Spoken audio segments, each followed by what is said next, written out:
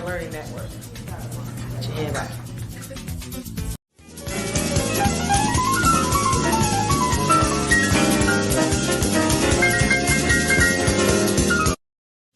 We love you on Windy City Live. Yes, we do. Tell us, how did all this happen? How did this come about? Well, I play me.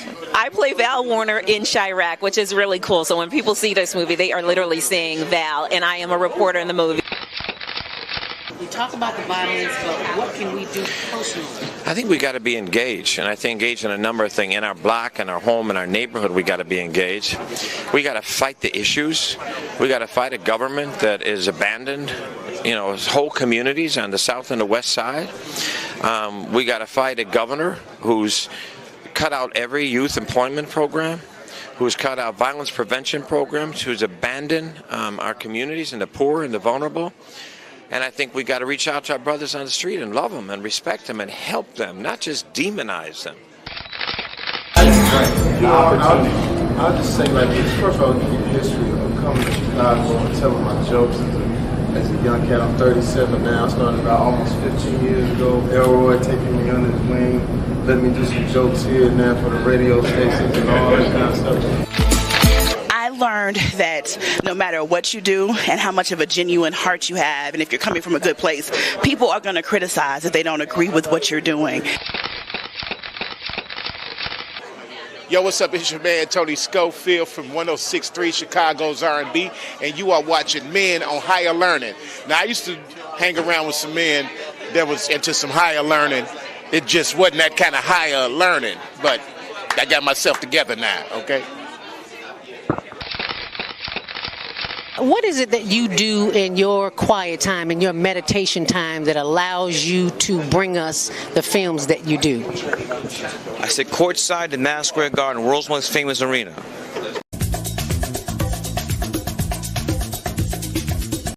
Grand Rising, and thank you so much for joining me. I'm your host, Zelda Speaks, the stressologist. Any stress in your life? Well, most of us do. Unfortunately, we don't know what to do with that stress, especially as it relates to worry. I was once a worried about everything, and I finally figured it out with some training. Yeah, I've been certified with the American Society of Training and Development, National Speakers Association, and a host of others. But none of those organizations helped me stop worrying. They just gave me validation for the public to see what credentials I have. So the credentials I have now are from life experience, and I've learned how not to worry. And you can learn how not to worry too, because it is indoctrinated in us to worry. We don't have the answers, so we think the worst is going to happen. Well, I got a solution to that, and that is the Worry Workshop. So I'm going to pull that up for you on my blog. Why do you worry when you don't have to? Go to my blog, zeldaspeaks.wordpress.com, and you can sign up right there and find out how you. And remember, sharing is caring. If you care about yourself and your loved ones, help them see their way out of a mess. Give them the gift. It makes a great birthday gift. It makes a great holiday gift. So instead of running to the store getting something that they really might not need, give them a worry-free life. Give them the gift of a worry-free existence. And thanks for sharing. Make it a great day.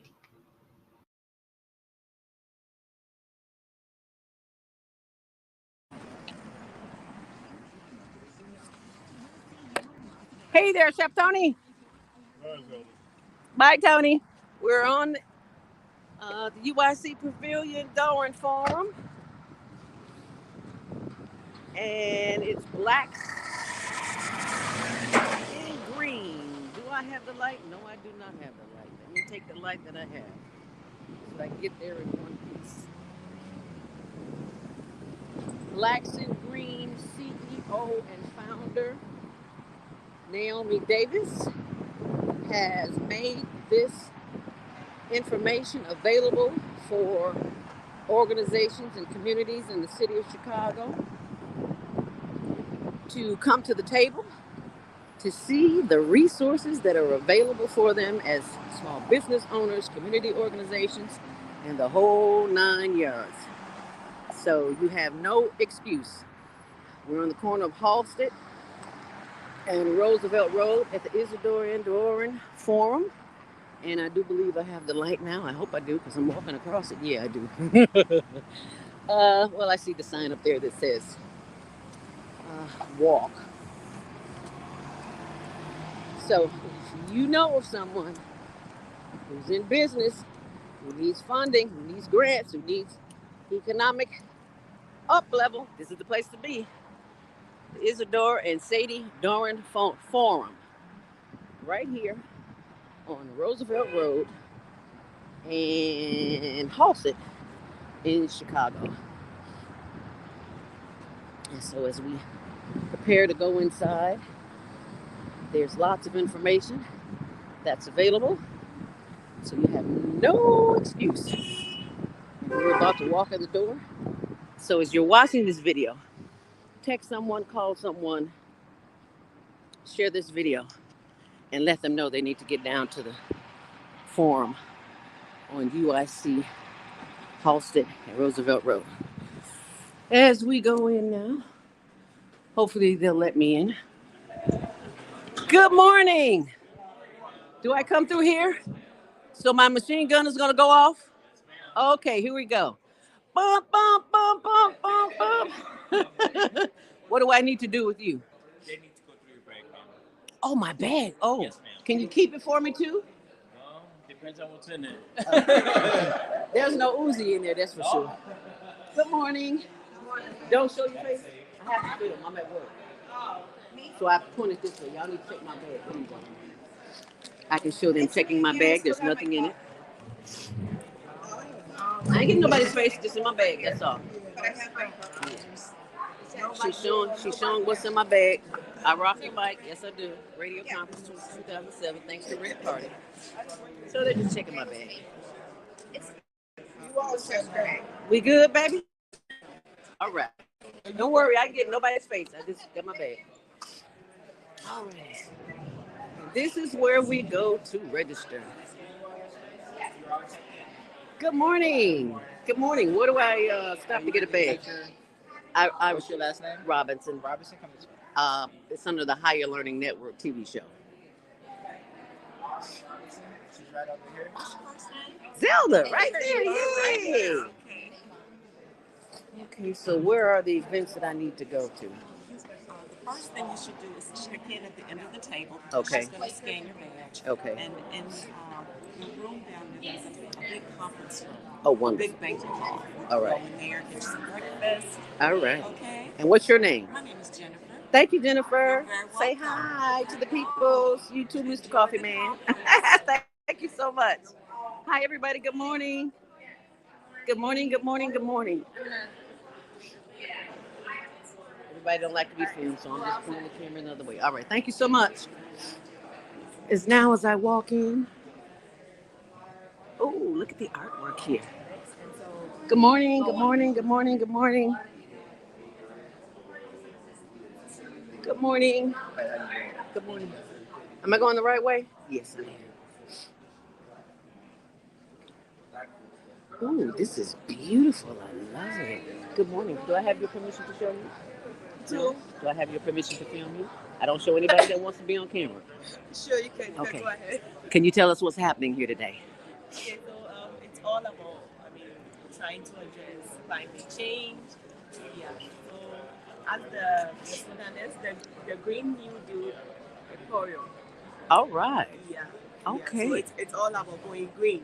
It's all about going green. Yeah. All right. Well, let me go in here and get in some green. Thank you so much. What's your name? I'm Georgina. Thank you, Georgina. Thank you. Oh, this is beautiful. I'm loving it. What time does the conference start? The speakers start? I see everybody sitting. I know there's somebody going on stage. Yeah, the musical interlude is to start at 9:30. 9:30. I'm just in time then. Good. Thank you so much. All right.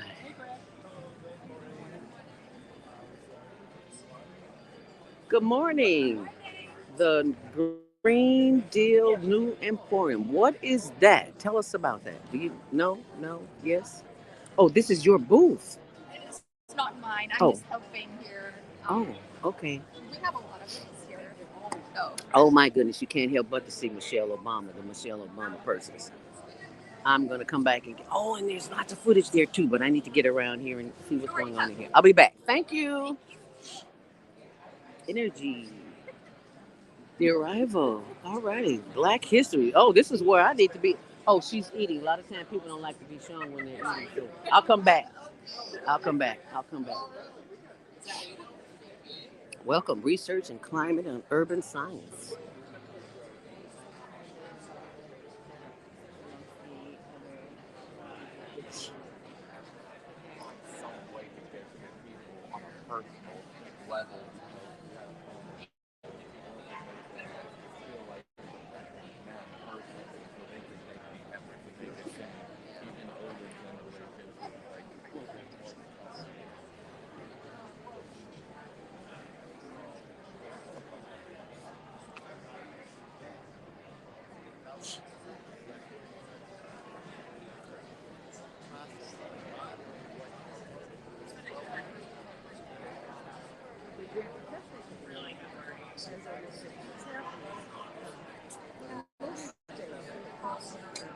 Justice 40, Environmental Justice Principle number 12, 13, 14, and 15. What is Justice 40? Created under the Biden-Harris administration, Justice 40 is an initiative authorized by Executive Order 14,008 with the goal of for 40% of the overall benefits of climate and clean energy-related investments to flow to disadvantaged communities that are marginalized, underserved, and overburdened by population. How will the federal commitments be put into action? Well, that's a long story, but you go to blacksandgreen.org. That's where you go. Blacksandgreen.org. And in the meantime, in between time, there's lots of people in here. I'm going to walk over here. This is the sustainable square mile. Children's Cafe Vitamin Asthma awareness. Yes. So this is a big issue in all communities. yep, we're working with Illinois State University and the is it McLean County Health Department? I think they're in McLean County. Good morning. And the McLean County like United Way.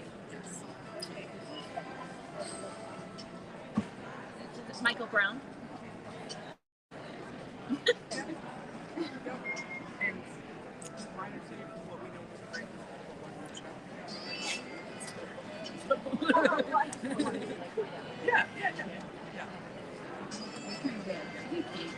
And there's Nate, and there's Naomi. Good morning, my sister. Good morning. Grand Rising.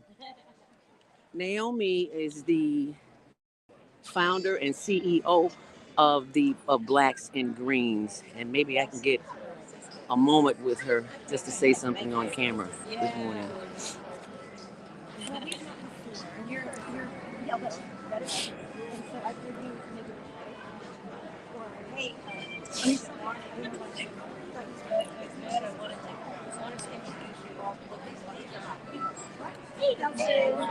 Karen. Oh yeah, Nelson May. He's fabulous. He's ever ready, and very detail oriented and very knowledgeable. I wanted to introduce you to our program officer. Hey, Marco. Justin Cassiano has been our. I mean, you were with us from day one, right? So, Kate is new. Not new to EPA, but new to us. Naomi, can you tell those who are watching why they should be here today and tomorrow? Okay, all right. Well, you've been protesting and you've been praying, and now it's time to come on in and get prepared to get paid. All right. Plain and simple. And That's you right. made that available for us.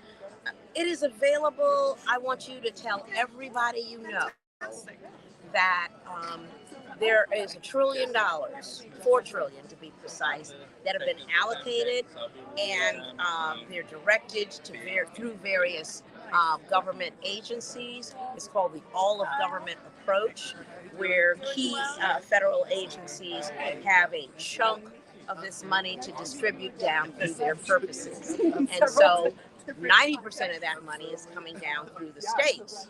And here in Illinois, we have an infrastructure that we're building to know where the money is coming from, know where it's intended to go, put our pails underneath the waterfall and get it. We are across 6 states, Indiana, Illinois, Michigan, Minnesota, Ohio, and Wisconsin.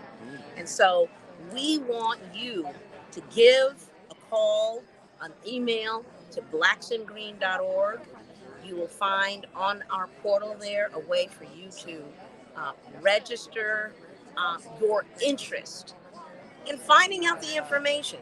We're going to be coming to all of the states. We're going to be putting together a road show. We're going to be around so you can find us and where we can find you. The purpose is very simple. Find out what you're looking for. Connect you to where the resources are for that. Help you write the grants. Help you build your organizational capacity. Help you build your community outreach and engagement infrastructure. And then we offer the Sustainable Square Mile, free coaching and mentoring. And what's that? That is walk to work, walk to shop, walk to learn, walk to play villages, where African Americans own the businesses, own the land, and live the conservation lifestyle. Right. We're doing that in West Woodlawn in Chicago as our pilot community, and we're taking it to villages across the country. Wonderful. We should come to where you live. Yes. Also, lastly, our energy justice portfolio. We know that energy is too expensive for too many of our householders. We're working to change that through legislation, but we're also changing that through workforce development, through small business development, through customer education, and we're building a green economy wherever we go. So you want to be here. Get yourself a one-on-one consultation with one of our navigators. Enjoy the good food, seriousness of purpose. People who are here who could be your partners. Get on down here. So when they arrive here, Naomi, what's the first place they should go to? Well, first of all, it's best to register at blacksandgreen.org. That's BLACKSINGREEN.org. It's early now. You need to get here because we're getting ready to get started. Just come on into the plenary room. All right. Thank you so much. We look forward. Thank you for sharing this information with the community because it's desperately needed. Absolutely. Come get your money. Thank you. Thank you. Where's my card? I'm Zelda. And who are you? Zelda. Zelda. Do you have a card? Yes, I do. It's in my pocket here. I've been to your events before in Tate. Yeah, go ahead.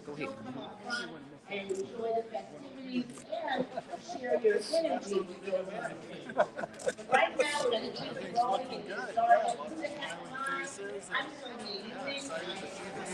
Elevate Climate Action Nonprofit, and yes, I'm that woman that's been asking you for money on Channel 11 for years.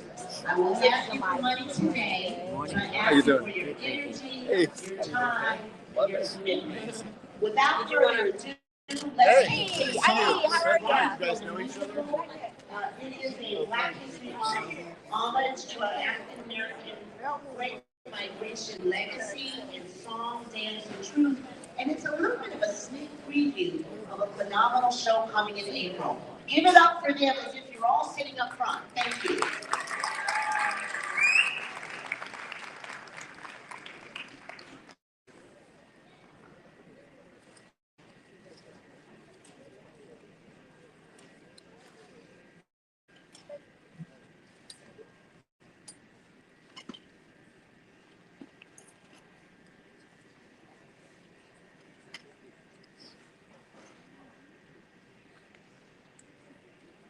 You a descendant of greatness, not a descendant of criminals. As mighty men, we have been given the ability to produce, elevate, and protect our empire, not to destroy it. Men, stand up! Men! I say men, stand up! Men. Now repeat after me, the pledge of honor. From heart to heart, from soul to soul, from spirit to spirit, we have given this world their aspirations, their wisdom, and their creation, which all came from the minds of the original man and woman. I'm sorry, babe. Rodney Parker and his brothers are always met with excuses. Last week, Henrietta came to my house, covered in scars and bruises, and no longer pregnant. She said to them, those bastards had me stretched. I bled almost to death. The baby died that night. The other week, Mary was walking home, just minding her own little business. She was a bee in a tent. They got her too. Lord, wow. Women that ever stop. And now it's me, face to face with Riley Parker. It's now or never. Right eye. And I fight. I fight like a man. I fight like a man fighting thousands of men. I fight till the blood blinds my eye. And I fight till I win. And now he falls on the ground and he's moaning and groaning like a sick dog. I run. I gotta go. I'll go north. Because God won't have me die tonight. Henrietta, Mary Ann, Josephine, this is for you.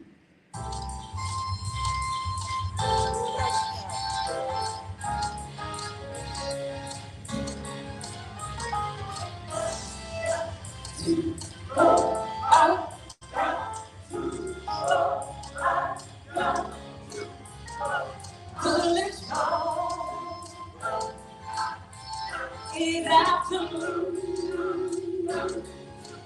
I can't stay. I've got to work. I got to go. I got to go. I got to go. I got to go.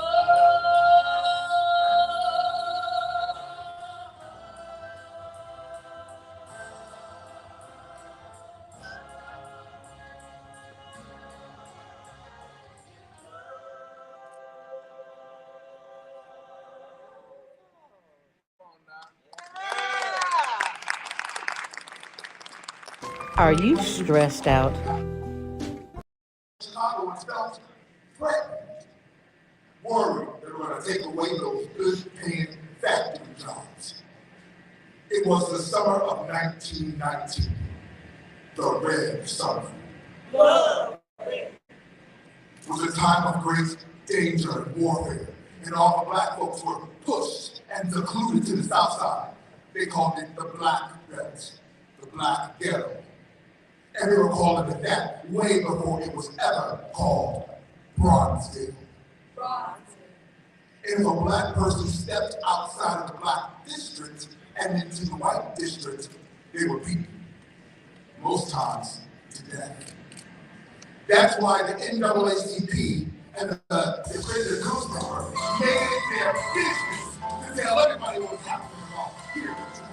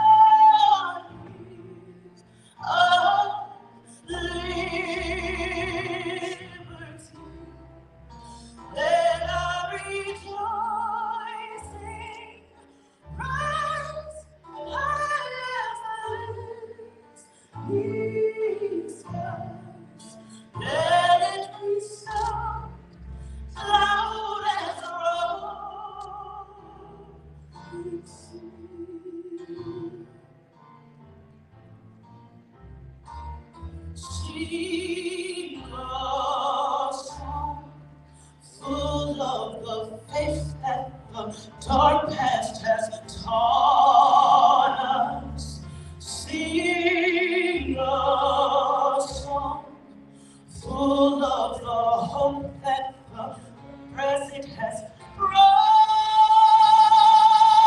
us. They sing the rising sun of a new day. People, let us march on till victory is won.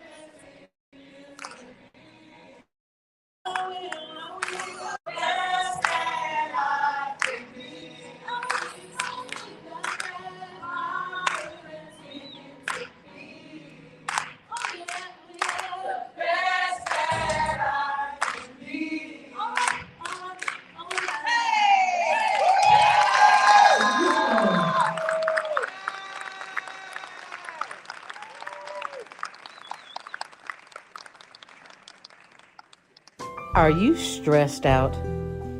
Are you ready to learn some quick techniques on how to de-stress immediately? Then book your free 30-minute consultation with Zelda Speaks, the mindfulness stress relief coach at your day. We're going to have a panel on the future of justice. We're going to be joined on the stage. You all can start making your way over here to discuss what's next. It'll be a moderated conversation with our very own Naomi Davis, first time we're seeing her today, and your color twins. We're going to be joined soon by Madam President Tony Fredwinkle from the County Board of Commissioners. We have J.C. Kitty from the City of Illinois, Vincent Davis from Preparedness Matters LLC, Emergency Management Consulting Group. Karen Weihart is supposed to be here. Christine Negri is here from Argonne, Doug Scott, and as I said, Naomi. We've got a lot of business, so give her a big round of applause.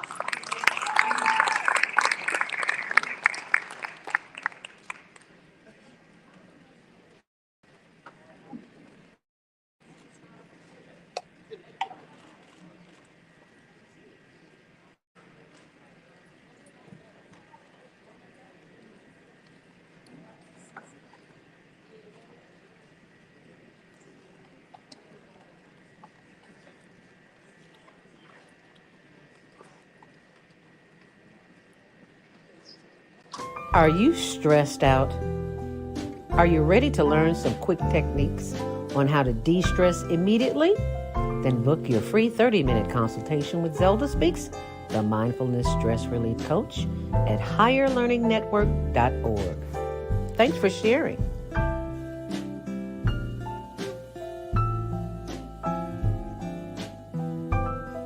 Good morning. It's not often that we have a combination of Broadway theatrical and your whole pundit theatricals.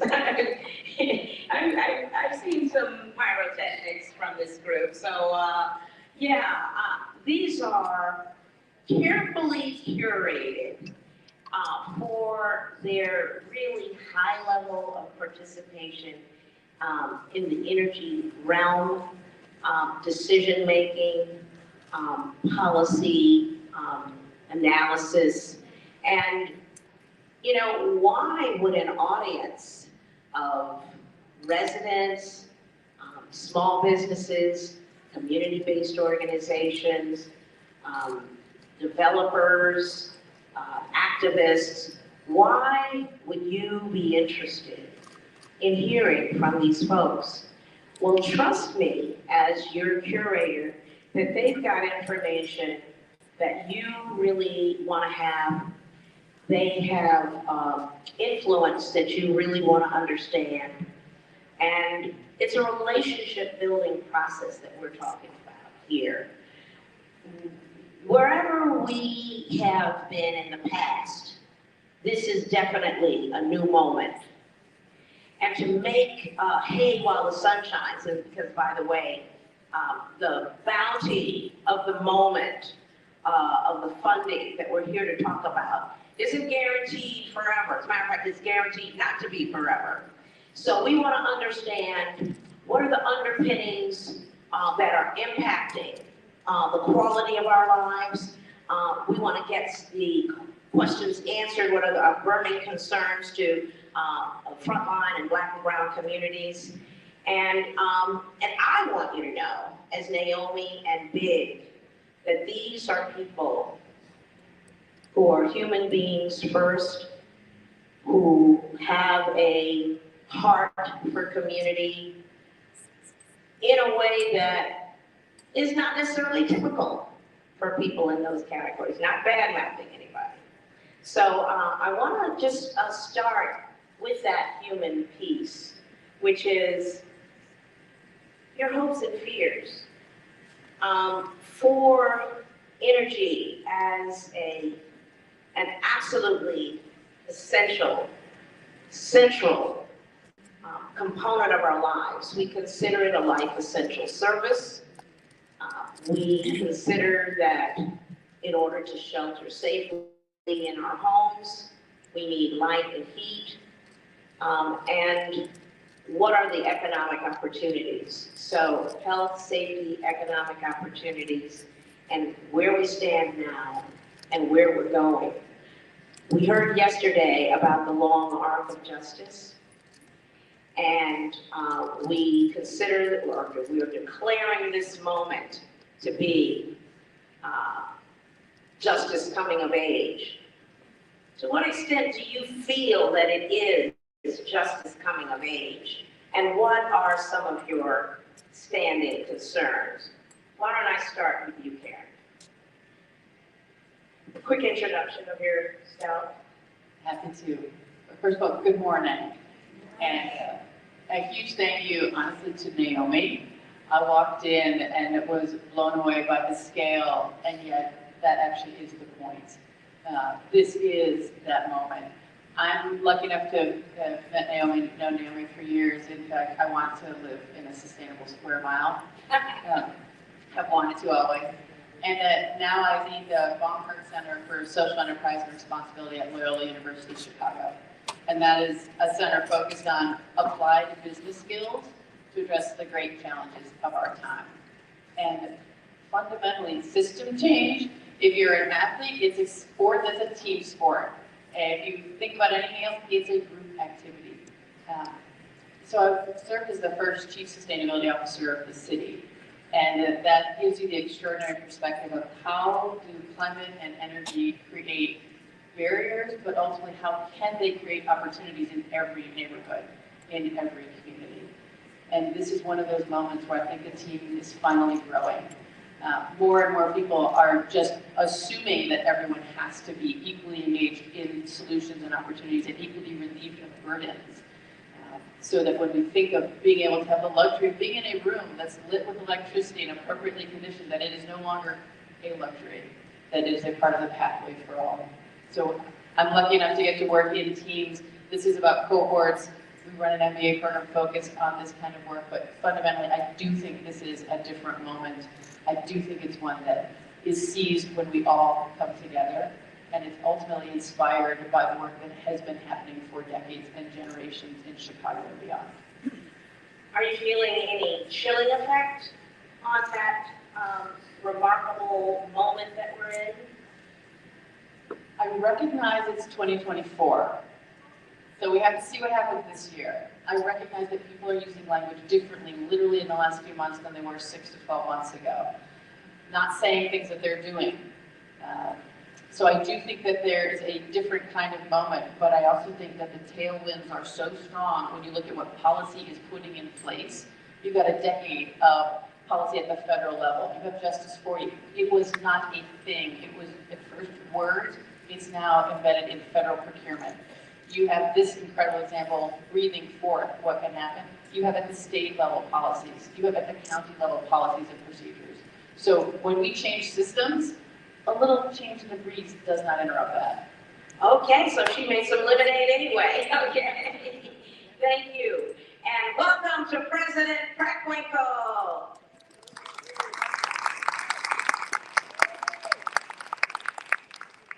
We're just talking about this moment in time, which is remarkable. The president in the 1930s, Delano Roosevelt, unleashed a volume of funding that had never been seen before and hadn't been seen since. 100 years later, here we are looking at levels of funds that were astronomical, that are astronomical even in the context of the 2008 bailout, which was $1 trillion, even in the context of COVID, which was $2.5 trillion. We have $4 trillion of assets that have been allocated through various legislation for purposes that we're talking about today. We're talking about the arc of justice and underserved communities. The idea that in the New Deal of the 30s, there was intentional discrimination against African American people. There was the birth of the horrific monster of redlining, which is still alive and breathing today in our neighborhoods. But this is a new day. How are we feeling the hope? But really, what are some of our agenda inside? J.C. Kibbe, and a little introduction of yourself. Thanks, Naomi. Thanks so much for having me. Like Karen, I'm privileged to have had the opportunity to work with Naomi on a lot of things over the years, including the Climate and Equitable Jobs Act, and to see all the incredible things she's done since then to grow this organization and build this movement. So really an honor to be here and to be invited by you here, and Naomi, thank you. I'm the climate advisor for the state of Illinois. I'm the first ever climate advisor for the state of Illinois, so that's very exciting. Wow. See, that's what Karen was talking about, the headwinds, and that there is definitely a boost that we're experiencing, and you're part of that boost. There is, and I think we have, not everybody, but we have plenty of elected leaders, I think our current governor included, who really understand the gravity of the climate and the energy crisis, and understand how important it is that equity play a central role in that. And we're seeing that with some of the work that we're doing in the state. We're implementing some of the laws that we've already passed together. A lot of us like the Climate and Equitable Jobs Act. So Naomi, you asked about what makes me hopeful. And what makes me nervous isn't the right word, but apprehensive or aware of the work that needs to be done, let's say. And I think what makes me hopeful is we have passed these really transformative laws, and we have unleashed these potentially really transformative pools of resources with CEJA, with IJA, which was a federal bill, with the Inflation Reduction Act. And we have all this money coming, and people are saying the right things about climate and equity, or getting closer to the right things at least, like for the first time. It is prevalent, it is normal to say, yes, climate change is a central problem we need to deal with. Yes, equity needs to be an important part of that. And we have the money flowing, and I remember the day that like the Inflation Reduction Act or CEJA passed, how excited I was, and there was this big number at the top of it about all this money that we were going to invest. And that was exciting and game-changing in itself. Now we're at the part where we have to take all the money from that big number and actually figure out what to do with it. That $4 trillion. So you think it's hard when you're broke? Just imagine just having so much money you don't know what you're going to do with it. So how do we actually take that $4 trillion or the hundreds of millions of dollars in investments that we unlock every year with CEJA, and how do we spend that in a way that's smart, that is impactful, that is effective, that is equitable, and like Naomi said, understanding that this money is not necessarily going to go on forever. So we have to use it to build systems that are self-sustaining, and we also have to make those investments under often very tight timelines, but also in a way that brings the right people to the table and is inclusive of communities entirely. So I think people say the dog that caught the car. I don't think that's right. I think we've been preparing to catch this car of all these climate investments for a very long time as a movement and as a government. But we've got our work cut out for us to actually deploy them where they need to go and use that for systems change in the way that we're called to do. Yeah, the challenges. They're real, and I don't mean to make a joke of poverty by any stretch of the imagination, because I'd rather have the problem of having too much money.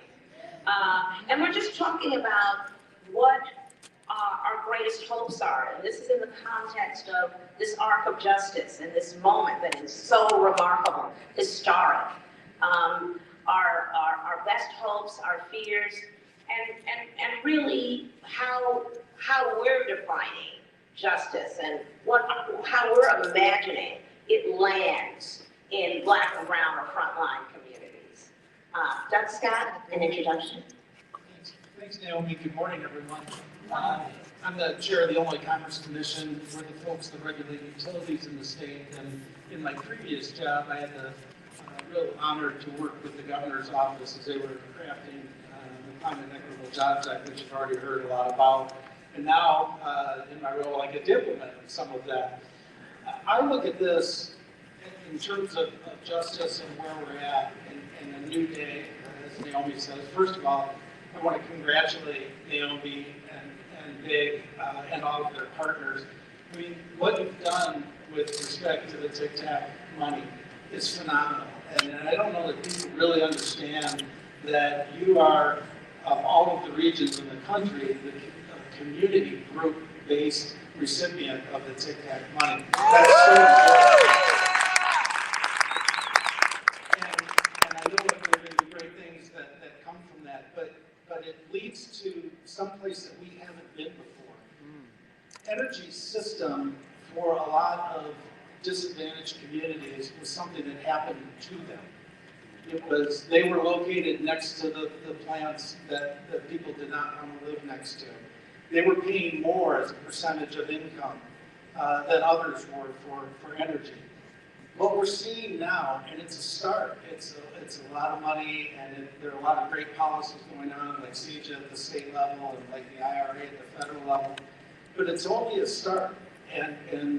But to see something like Justice 40 that Karen mentioned, which is requiring that money not just be spent in areas, but that there are actual benefits that are tied to historically disadvantaged communities. That's a real sea change. That's something that's very different that we haven't seen before. And we're also seeing it at the state level, because CEJA has those same requirements to make sure that there are that communities that had typically had things just happen to them now are able to go out and do things like you've done with doing community solar and taking charge of that and owning that system and providing that to people in neighborhoods where that wouldn't have been possible before. And so what I see our role is to make sure that, first of all, that the lights stay on, because that's our primary job, to make sure that that happens, but also to make sure that the customers are paying for it the right amount, that people are paying the right amount to keep the lights on, and not just individuals and residents, but businesses. That's our job, is to do that particular balance. And we're doing that in a lot of ways right now, a lot of work that came from CEJA. And one thing that I'll just lift up for the first time, we're really working through at the commission level for all the gas companies, and it'll happen for the electrics later on, but a low income rate to make sure. This is major, people. It walked down the road when the ruling came down. To make sure that people are paying a percentage of their income for electricity, for heat, for gas, that is not going to put them in a position where they make a choice between paying the electric bill or heating, or paying the gas bill and taking medicine. To us, that's a major change, and that's the kind of thing that's starting to happen. And I saw, you mentioned it a couple times already, but I saw the picture of the great man in the back of the room who 60 years ago talked about the moral arc of history is long, but it bends toward justice. I think we're starting to bend that way when it comes to energy policy in this state and nationally. And I hope that, and to do that, we need to understand more what's happening in the community, what's happening in small business, what are their needs, what are their desires. That's the position that we find ourselves in right now at this really great moment to be doing this kind of work for all of us. And so look forward to working with you as those things go on. Yeah, absolutely. And what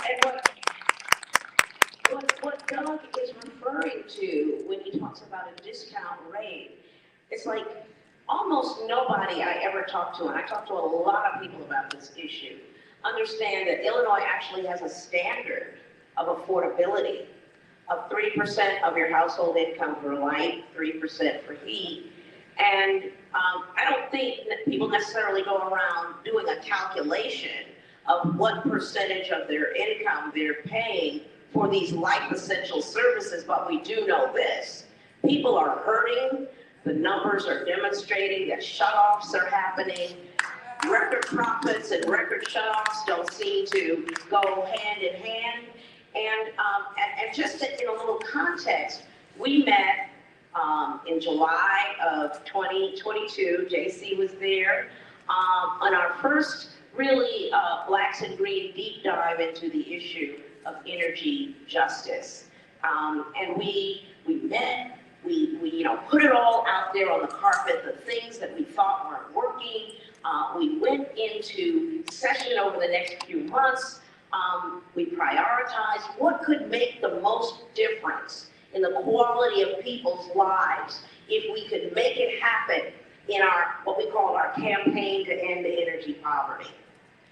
And what we came up with was this absolute matter of affordability. And the absolute matter of how to use our state legislative process for achieving affordability. And many of you know we went through and we created the People's Utility Rate Relief Act, which a key part of which was the discount rate that Doug just referred to. It's major, it's central. And we consider energy affordability one of the greatest civil rights issues of our time. Because as COVID taught us, you need to be able to shelter safely in place. And you can't do that if you don't have light and heat. Your kids can't do their homework, your medicine can't stay at the right temperature, etc. So the ability of us to reach a balance, and Doug, that's a word that you and I have used in the past together.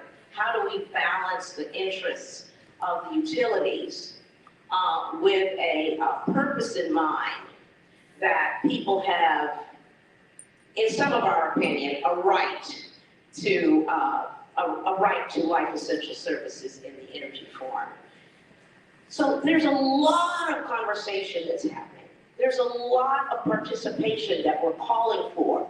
And you're gonna have a lunch with the legislators today. You're gonna have a chance to say to them, look, my energy must be affordable. You're gonna have a chance to say to them today, pass per the People's Utility Rate Relief Act. And you're gonna have a chance to keep that voice at the ICC, with the legislators, and with the utilities for balance. Okay, and my affectionately known as cousin Vinny here has Vincent Davis, who deals with on the daily the impacts of emergency on frontline communities.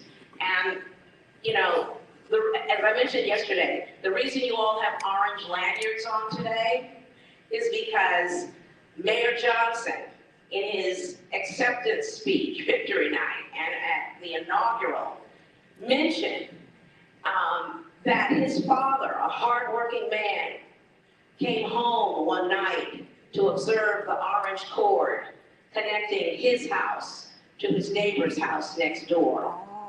And that he thanked God in that moment for that orange cord and that neighbor that would bring those life essential services into his home. Mayor Johnson was a man who understood that good, hardworking people, sometimes their numbers just don't come together, and that they should have a chance to live in dignity, notwithstanding that the prices were too high for them to pay. So, Vincent Davis, quick introduction. Thank you, Naomi, and it's an honor and pleasure to be here on this panel. President Winkle has been a long proponent of these things that are going on, as everybody on this panel. Vincent Davis, I'm the Director of Disaster Services for Feeding America National Office, which is here in Chicago. But that's not who I'm here on behalf of. I'm here on behalf of my Preparedness Matters organization, LLC, which has been advocating for and working towards sustainable and equitable treatment of minorities and underserved communities in disaster for a number of years.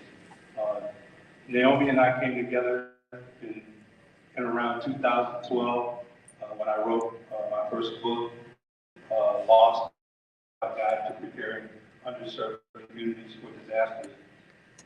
I had a passion and she had a vision, and I remember sitting in her living room across the table and talking for hours and hours about the vision of what you are seeing here today. So I want to applaud her for where we have come. And that gives me hope, because this was a discussion of all the things that we knew needed to be done, but how are we going to get there? How will we cross the intersection of preparing communities for day-to-day living, but also preparing communities for the inevitability of disasters. So my hope today is that this train has already left the station. We've come a long way. My fear, if there is one, is that, and I'm so excited to see a number of young people here today and yesterday, is that the younger generation of people will take that mantle. Amen. That Naomi and others like her have dedicated ourselves to over the last 15 or 20 years, to keep that momentum going in the direction of changing the message. So what's changing in emergency management is this idea that preparedness is an individual pursuit. It is not. It is a community pursuit. And I have been preaching his gospel ever since the day I met him. And didn't I talk about it yesterday?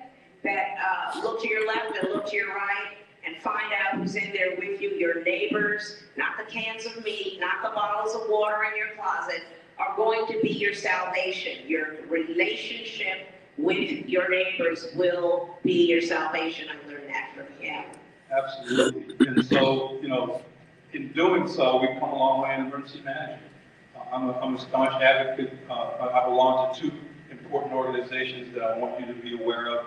One is called the Black Resilience Network, which is run by Dr. Atia Martin out of Boston. It's a network of small, nonprofit, community-based organizations that are not only advocating and working towards emergency and disaster preparedness, but toward climate justice as a whole. And let me just jump in and say, as part of CJA, the Climate and Equitable Jobs Act, we created it with intention, these hubs, resilience hubs, and the idea that in at the neighborhood level, that we would have actors who would be the safe haven for heating and cooling for those who were in danger. Because I hate to remind you that in 1995, 739 souls lost their lives in a heat crisis. And we'll hear later in our energy justice panel some news that's just come down about climate deaths. But before we can go into any more detail, we have got to bring up President Preckwinkle. And we'll conclude with Christine and the science of it from Argonne Labs. President Preckwinkle, would you honor us?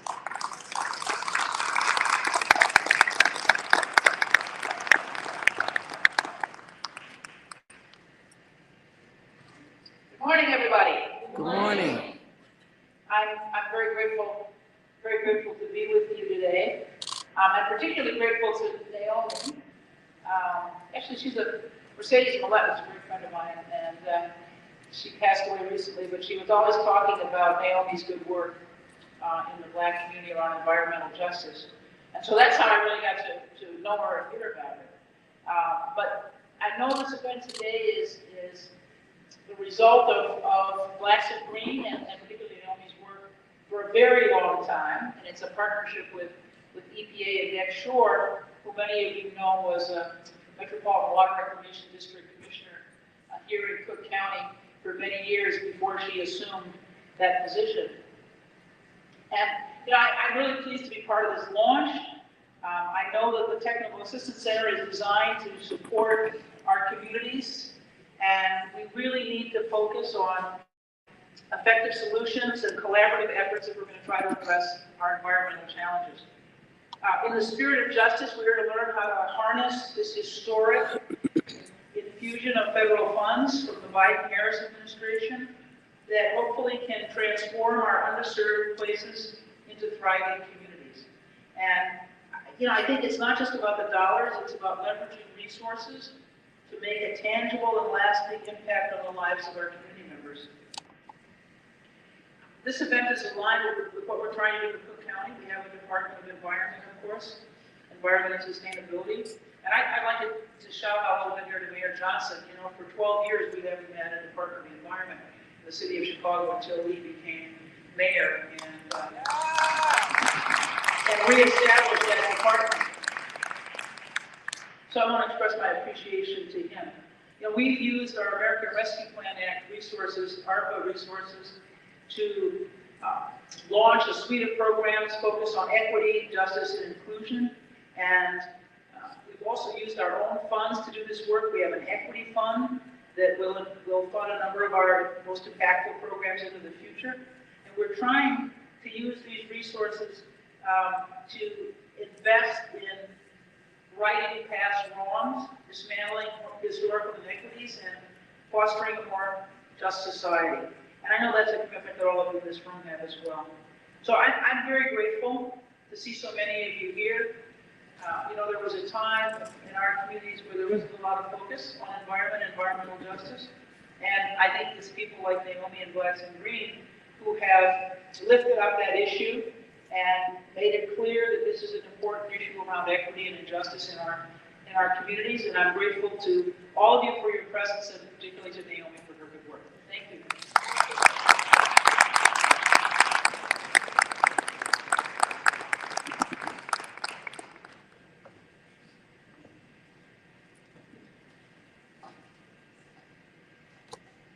It really matters when your legislators care. And I'm so grateful. If you were here for our closing plenary yesterday, you saw the city of Chicago. Our Chief Sustainability Officer, Angela Tovar, who's now the Commissioner for the Department of Environment. Her Lindy Wardlaw, I can never remember what her title is, but if you've been watching for the last 3 years on the decarbonization efforts, y'all remember what decarbonization is, right? We talked about it. It's a long, chunky, clunky word, electrification, fuel switching, you know, whatever you want to call it. It's out with the old, in with the new. When you know better, you do better. Lindy Wardlaw stewarded that process of community engagement, the industry, the advocates, and the legislators through an understanding of how you decarbonize, extract the carbon from the buildings in our world in an equitable way.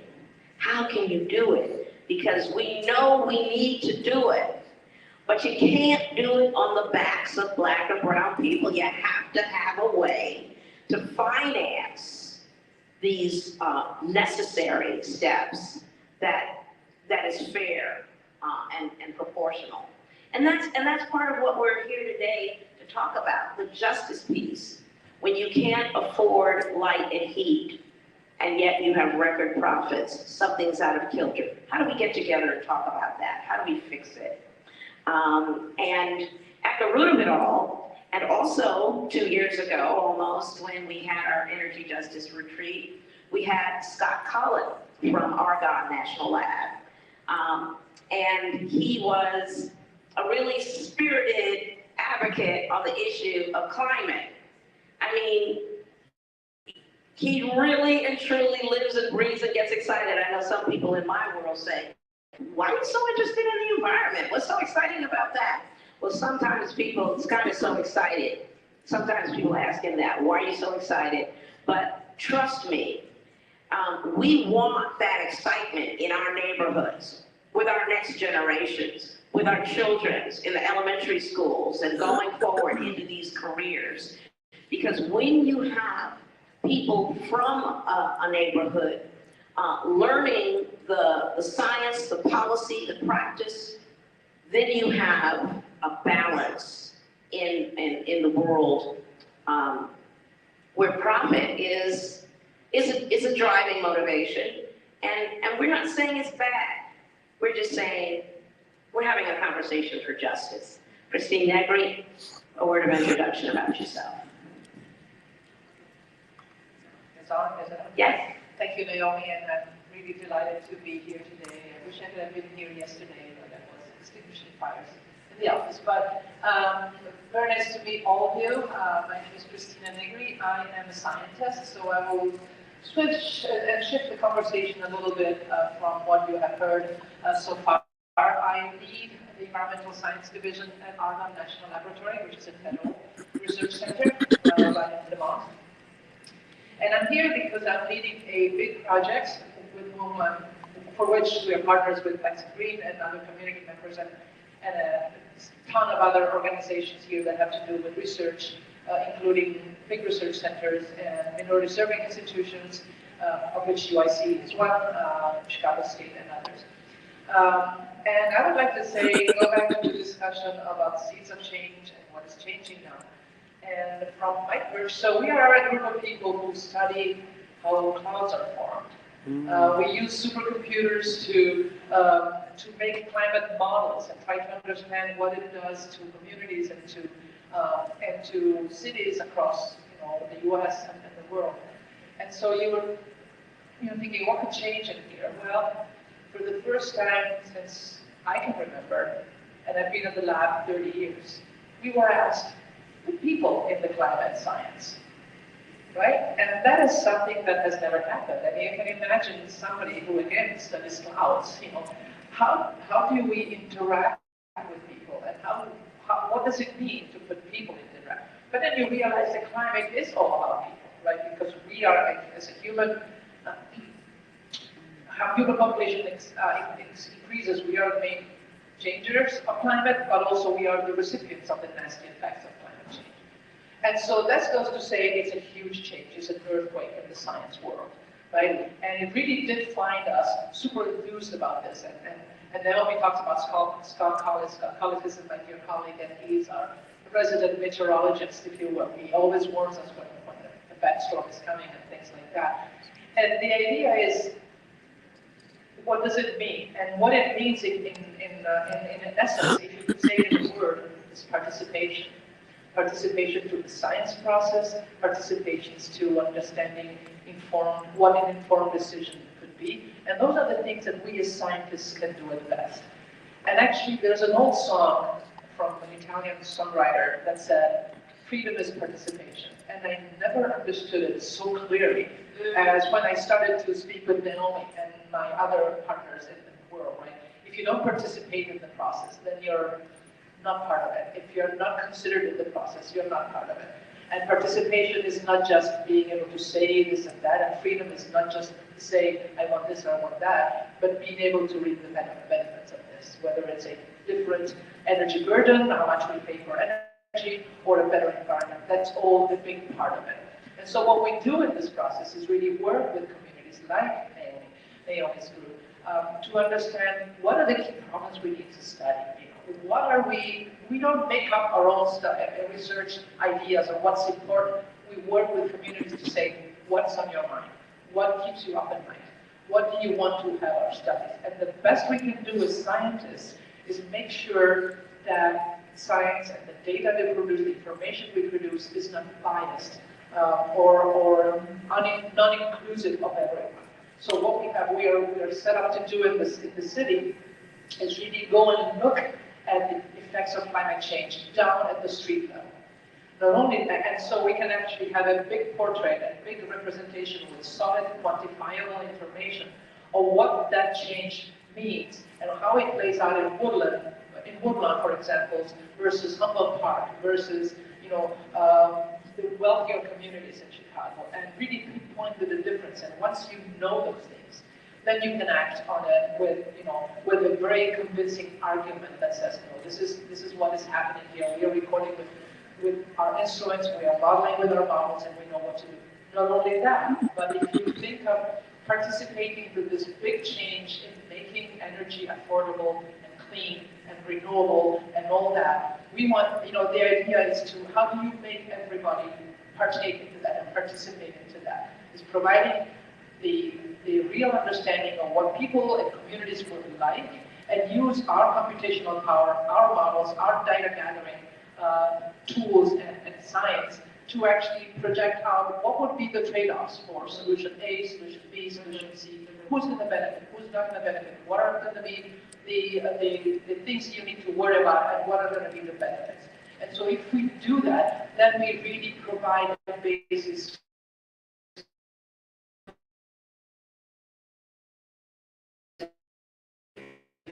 the autonomy to actually advocate for themselves. Of course, we are scientists, we don't change things, we make new things, right? But I think you're pointing, Christina, to one thing that we call disparate impacts, like you have a reality that is purportedly neutral, and yet how it operates and the impact that it creates has a disproportionate negative impact on communities of color.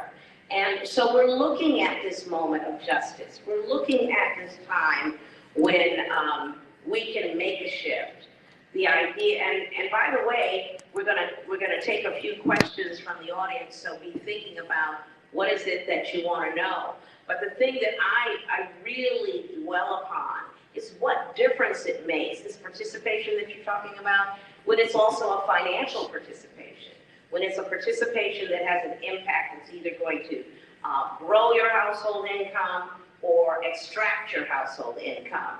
So let me ask, just in terms of just a free-form discussion here for a second, what do we think the value is of having those dollars come into Black and brown communities directly, and under the leadership of Black and brown organizations and solutions? Y'all hear me say it all the time, pay us to solve our problems, don't pay others to solve our problems.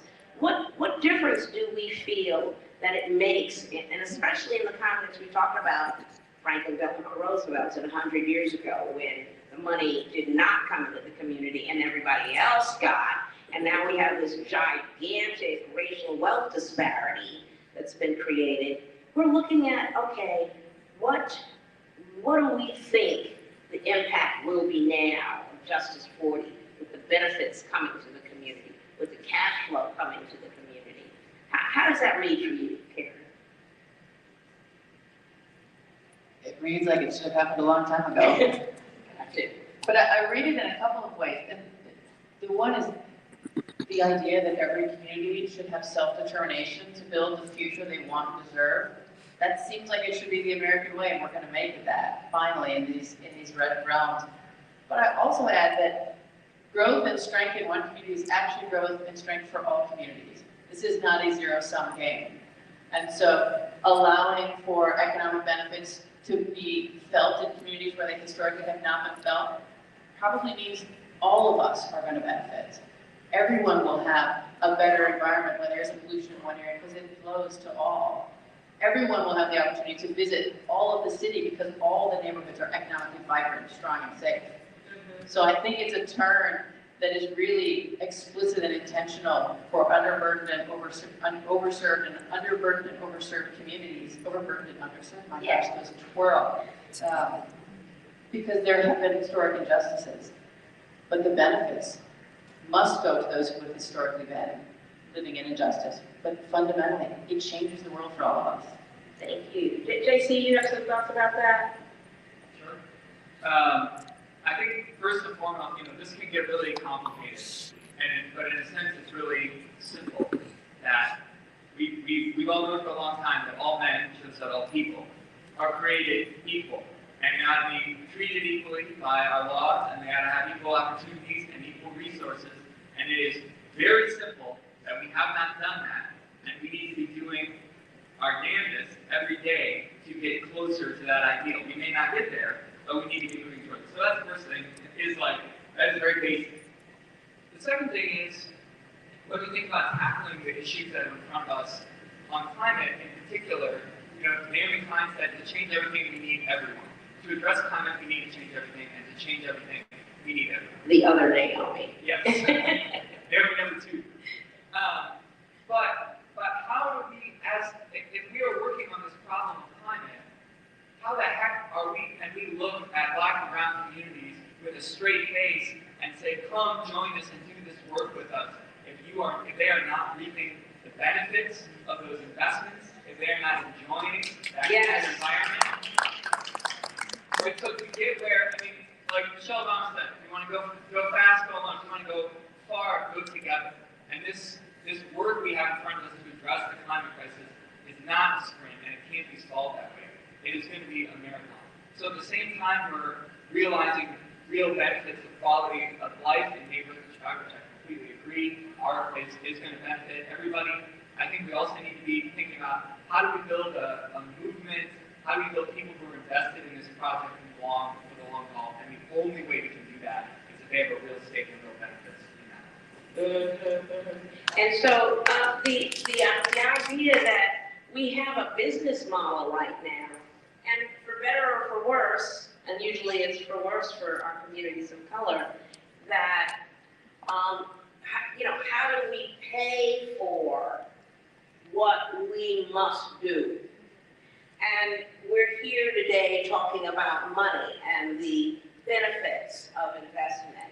How in the world do we look at the model of the utility system and say, right now, everything that must be done, well, I'm going to qualify my statement. Everything that must be done is paid for through the envelope that you get once a month, your light and heat bill, that the public, the householders, the ratepayers are paying for whatever it's going to cost for us to do this energy transition. It doesn't seem right to many of us, but are there options? Are there alternatives? What can we do to remove the burden, as Karen has referred to to those who have already been underserved and overburdened. One of the ways that we were delighted, as I've said before, was through the discount rate that we're now seeing the importance of providing a different basis. But should all of the transition to clean energy be paid for by the public?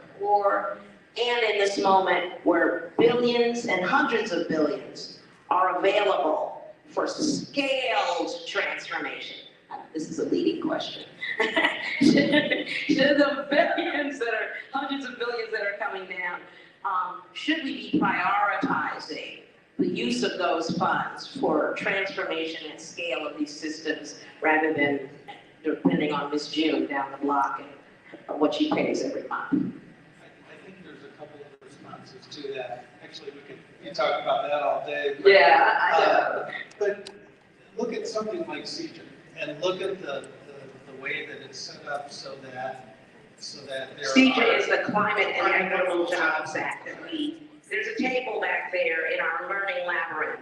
And a nice picture of everybody at the day that Bill got That's right. So the idea behind a lot of this was the people that traditionally had had things happen to them in the energy system now have the ability to kind of choose their own adventure, kind of decide what they wanted to do in terms of energy.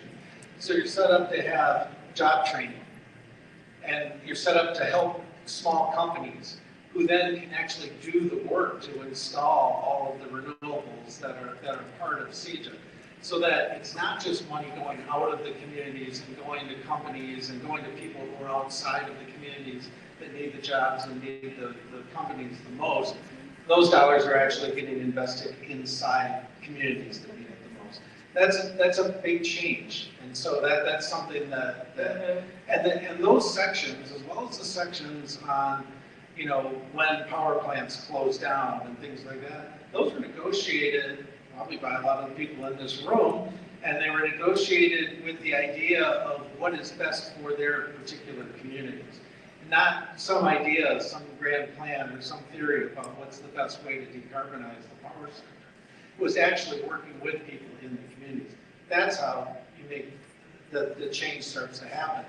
Then, if you're building renewables in the communities, like you will be, and your partners will be, and offering renewable energy, which should be lower priced than other energy that's out there, and giving customers choices or giving them options that they didn't have before, that's how you also make the change as well. And if it's done through people that are inside the community, then you've got that spirit of community that Vince was talking about, and that you've been talking about, that becomes so important. And I think we've got the groundwork for that.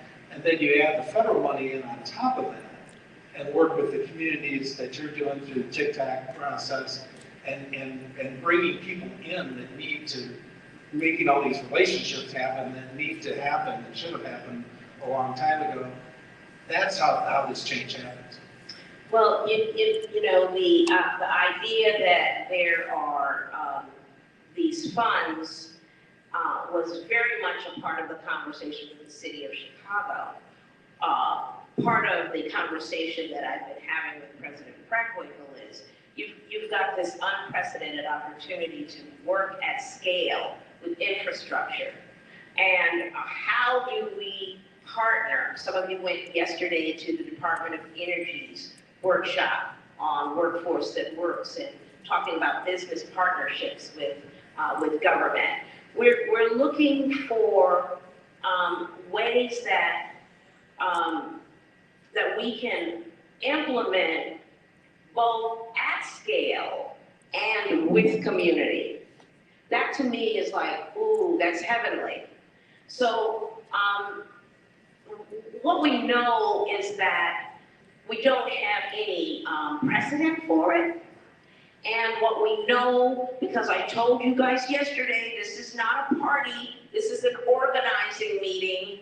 There will be follow-up, there will be calls to action, there will be strategies, because this is the moment. So I'm wondering, as we wind down on this panel, if there are any questions that you'd like to put forward. This is not your last chance to talk about it. This is just a beginning of a conversation for the arc of justice and new ways that we can work together to solve issues. But at scale, hundreds of millions, who's partnering with whom, how are we measuring the 40% benefit landing, how is it interpreted, who's doing the counting. This afternoon, we're going to have someone from the Secretary of Transportation's office. You may remember I mentioned that 90% of those dollars from the federal government are coming down through the state. And Omar Osman, remember you heard it here first, is the appointed, I don't know if the title, I think the title was coordinator. Feels more like a czar to me, but the money is coming down through the Illinois Department of Transportation, and we want to make sure that we have a relationship, we understand Department of Commerce and Economic Opportunity, etc. Fair question. We have a question. Testing. Oopsie, this mic is out. Hello? Can you guys hear us? Yes. We have a question from the audience. Thanks for that. Lawandia. I have a question, more so as for a number of the panelists, for Karen, JC, and Doug. We're hearing that, yes, attention needs to go to within the marginalized or targeted communities, but regarding these models, in particular that you had mentioned, Doug, where are the models going to be set up regarding the decarbonizations of homes? Are they going to happen in our communities, or we really have to step outside of our communities to see this example? Also, JC, what type of personnel is actually within your department that are persons of color? Are they actually on the board, sitting at the table, or are they just simply the receptionists, answering the phones? We're looking for those questions. We want to know also, Karen, what is the strategy?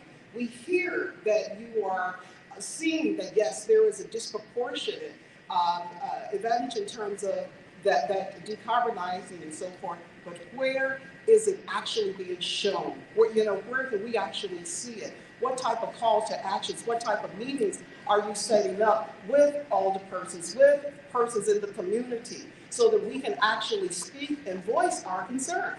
Thank you. That was a three-parter. Staffing, modeling in the community, and personnel within the departments as well. Thank you.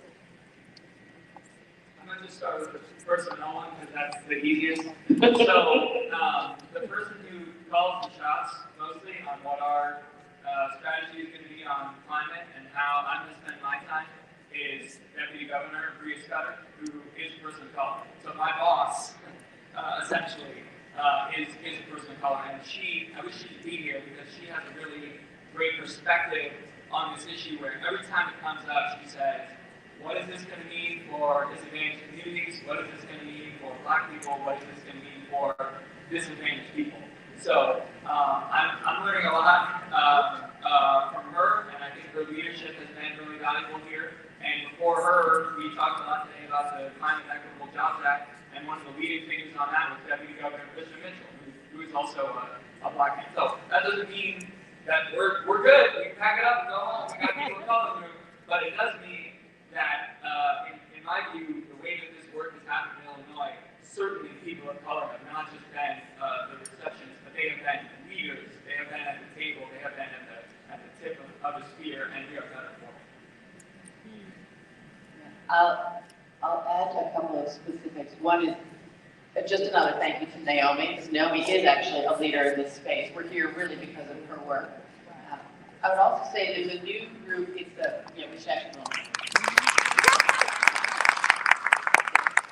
There's a new entity that was created because of CJUG, and I'm actually on the founding board, but I mention it because it's the Illinois Clean Energy Jobs and Justice Fund. That we are going to hire our first ever executive director. That job is open right now. So please look at that role so that we can have a leader who truly understands everything that's possible at all the aspects. Where do we find that information about the role? If you Google it's Illinois Clean Energy Jobs and Justice Fund. It's the founding executive director. So the first person who's going to figure out how to ensure that all of Illinois, this is an Illinois role, is truly engaged in the solutions, that the dollars come back and the burdens come out. We have one more question. I'll just add that in terms of people of color, Delmar Gillis was the first black man in the room, helping to negotiate the Climate Equitable Jobs Act. Folks like Naomi were very... And I want to say something about that. Yeah. There are provisions in the bill today that would not have made it into the bill if it hadn't been for that person. Delmar Gillis of Elevate. We have one more question here. Okay, this may be beside the point, but when you were talking about having equitable charges for gas for people based on income, I did an experiment because I thought, you know, my charges were too ridiculous. I mean, every year it goes up and up and up. And what I found was that I cut off lots of things. I stopped using gas. I stopped baking. I stopped doing a lot of stuff. And so my gas usage was like $24 for a month.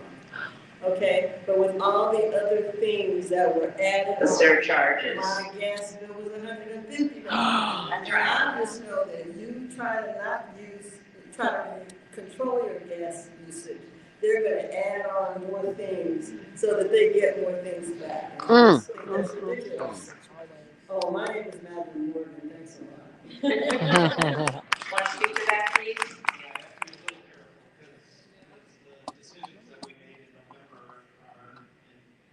Stages of rehearing, and we're like judges, so we can't really talk about the cases that are out there. But one of the major parts of the decisions that we did was looking at what's called the fixed charge for the rates for gas companies, and they're different for each gas company that operates in the state. I think that one of the things that was important about doing the low income charge was to not to counteract, but to understand it, to understand the low income charges in light of the fixed charge that's out there for all of the gas companies. So it's not lost on us that we don't have complete control over the fixed cost, and that includes the pipelines and all of the infrastructure and everything that gets divvied up. Our thought was that the low income rates would help to address that issue because it would create a different level of payment for folks, and it's a 5-tiered level of payment also. And so we think that will have a really substantial impact on folks. And I wish I could talk more about that, but I really can't. Well, hang on to your chairs, people, because our next group coming up, we're going to talk precisely. We're going to have people talking about the practical and tactical work happening on the ground, and we will be returning to that issue.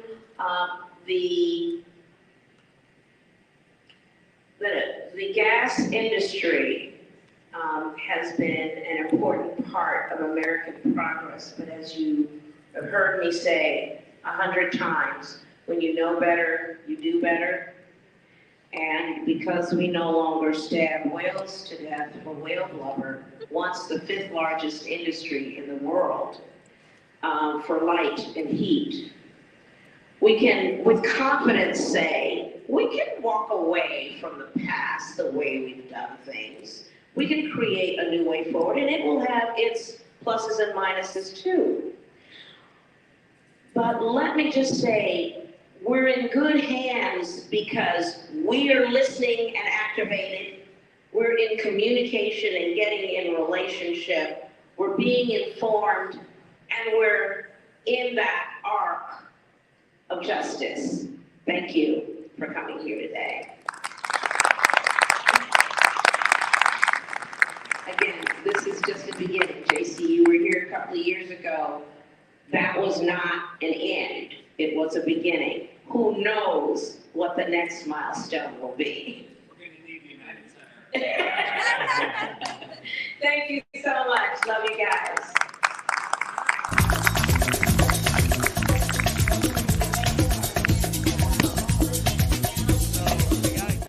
Someone had asked about these are an Arbonne had raised the level of interest and excitement about climate action with young people. So if you have any examples you can share. But I think we're going to call up our next group.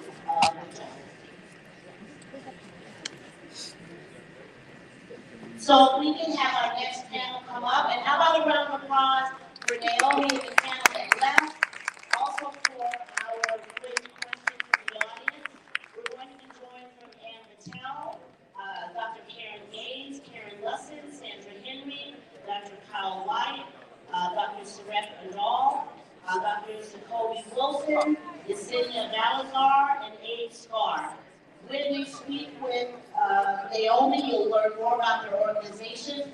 Come on to the front. Again, you guys at the table, sit in your chair, tip it over, sit up front, give us your energy, and be a part of the conversation. Thank you so much. I'm passing it back to you now. Well, you know, if the previous panel represented a universe of relationships that have been cultivated over the life of the organization, this one is probably on steroids. These are people I'm in the trenches with every day, one way or the other, and I'm just going to go around, say my piece about each one of you, and then we're going to jump into the justice conversation, part two. Sarah Ardal, a professor. Oh, Sakobi, have a seat. All right, I'll start with Sakobi Wilson, a professor at the University of Maryland and a well-known nationally active and a profound thinker in the space of justice and especially with respect to energy. Sakobi, welcome. Thank you for coming in. Sarah Ardal, a professor at the University of Illinois at the School of Public Health, also a partner at her school and her department as a partner in our TCTAC. Abe Scar, the leading steward of PIRG, Illinois Public Interest Research Group. I always stumble over that one. Yesenia, what's your last name? Uh-oh. We'll let you say that when you go on mic. She is an important member of one of our very important allies, Southeast Environmental Task Force. You're here for Olga Bautista today, who is a good friend and SCTF, as it's known popularly, is a real stalwart on the Southeast side in the matters of environmental justice. We got Dr. Kyle White from the University of Michigan, my unindicted co-conspirator in the work of justice behind the scenes, working things out. It is a diplomacy. It is a matter of the network of relationships that we have.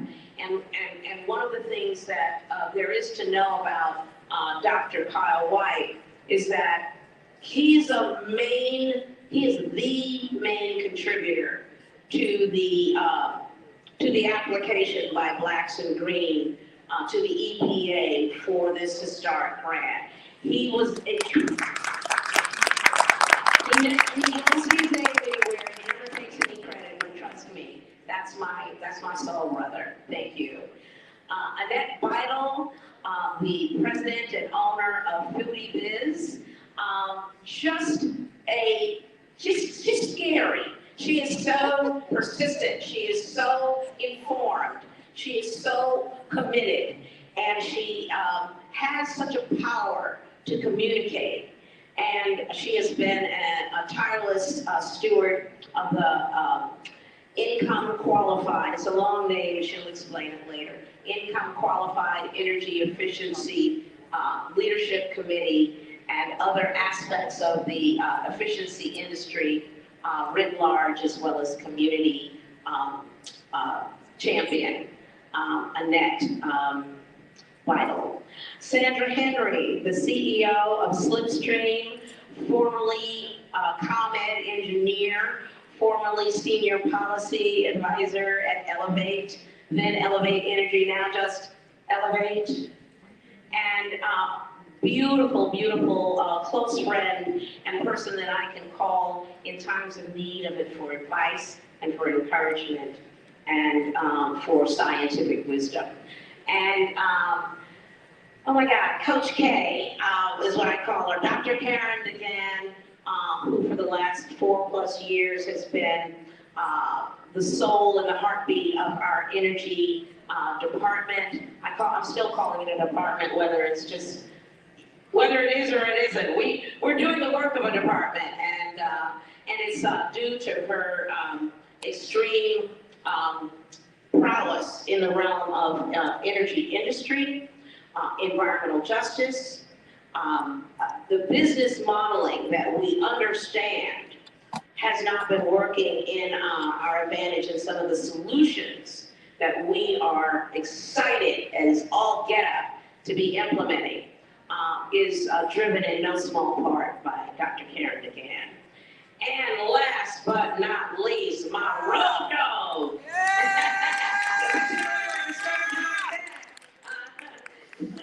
Attorney Karen Lesson with the National Consumer Law Center, who is the principal leader in the drafting of our People's Utility Rate Relief Act, the only bill submitted through the Illinois legislature exclusively devoted to the matter of energy affordability, a very surgical, very precise, very sensible, very urgently needed piece of legislation.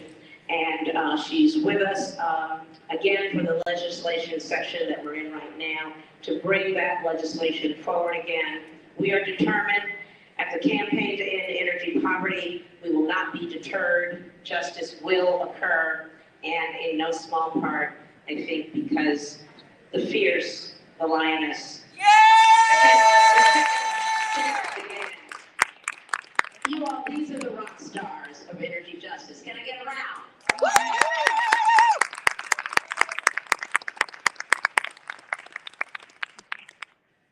So we want to start with the question of energy affordability.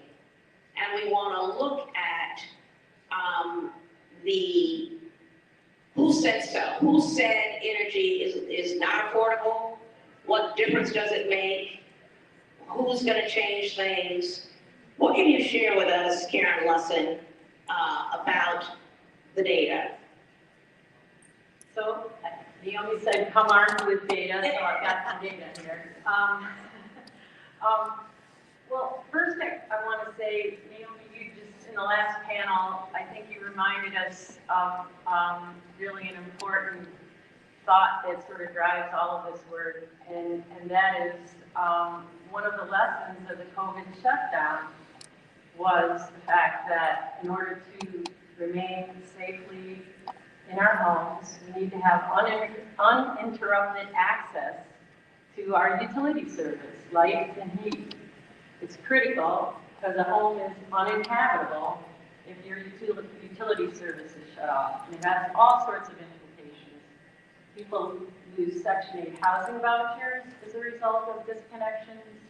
People can lose custody of their children.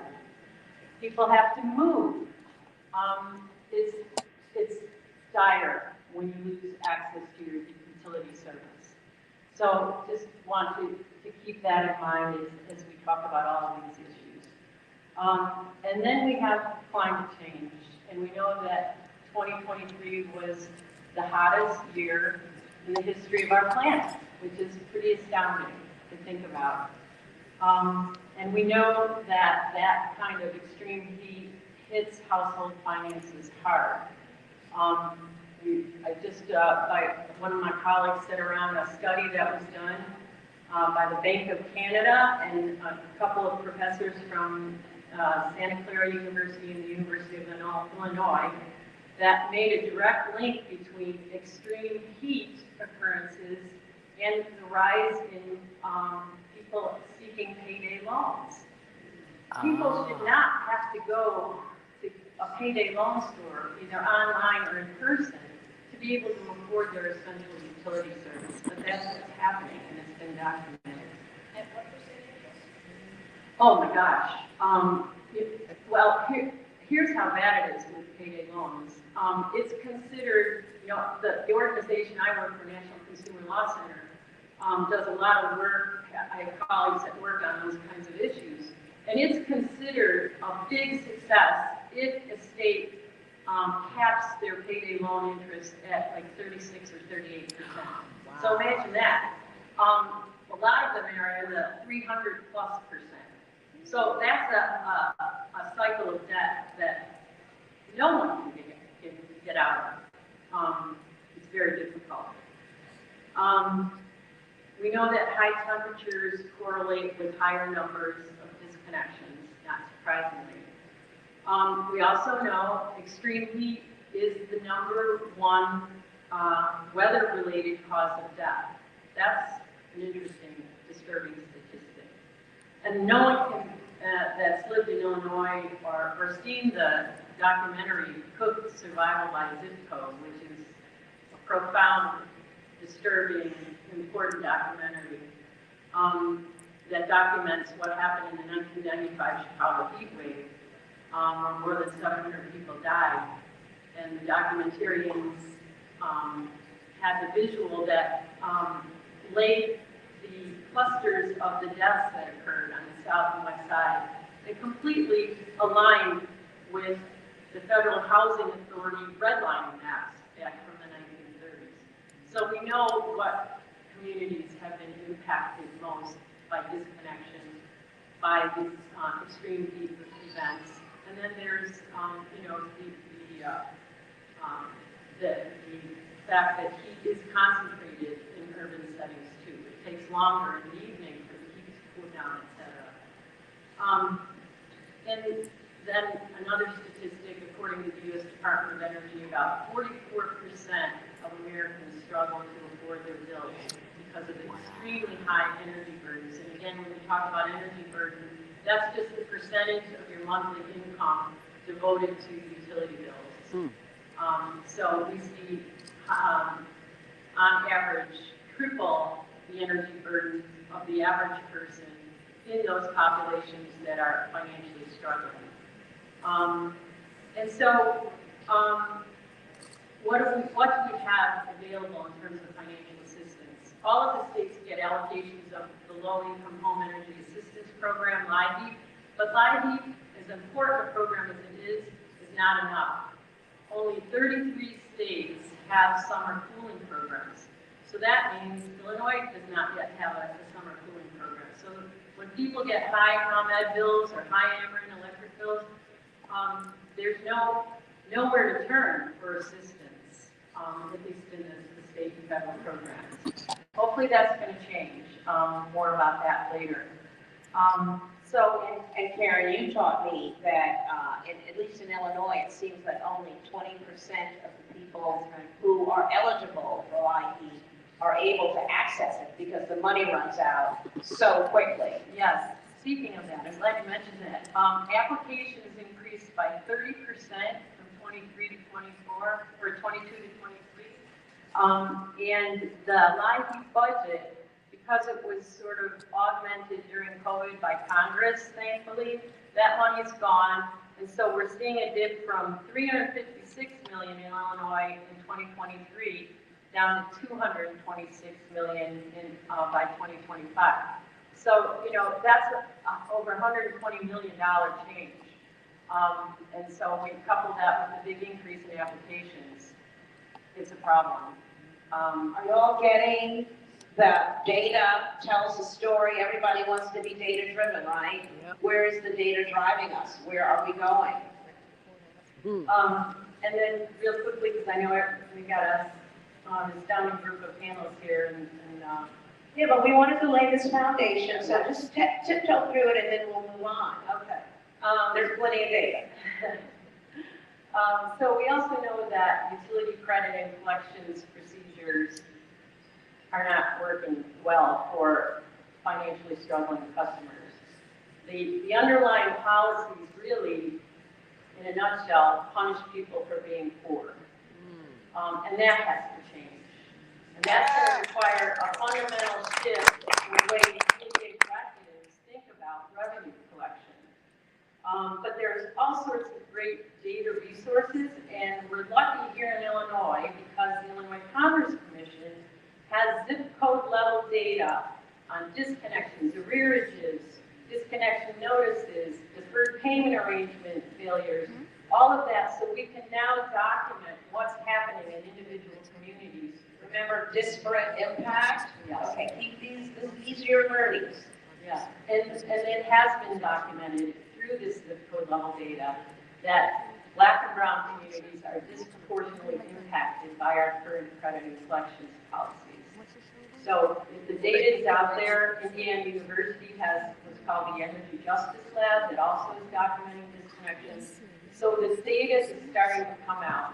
And that's something that, you know, folks in other states that are here, it's something that's really important to push with your regulators. We need the data because then you can tell your story. As Naomi says, the data talks.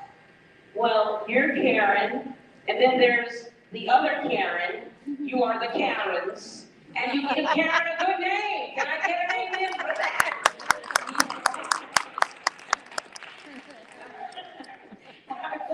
I would say that as much as anybody that I've ever met, Dr. Karen DeGan, or Coach K, as I like to call her, is aware of the data, but totally centralized on solutions. And there are so many powerful, revolutionary, of this moment, ways that we can mobilize to transform our experience of burden in this area. Dr. DeGan, talk to us a little bit about solutions. Happy to do that. So good morning, everybody. Good morning. Naomi, I want to start by thanking you for inviting me to be here. It's really a privilege to work with Blacks in Green. And I'm really glad to be part of this distinguished panel as well. So yeah, let's talk solutions. And I'm going to pick up from where my esteemed colleague here, Karen, this is the champion Karen. Yeah. Really and truly. Where Karen gave us the data on what's happening. I want to add a little bit more flavor to it. So you have these issues around not enough money for my heat. You have issues discussed yesterday around the trend towards decarbonization, so electrification. What does that mean? It means that homes that already exist need to be retrofitted so that you can go all electric. It's a good thing for the planet, but what we've seen in older buildings is that going all electric is pretty expensive. It's expensive on the bill for the customer. It's expensive because it means rising demand for electricity. This is a real historic shift for utilities. So in my other life, I worked for a large California utility in addition to supporting Blacks in Green. And we know what the trends are. One key trend is that electricity, there's going to be more demand for it in a high distributed and renewable energy future, which is what we will have with electrification or decarbonization, as you heard Naomi say yesterday. So that's going to happen. And this is a big historic change because historically utilities have been asked to conserve energy. And we are are now in a place with the electrification of homes and transportation where we are now being asked to sometimes triple the amount of energy available on the system because we're going to have electrification. So it's going to be costlier. And so if you're in a state like Illinois, where it's already too expensive for large swaths of people, that is a challenge. The other challenge is that Karen was mentioning, rate design. The rate design we have now is for an older electric system. And there is a need to redesign rates to reflect the kind of energy systems we are beginning to already have. This is not even in the future. We're already beginning to have solar and other EVs and other things, and that's the direction of the state. You have a policy to be net zero, so you're going to have more of this. What's net zero? Net zero means that on average in the system, the greenhouse gas emissions from the energy system that you have, the generation of energy in particular, nets out to zero, right? It doesn't mean you have absolute zero greenhouse gases. It means that on average, the generation mix, so whether it's wind, solar, you might still have other things, natural gas, you might eliminate your coal. It depends on what that mix turns out to be. When I say generation, I mean that's what is producing the electricity that we are using. That mix at the end of the day will net up to zero new GHG growth, emissions growth in Illinois. Does that sound right? And so, Sarah, when we get a little break in Coach K's thinking here, I'm going to ask you to explain what greenhouse gases are, because everybody doesn't know that. Yes. So I want to give you a few more things to consider in addition to, again, the data Karen mentioned. Because we have renewables, especially solar, there are points in the year where the marginal cost, the additional cost for every kilowatt hour of solar on the system is near zero. It's become really inexpensive. For that matter, the cost of implementing energy efficiency measures, which will help to reduce your bill, the cost of your electric bill at home, that has also gone down in price. And that is going down in price. The cost of that, of doing that, has gotten cheaper, largely because of the Inflation Reduction Act and the funding that's available there. So the question is, since energy efficiency is getting cheaper and generation of renewables is getting down near zero, why is your electric bill still so unaffordable?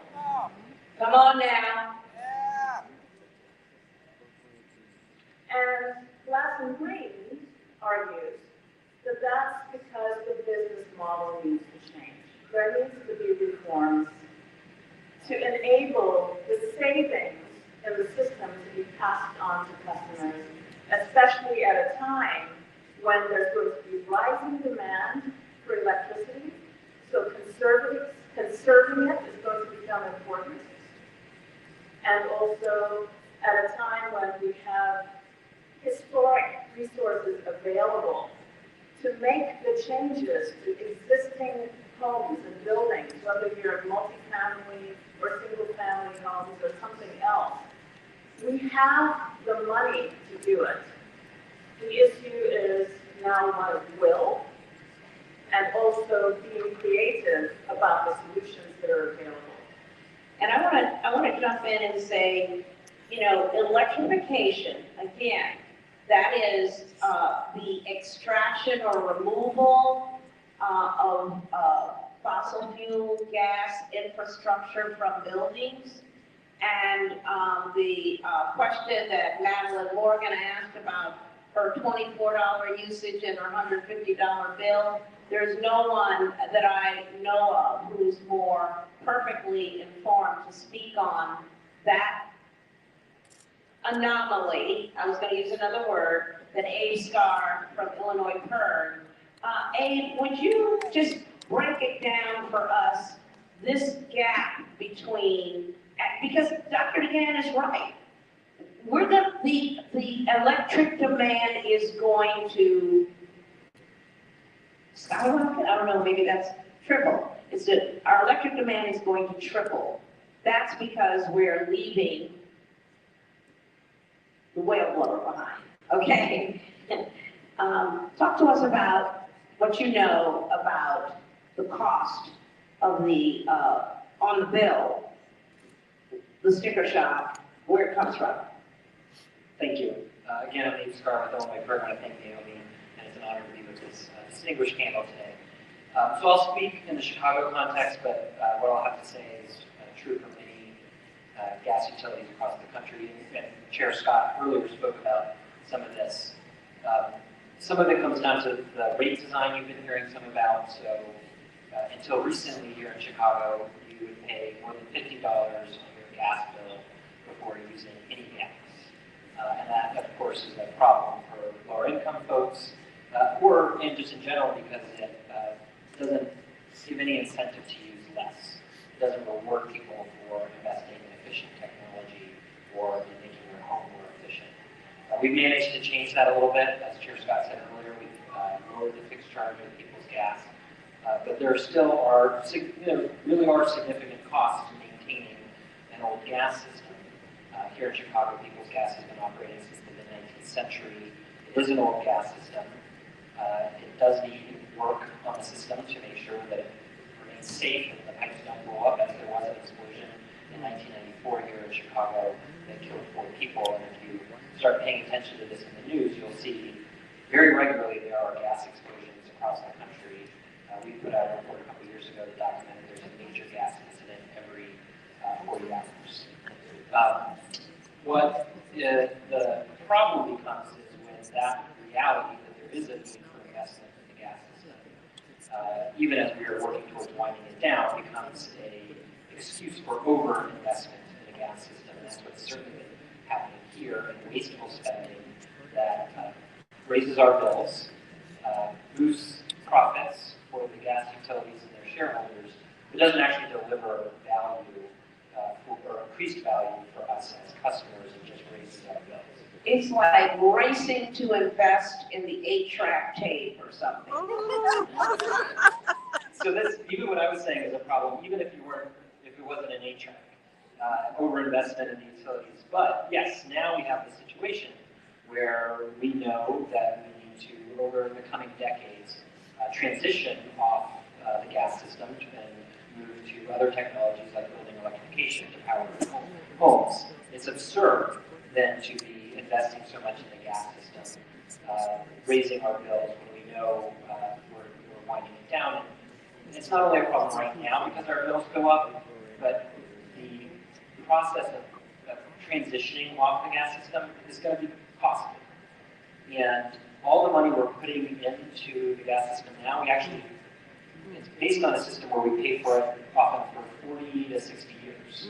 And so if we're envisioning largely moving off the gas system in 30 years, but we're making 60-year investments, that's going to make that transition all the more harder. And so one of the things I focused on my work with many of the folks on this panel and many of the folks in this room is, as the very first step in this transition is to eliminate that wasteful spending. And one thing I'm reflecting on is I think this transition is going to be hard. It's going to be expensive. We're not always going to agree on the best path forward.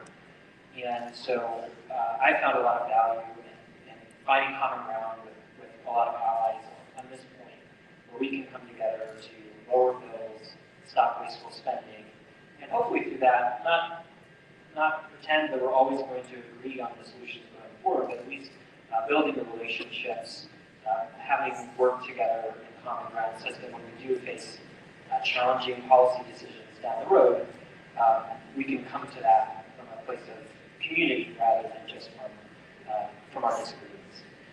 Yeah, and disagreements are fundamental. It's why, you know, when we launched our campaign to end energy poverty, we made a statement to the Illinois Commerce Commission. We come in love and protest. How do we live a life of principle? How do we stand for our self-interest? How do we dignify our needs with those who are decision makers? Sokobi, you are no stranger to the world of disagreement. You are known as a champion for justice. How do you reconcile the need for reform with the structures that seem largely intractable? Happy to be here, Shirley Wilson again. Unjust systems think it's justice. Okay? We have energy injustice. So we're talking about, you know, why we have it. You think about, it's not natural gas, y'all. It's fossil gas, it's dinosaur gas. It's Fred Flintstone, those old enough. Fred Flintstone gas. Right? I'll do that. So we have, I mean, environmental justice and injustice is because we have an unjust system. We have a racist system, right? I'm talking about racism baked into these systems. So reform is important, right? But in some ways, that's liberalism. But these injustices on the backs of poor people, black people, brown people, what we need is a revolution. So how do you keep those two things together, right? Reform versus revolution. You know, we talk about the Chicago heat wave of 1995. We talk about segregation red line in West and East Chicago. You look at Baltimore. Same thing, right? You have we have a colleague that was Lawrence Brown. He calls Baltimore the black butterfly, right? So in the wings of the butterfly, you have all the segregated black and brown folks. In the body of the butterfly are a lot of white wealthy folks. So where's the pollution at? Where are the highways at? Where are the power plants at? In the wings, right? So you think about policy. Policy is part of the problem. Implementation of policy is part of the problem. The politics behind implementation of policy is part of the problem. And who's representing you when it comes to implementation of policy is part of the problem, right? In money, we have entrenchment. We're talking about gas again, right? Let me just say this, y'all. That's a quick for y'all. When we burn gas, the other Dr. Wilson, gas is a good thing. When you burn gas, don't you still get combustion byproducts, greenhouse gas emissions, co-pollutants that cause asthma attacks, heart disease, stroke, right? So we don't need gas. Now, I will say this just to calm down a little bit, y'all. You gotta have a transition, which I agree with. But we're talking about pollution politics, right? We're talking about energy policy. We're also talking about human rights. The right to safe energy, the right to clean energy, the right to renewable energy. Yeah. So these injustices have been on the backs of our low-income brothers and sisters, all our black and brown brothers and sisters. They need reform, they need revolution. So I do agree, you know, in the halls of Congress and your state legislature, it is important to have partnerships, right? But I think when you talk about the body politic and decision making, those of you y'all make me, I'm going to slow a little bit, so from Mississippi, I talk fast. So you have to really be engaged in, we talk about the 17, you got to get energy justice right. There's also the 17 principles of environmental justice. Okay, you've gone through the learning labyrinth, you've seen all 17 of the principles. That's right, so principles 5 and 7, those are the ones those are important. Those are about self-determination, what we call recognition of justice. The people's voices need to be at the table who are most impacted. The RA, that's the people's voice to get to the people's solution. So y'all are the people. So y'all should be at the table, set the table, making food. If you like chicken, make that chicken. You're a vegan like a right, it's gonna be vegan food too. We're supposed to be at the table. That's the decision making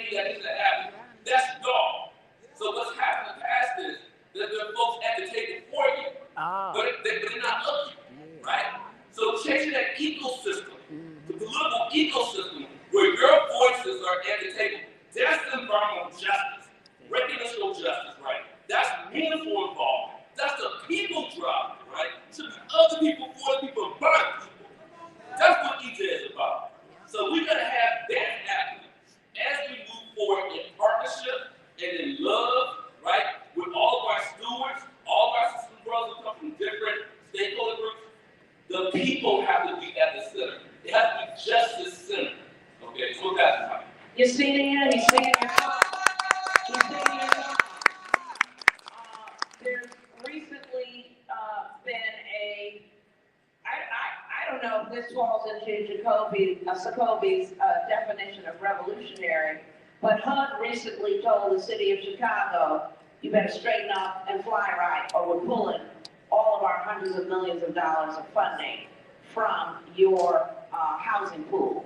And Southeast Environmental Task Force, SCTF, was a principal in the action that led to that decision. The southeast side of Chicago is that butterfly wing. And Yesenia, talk to us about justice and revolution. Absolutely. Hi, everyone. Yesenia Bauer-Scott from the Southeast Environmental Task Force. Of course, so the data tells the story, right, but the people tell the story above all else.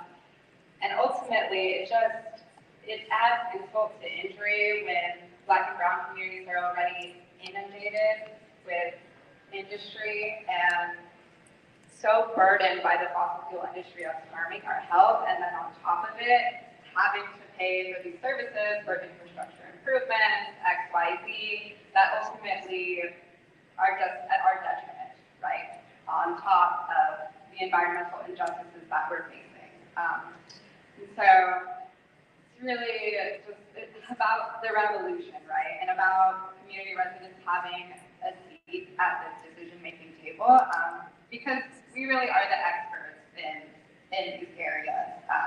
Our experience is our expertise, and that's invaluable. It really is. And isn't it also the case that the generational cumulative impact is at the heart of the case? This must end, this must change. You will see in the Learning Labyrinth a station on cumulative impact. We have from Massachusetts, one of our experts in cumulative impact is going to be talking with us later.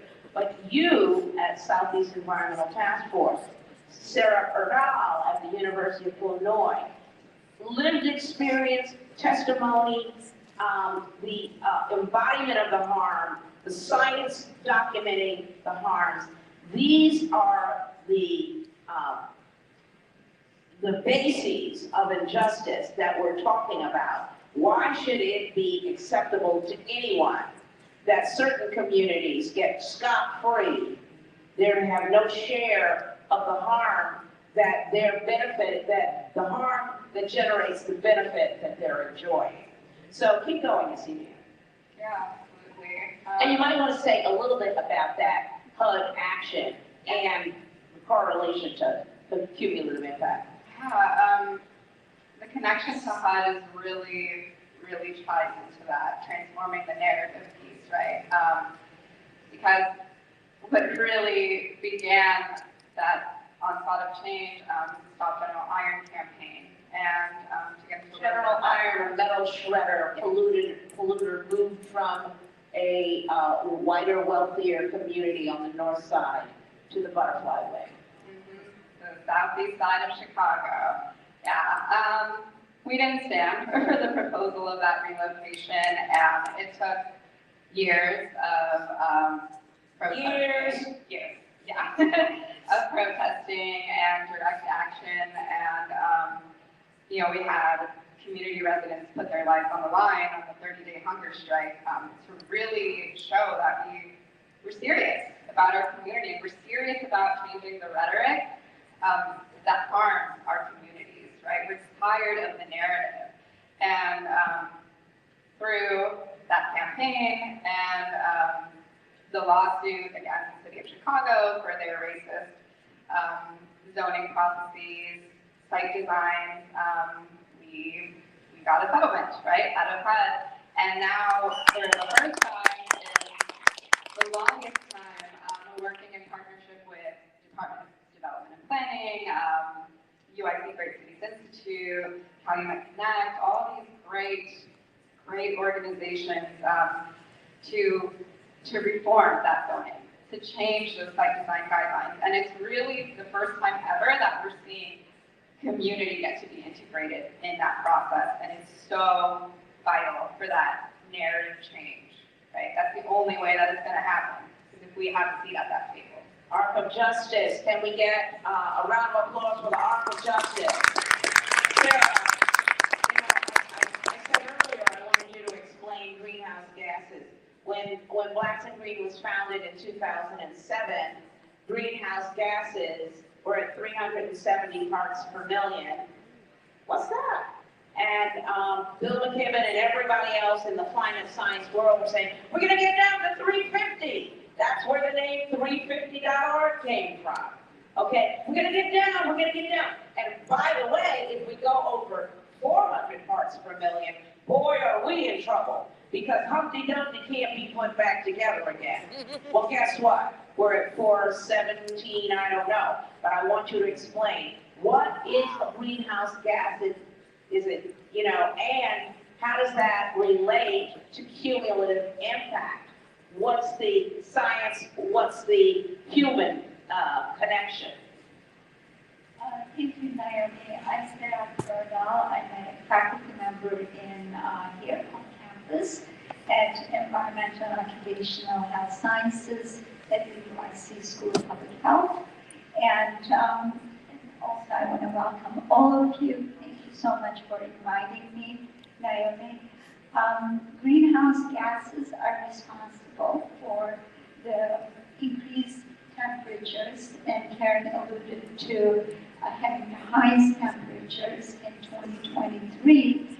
And the primary constituents are carbon dioxide and methane.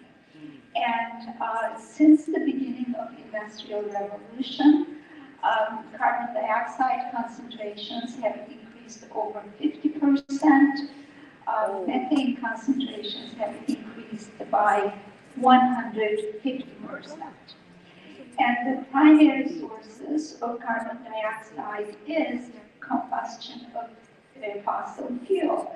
And my colleagues here are all experts in this, along with industrial manufacturing, like cement manufacturing. In terms of methane, the primary sources are in agricultural practices, along with fossil fuel production.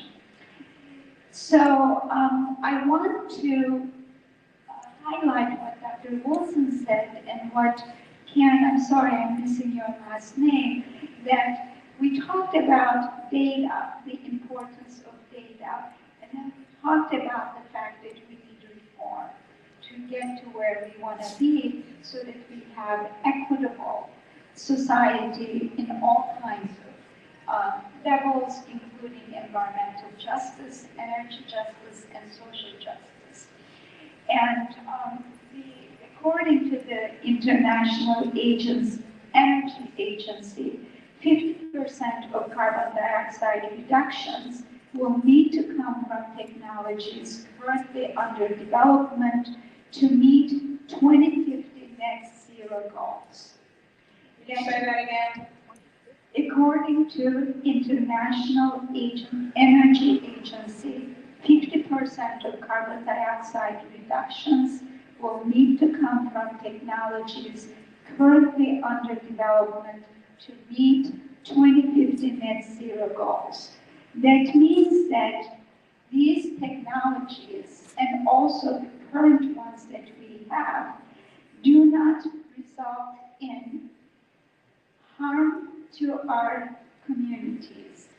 And I'm highlighting that because we have not done impact assessments on our existing technologies and also the ones that will be developed in the future to meet these goals. So that means that we need to have data-driven systems in place with the development of sensor-based technologies. We have now the ability to obtain real-time data for many metrics, including environmental conditions. In addition, our colleagues at the EPA has done incredible job in terms of democratizing information by creating EJ Screen and making available to our communities. And in addition, Biden administration, they created another parallel platform called Energy Justice Climate and Economic Justice Screening Tool to support the Justice for Initiative. And these tools are allowing our communities to look at their community and look at the data for a variety of indicators, focusing on legacy pollution, transportation, climate change, energy, pollution, health, housing, so that we now have interactive tools to utilize for not only community education, training, and outreach, but for our community organizations to use data for their advocacy. And can I just jump in and say, we have educators on the panel, and I want to get a word from Dr. Kyle White because of the tool that the tools that you just mentioned at the University of Michigan, where I'd like for you to talk about what your center at the University of Michigan does. The students, the pipeline of professionals, future professionals coming out, the sort of the spiritual undergirding that I know also happens inside of your institution with the tools, with the data, and then I want to go to, I really think that we need to connect it because the combination between the science, the family, the policy lives in our friend Sandra Henry, and then Annette will bring us home. Kyle, what's happening with the education and the use of tools and the future of tools and the future of professionals in the field? Are we going to have a, Sokobi, what did you call it, incremental advance? Are we going to have a revolution? What you doing up in there? Well, the first thing that we're teaching folks is that there isn't any such thing as incremental change. When somebody says we want to do it incrementally, they mean that indigenous people, black people, brown people will get incremental opportunities. But white people, privileged people, still get the incredible opportunities that they've been creating for themselves. And the first thing you teach your students is there's no fucking thing as incremental change. It's very class. And then the class is over. Just don't be incremental. In our educational system, it's not an accident that there aren't very many classes on how do you organize your community? How do you express black culture, indigenous culture, brown culture as part of your leadership? How do you rebuild your community in the wake of colonialism, human trafficking, violent forms of capitalism, ableism? These are not classes that are taught. The educational system, and this is something that we've spent a lot of effort on, has denied us the opportunity to ask our own questions. I'm a member of a tribal nation, Oklahoma. Our homeland's right here in the Great Lakes. Maybe you've heard of us in Chicago, Potawatomi people. Oh, yeah. I never thought until fairly recently that I had a right to ask my own research questions. And it's important that we empower students. This is what we're doing in our program and other programs, to ask your own questions. Like, for example, energy affordability. One of the most obvious problems that people of color have been dealing with forever, but white people never ask that as a research question. You're not going to see studies by white people asking about energy affordability. In fact, when people from Silicon Valley came to try to take advantage of the money that was coming from the Biden administration, we were telling them about energy affordability. It's like, it's not a competition. I heard what you all say from Minnesota, but Michigan is horrible too. We've got DTE. We told them, Talking about your public utilities. You go to Michigan Environmental Justice Coalition website and learn all about the horrors of DTE. We were telling folks from Silicon Valley about this, and they were like, these are all highly educated people. We need to know anything about this. Nobody ever asked that as a research question. And so one of the key things that's happening in education is we are beginning to make it possible for people to have confidence to ask the research questions and come from their communities. And guess what? That research question about energy affordability, that gets much more to the root of the energy system than all the crappy technocratic questions that white people have been asking for years and publishing papers on. That gets to the heart. And I am so thrilled that everybody is here today. And Blacks in Green is an organization that, for us, in the educational system, we see as setting the standard for what we need to be gearing students toward in terms of the types of the careers that they're going to have. I want to be training students to be able to implement the sustainable square mile. Yeah. Also, education. I want the students to come in class and instead of saying, we're going to teach you history, or we're going to teach you about this engineering part of the technical system. How about I'm just going to educate you on how to emerge as a leader and implement the sustainable square mile. Yeah. There you go. Yeah. My job would be a lot of fun, and that's everything we did. And that's the type of transition that we're trying to make in our program to an energy equity project or the Tishman Center for Social Justice and the Environment. And the importance of the revolutionary side as well is that there's two sides to the issue of energy justice.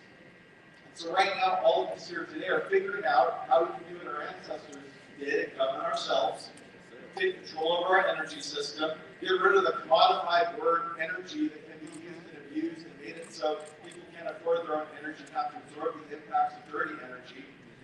But in my opinion, as you rebuild that self-governance, you take control at the same time, you are still doing everything you can to stop that dirty energy infrastructure. And so Michigan, the fight against DT is also the fight against line 5. Yeah. And supposed to do routed line 5. We're going to take control and we're going to end all of the horrible abuses. And here today, for all of us, we're going to find ways to get that wealth back from the federal government, control it, exercise self-determination, as Dr. Shikobi just said, it's our money. Yeah. When I'm not having a good time like that here with everybody, where I walk around and I think I know everybody, even though I only know a fraction of folks here. That's how good the vibrations are in this room. But I can't just hang with climate scientists. And you know what those folks always say? They say, we don't know how, the fossil fuel sector emerged so quickly, we didn't know how bad it was until it was too late. Wow. But how did it emerge so quickly? Well, when you enslave people, when you steal their land, violate you're going to grow something too fast. And our rights and our self-determination, our control is the fastest way to decarbonize. And that's what education systems need to teach. There should be no anything called energy. It should be about rights and responsibilities. It should be about, as Dr. Shikobi said, revolution. It should be about these amazing community, culturally grounded visions like the sustainable square mile. and the visions of many, many communities, Black communities, Native communities, brown communities, all over, because we have the deepest heritage in this country. So many of us have those roots, and from there we're going to have the confidence to ask those questions, to take back data, not just the data that's available, but to get the data that we want under the terms and conditions of control of that data and to use this federal money, this wealth that was taken from us, to then create our own studies, our own information, and use that to change the policies and to motivate the next generation. Amen. Amen.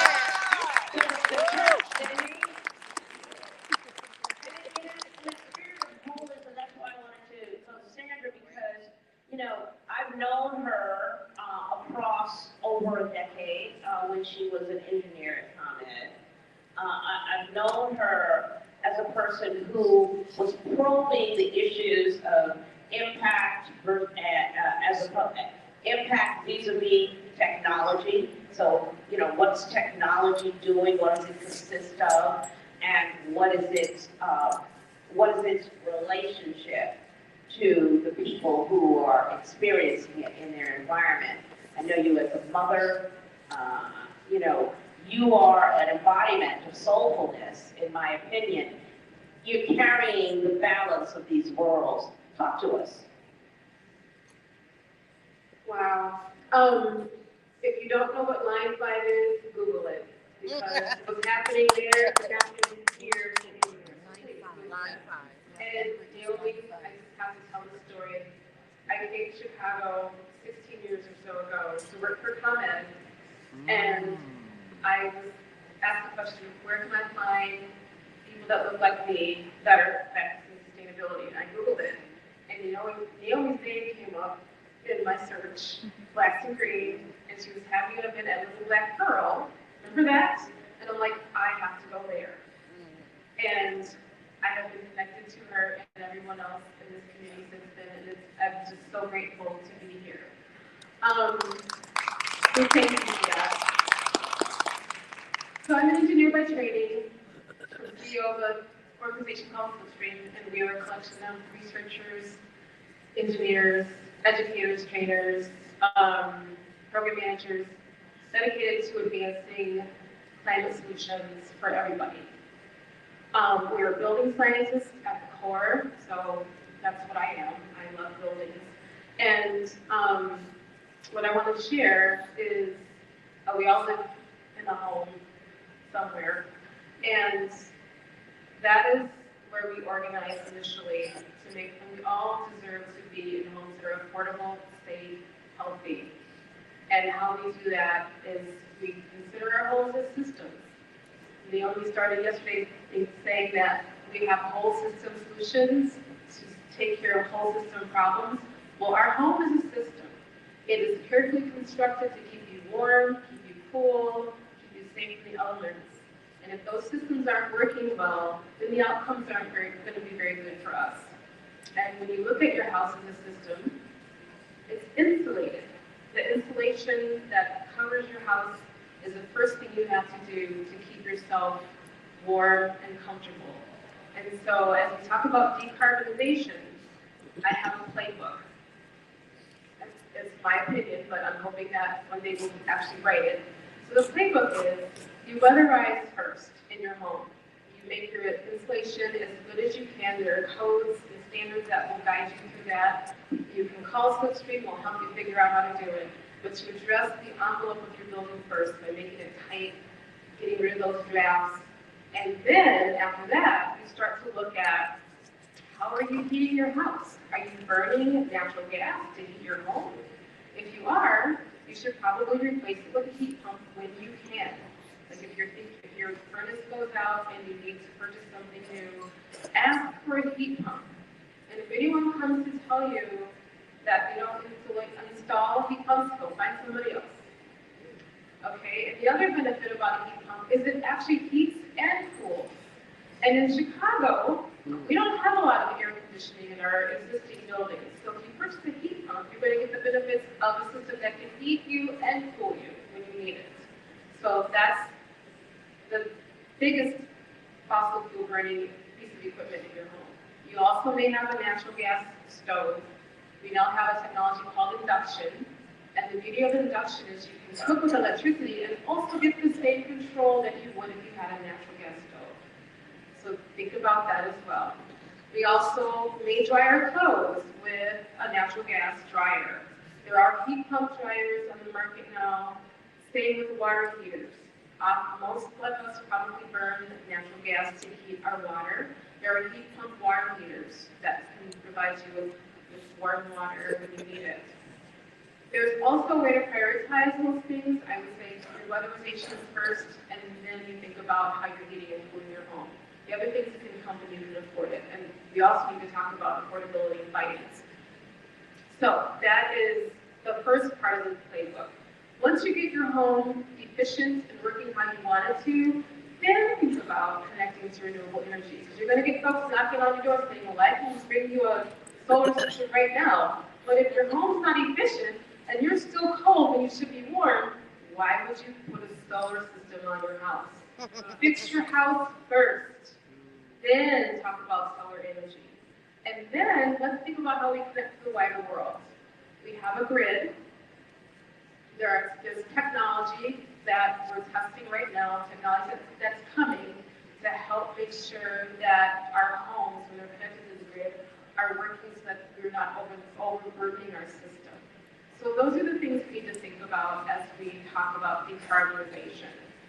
So my approach is really to think about my local corner first, and then think about how I connect to the wider world.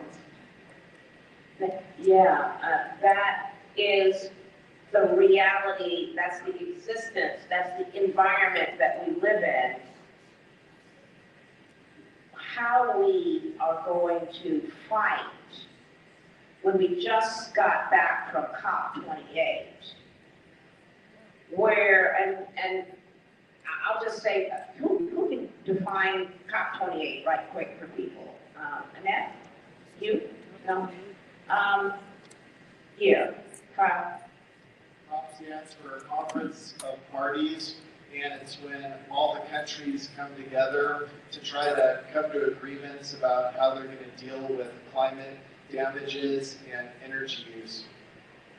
Yeah, and so we just got back from COP28, where the fossil fuel industry celebrated a victory against the evil forces of renewable energy. And of course, that's sarcasm and hyperbole, but the net effect is, why do we even have a COP? Why do we have it? Why do we go there? Why do we report on it? It's business as usual. And to say that we have a fight, we can see we've got a fight, we know that there's love, but Annette, as a fighter, as an attorney, as an advocate, as an industry analyst, in a practical, tactical sense, because you care so much, are we going to win this fight or are we going to lose it? Just call it. We're going to lose the fight. So I'm also a mother of 3 children, and my heart breaks when I think about what it would be like when they are my age. So we're going to lose the fight, and what we can do is try and minimize damage, particularly in disadvantaged communities. Before I start my remarks, I just want to say it's going to be very difficult for me to say anything new, coming out from all these amazing, knowledgeable, talented panelists, as well as the panelists before. So I'm going to be repeating a lot of the 40 story first. I would like to start with my origin story with the Grand Dame, Miss Naomi Davis, who I've had the great privilege and honor of supporting the past 10 or 12 years. I first met Naomi when she was a small, very underfunded organization. Every pittance that she got, she had to fight for. But she had a grand vision, and she had energy and passion. And I look out over this big room with all this talent, and I look at the sea change that's occurred, and I think about what got Naomi from where I first met her, in this tiny room where she was fighting tooth and nail for scraps, to this. And And I think this could be a theme for when we have to go from here to there, even though we're going to lose the fight. And I can say that with tears and sadness, because I think about it every day. But what she exemplifies is grit, persistence, vision, passion, being willing to be beaten up. I've seen Naomi speak the truth to power the cliche that Naomi exemplifies that. I've seen her retaliated against by powerful forces in Illinois, and she refused to give up, and that's why we're here. So I want to give her this honor.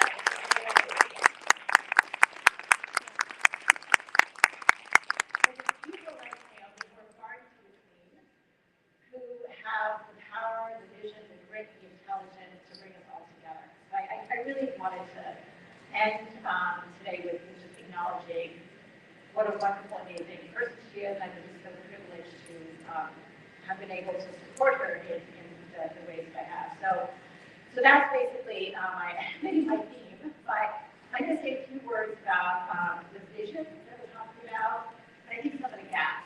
So as Naomi said, I'm founder and president of a local business, Future Energy Enterprises. And I'll kind of echo what Ms. Henry said. So in my business, we support efforts here in the Midwest, as well as in California.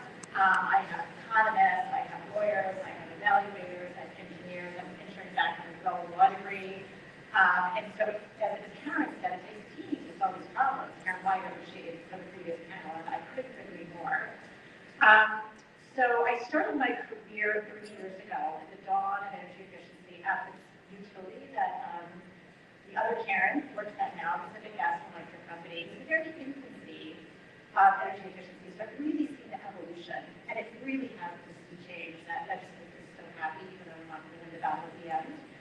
And the old style of doing these programs was basically hiring large firms to go out and do the efficiency to communities and to businesses, oftentimes without their knowledge of what was going on, their understanding.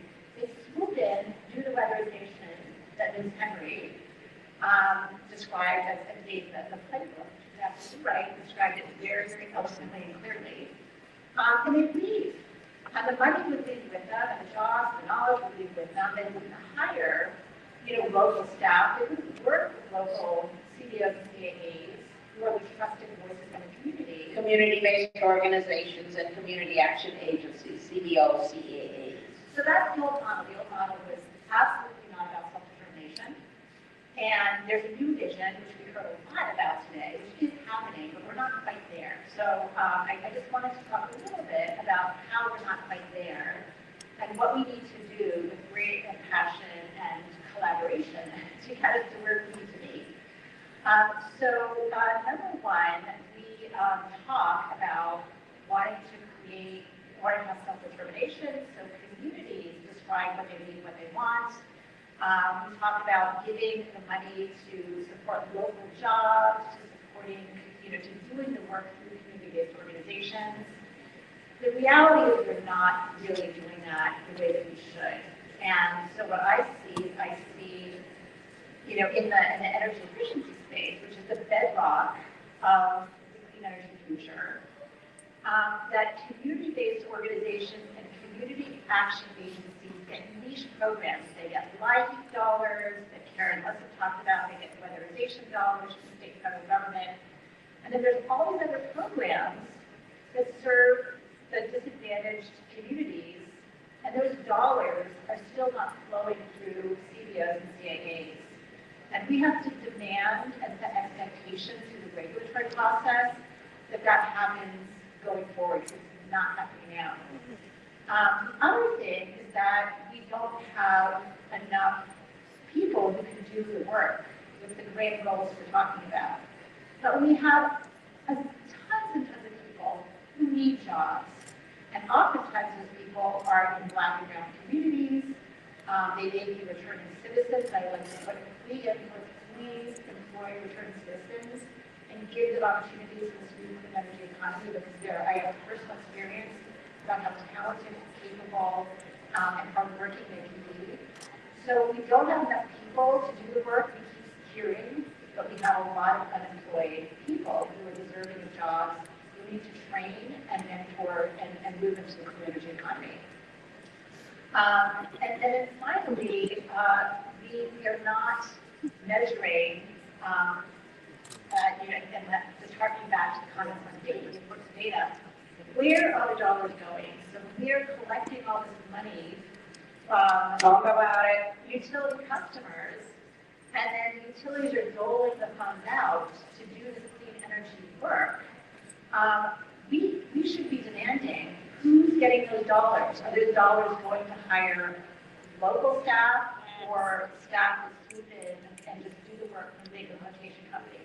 Are those dollars going to community-based organizations, community action agencies, who are the trusted voices to actually recruit customers and educate customers, hire workforce in their communities?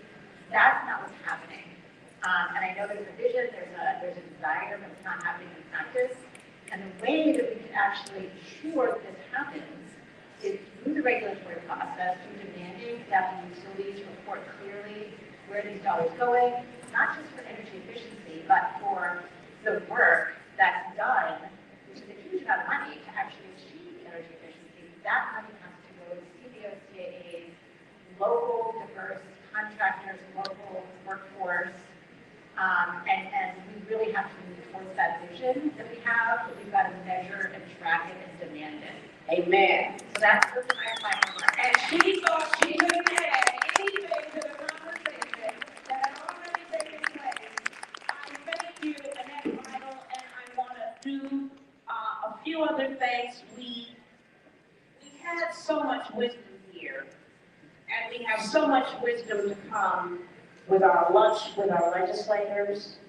And I want to give a word of appreciation to people who have been instrumental in making this great convening great. Our TCTAC partners, the UIC School of Public Health, Environmental Health Watch, Black Environmental Leaders Association, Midwest Tribal Energy Resources Association, otherwise known as IMTERA, and the Smart Energy Design Assistance Center, also of the University of Illinois. Round of applause for the partners. We have supporting partners, the University of Michigan, my soul, Brother Kyle White, the Center for Neighborhood Technology, Garfield Park Community Council. I know Mike Thomas was here yesterday, he's here now. Green Umbrella, and Environmental Transformation Movement of FLED. A very special thank you to my soul's sister, Sylvia Ewing, and the city of Chicago, which is shaped up to be after, I don't know, 20 years of no, turning into be quite an ally. And finally, I want to thank all of our speakers and panelists, the UIC forum staff, A.B. Frost, and all of our vendors, and our hardworking staff and volunteers. Staff and volunteers, if you're a staff or volunteer, would you stand up or raise your hand here?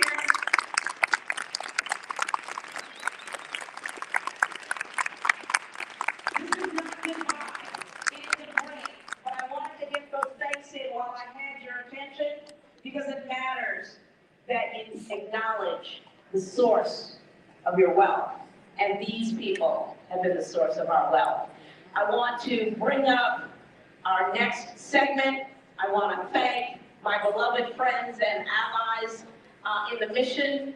And I want you to understand, it doesn't come better than this, and it doesn't need to. Give them a round of applause.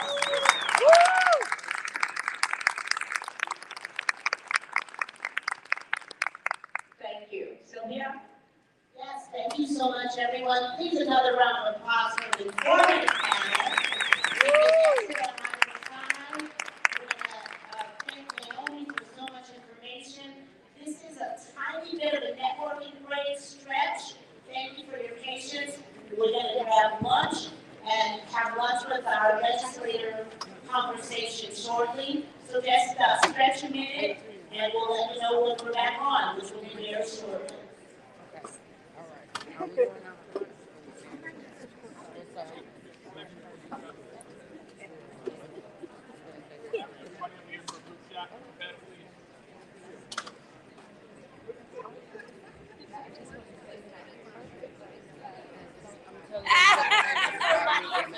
right, sounds good. Oh, that's hysterical. Huh?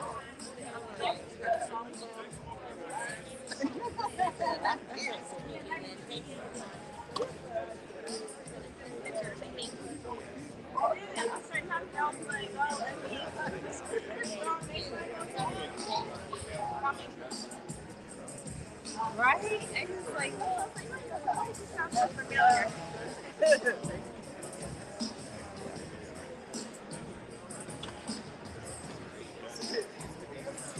Okay, we're taking a break and we will be back. In the meantime, in between time, enjoy the promos. And be sure and share this video with someone right now.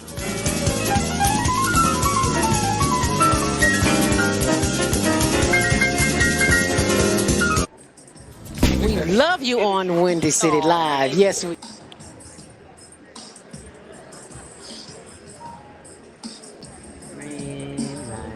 And thank you so much for joining me. I'm your host, Zelda Speaks, the stressologist. Any stress in your life? Well, most of us do. Unfortunately, we don't know what to do with that stress, especially as it relates to worry. I was once a worried about everything, and I finally figured it out. It's with training. Yeah, I've been certified with the American Society of Training and Development, National Speakers Association, and a host of others. But none of those organizations helped me stop worrying. They just gave me validation for the public to see what credentials I have. So the credentials I have now are from life experience, and I've learned how not to worry. And you can learn how not to worry too. It is indoctrinated in us to worry. We don't have the answer, so we think the worst is going to happen. Well, I got a solution to that, and that is the worry workshop. So, pull that up for you on my blog. Why do you worry when you don't have to? Go to my blog, zeldaspeaks.wordpress.com, and you can sign up right there and find out how you. And remember, sharing is caring. If you care about yourself and your loved ones, help them see their way out of the mess. Give them the gift. It makes a great birthday gift. It makes a great holiday gift. So instead of running to the store getting something that they really might not need, give them a worry-free life. Give them the gift of a worry-free existence. And thanks for sharing. Make it a great day.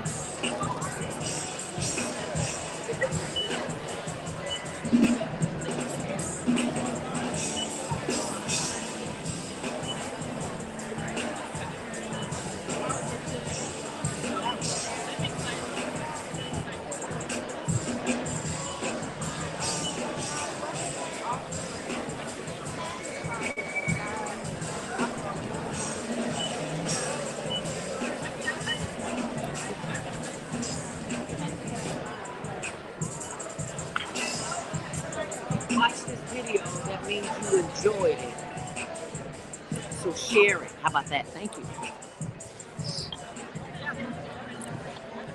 Okay, so I'm going to walk around and so we can get a little footage here.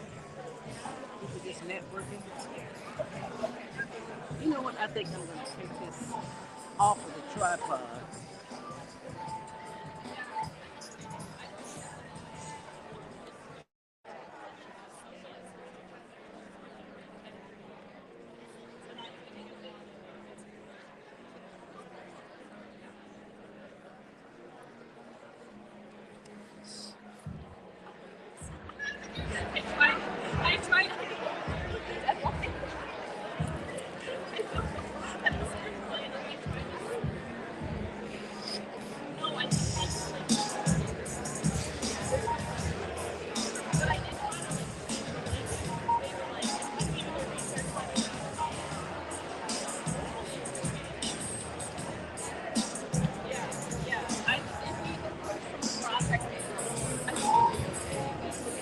Excuse me.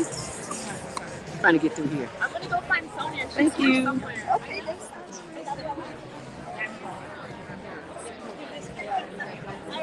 Okay. Sounds like good.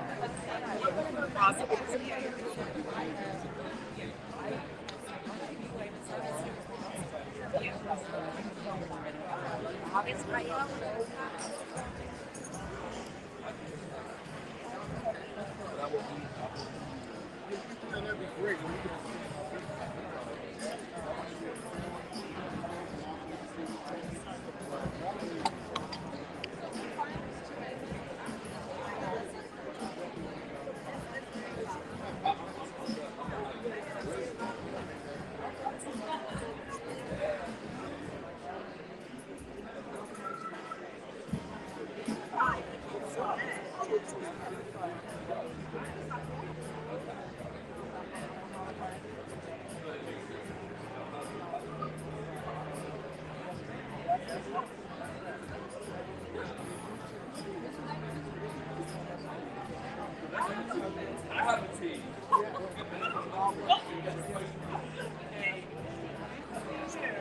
So fun.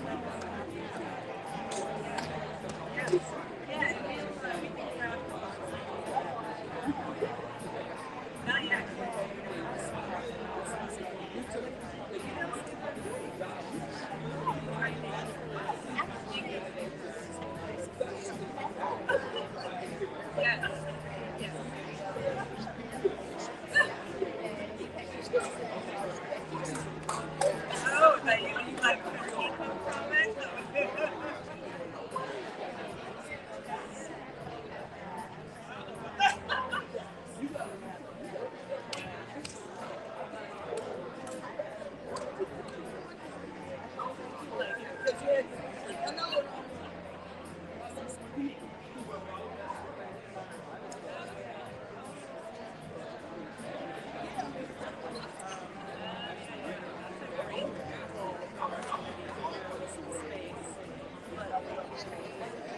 yeah, like that is a very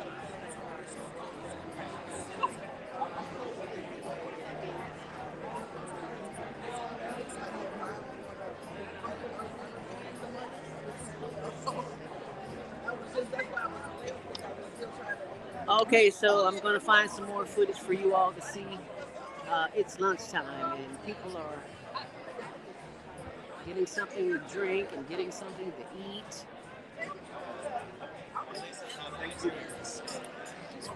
And this is where you should be too. Tomorrow is the last day, so you really need to get down here. If you are a nonprofit organization or any type of organization in the community, Blacks and Green is the company that you need to be aware of. blacksandgreen.org. Increase household income, own the land and business, live the conservation lifestyle, survive and thrive. Naomi has made that available to us. So, the question is, what are you going to do with it?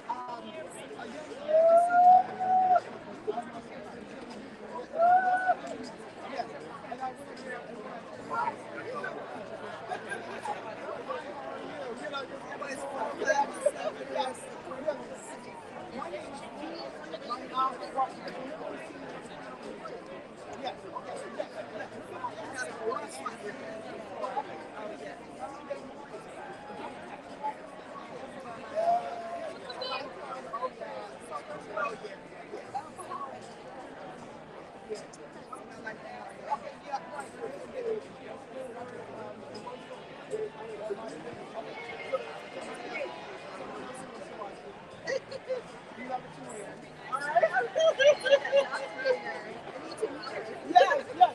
If I see her, I'm going to find you. Okay. And let her know. Yes. Yes. Okay, my love. Yes, same here. It's nice to see you.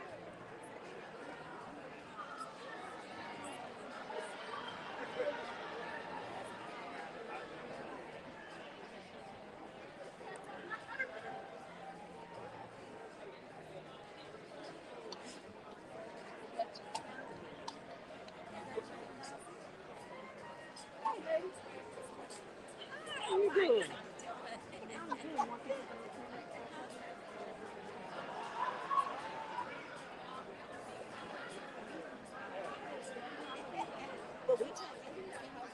I'll be here. Oh, I'll be here. Just look up.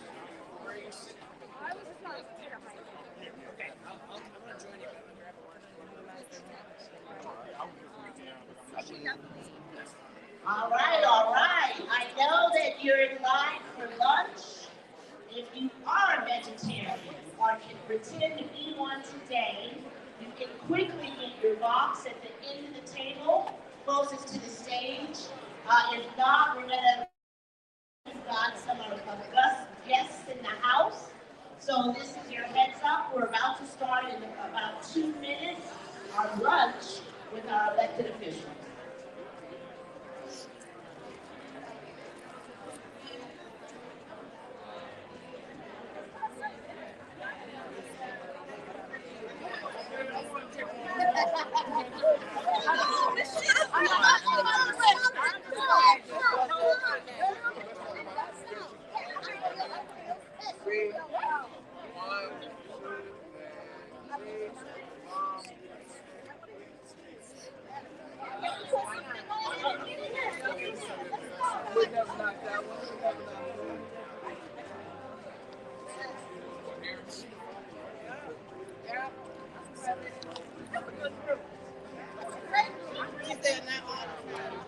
And this is the lineup. So this is, you'll see what you're missing.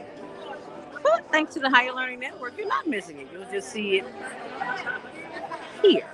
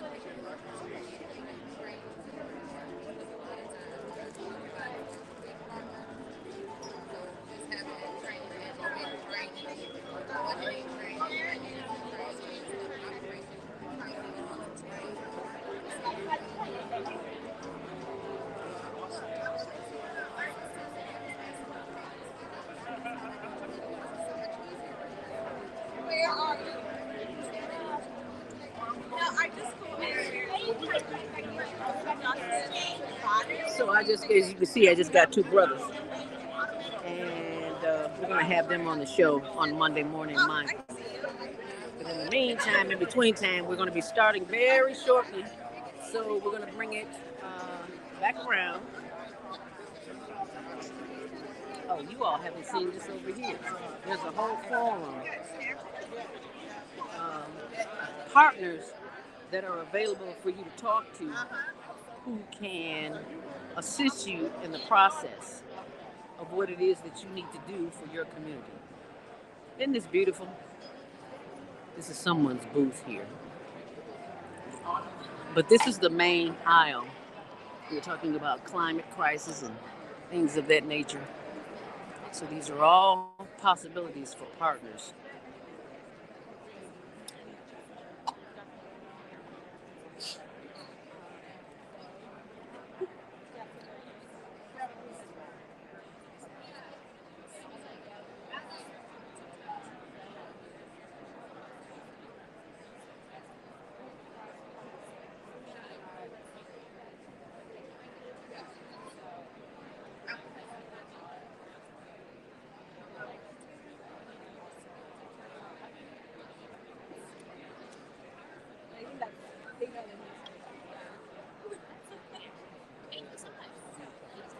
I want to have you on the show.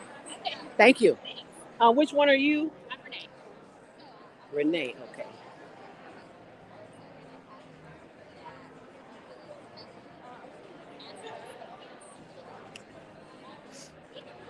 As you see, I have to make rounds to connect because any of them could be possible partners in helping us achieve our.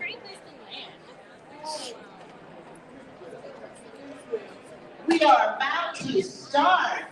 Get your lunch if you can. Welcome. I'm about to turn the mic over to somebody amazing as we talk with our electives. And as she's getting set, Representative Kim Neely Clay is going to lead and moderate this lunch with your legislator. She's formerly the Vice President for the Metropolitan Water Reclamation District of Greater Chicago. She was appointed by the EPA to the Local Government Advisory Committee, contributing to vital environmental and public Hi, Al and sir. Always. Good to see you. Yes, sir. That's the best height to be. And she brings a wealth of experience, degrees from the University of Hey, you. How you doing? Good to see you. She's a mom and an AKA. That's why she's so that. Excuse me, please. Can I get through here, please? Thank you so much. Sorry. Good afternoon, everyone. My name is Representative Kim Clay. I represent the 5th District down in Springfield in Illinois State Legislature. I am going to be up here with two of my former colleagues, Commissioner Ada Corral, hold it up, she can step up, come on, and also President Jerry Still, both of the Metropolitan Water Reclamation District. I'm going to say a few remarks and then I'm going to hand it over to Ada.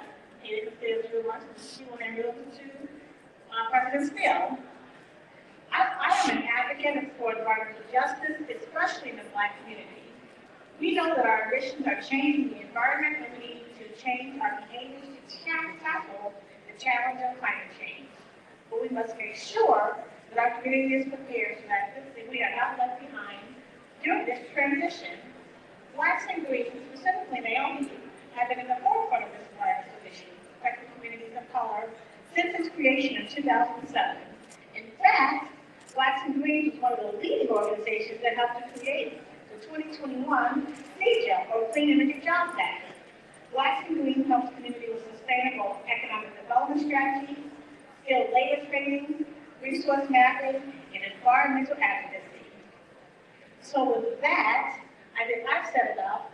I'm going to turn it over to the president of the Metropolitan Water Reclamation District, President Kerry Steele, who I still consider to be my president because I'm a former Water Reclamation Commissioner.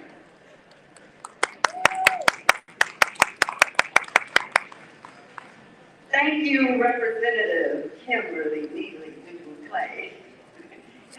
Good afternoon, everyone. How are you doing?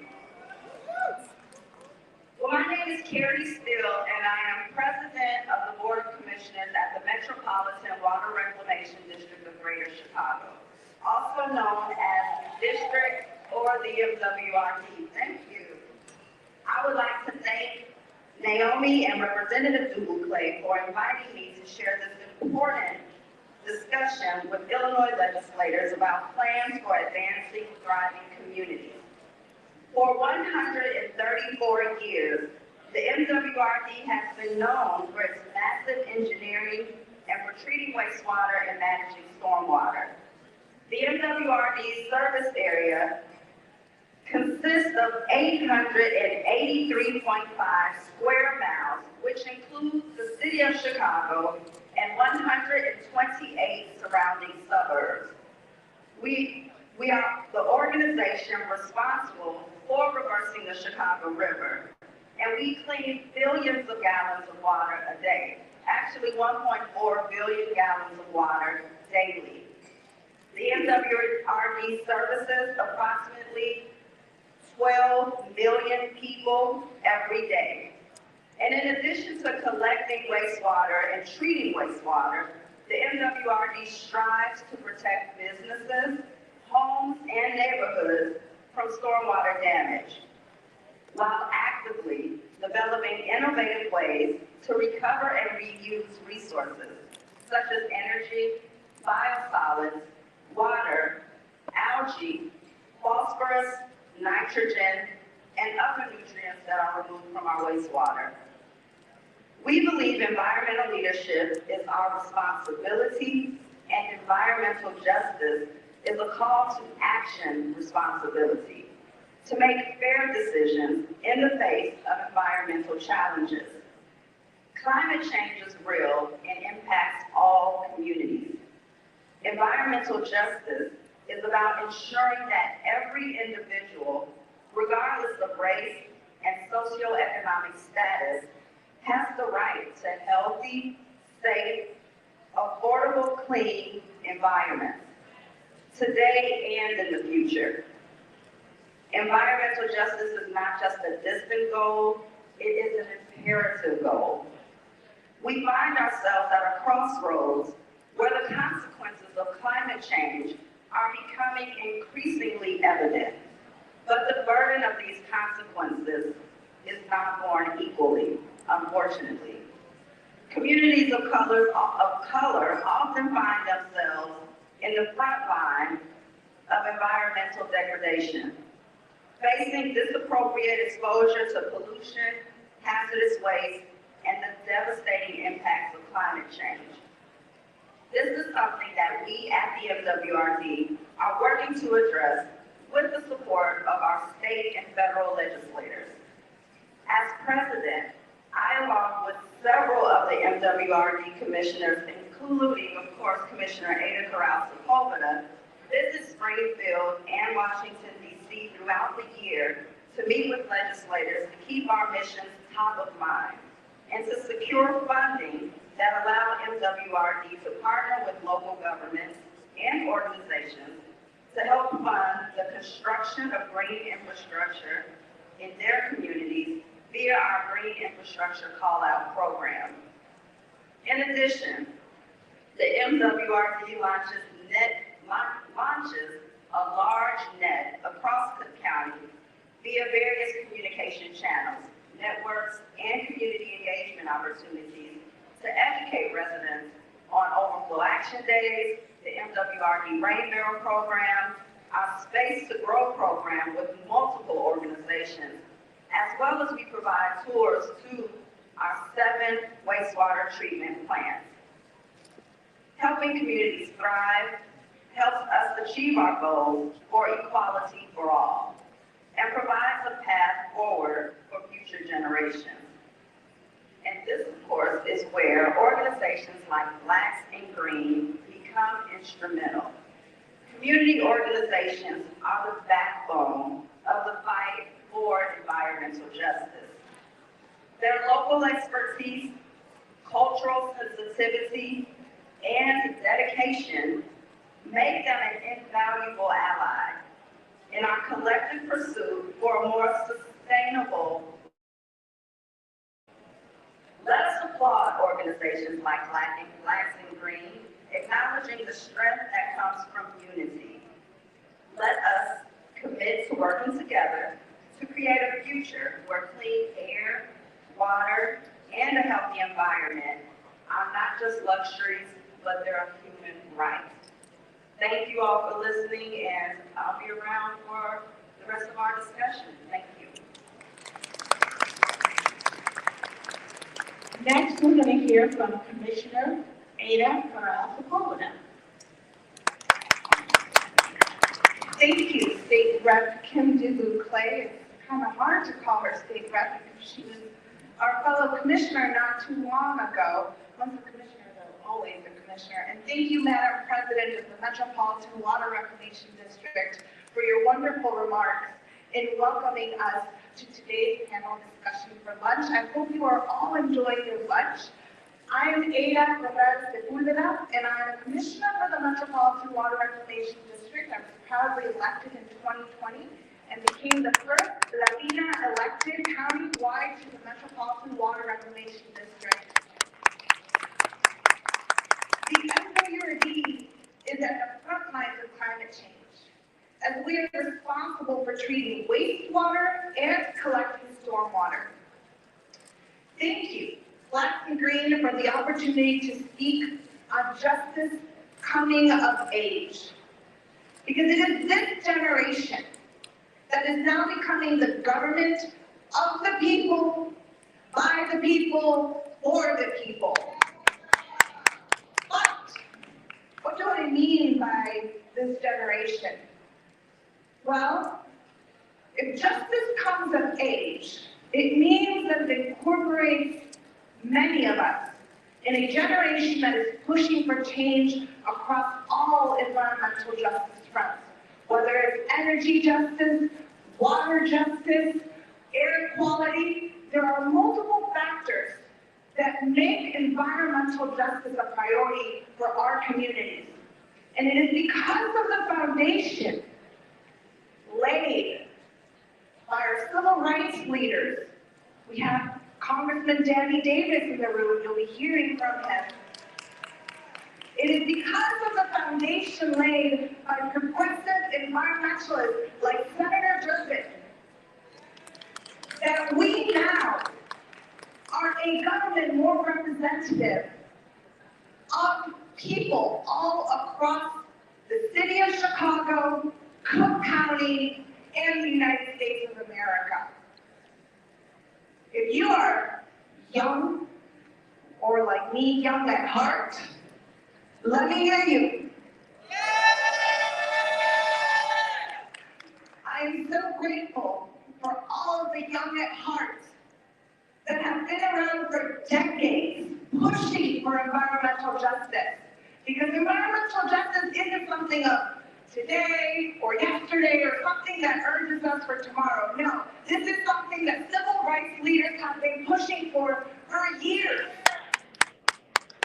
And something that has been at the forefront for the city of Chicago. In fact, the birth of the environmental justice movement was here in Chicago, led by a Black woman. And it is on her shoulders that we stand up. At the Metropolitan Water Reclamation District, our diversity is our strength. While I might be the first Latina elected, for the first time in my 15 years of elected office, because I was previously elected, I am part of a board of elected members that is majority people of color and majority women.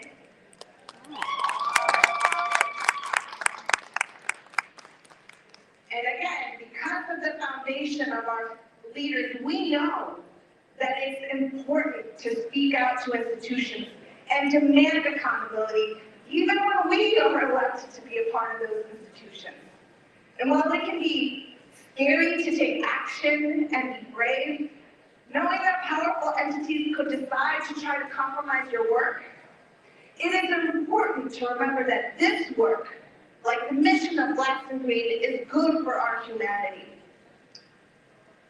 Our work is to provide disenfranchised communities the access to economic opportunities in green infrastructure and green workforce.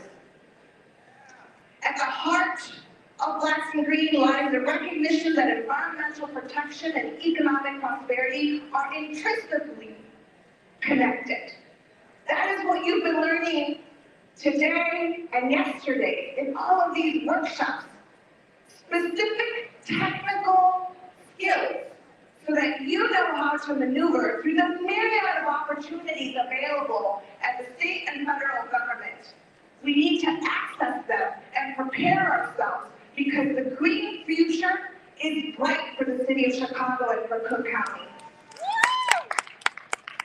I thoroughly understand that clean water is not just a matter of environmental concern.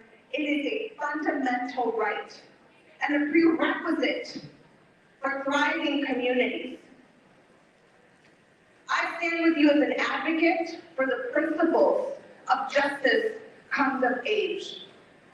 I recognize that the challenges we face are complex and interconnected, and that the solutions must be holistic and inclusive.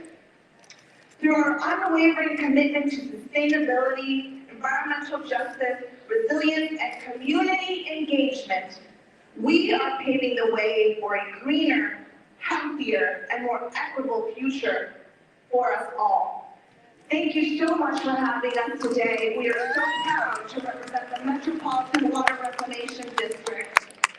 And we are excited and enthused to hear from our fellow legislators at the federal level and other levels of government on how we can collaborate together. Thank you, Commissioner Carrasco and President Steele. If I can now have our federal guests, Senator Durbin, Congressman Danny Davis, and Congressman Jesse Jackson, come up to the stage, we will continue the program. And also, if I can make an announcement to all of you in the back of the room, there's plenty of seats up front. Move on out. Come on, let's fill the room. Let's make our welcome guests feel like we have a warm reception here. So please move to the front of the room, and let's continue the program. Thank you.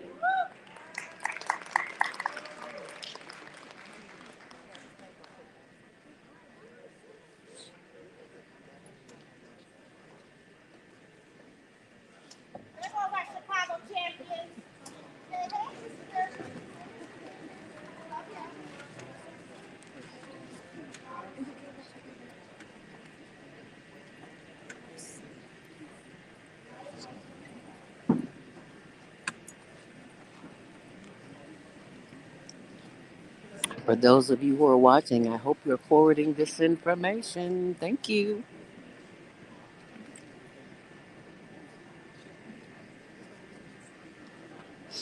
All right.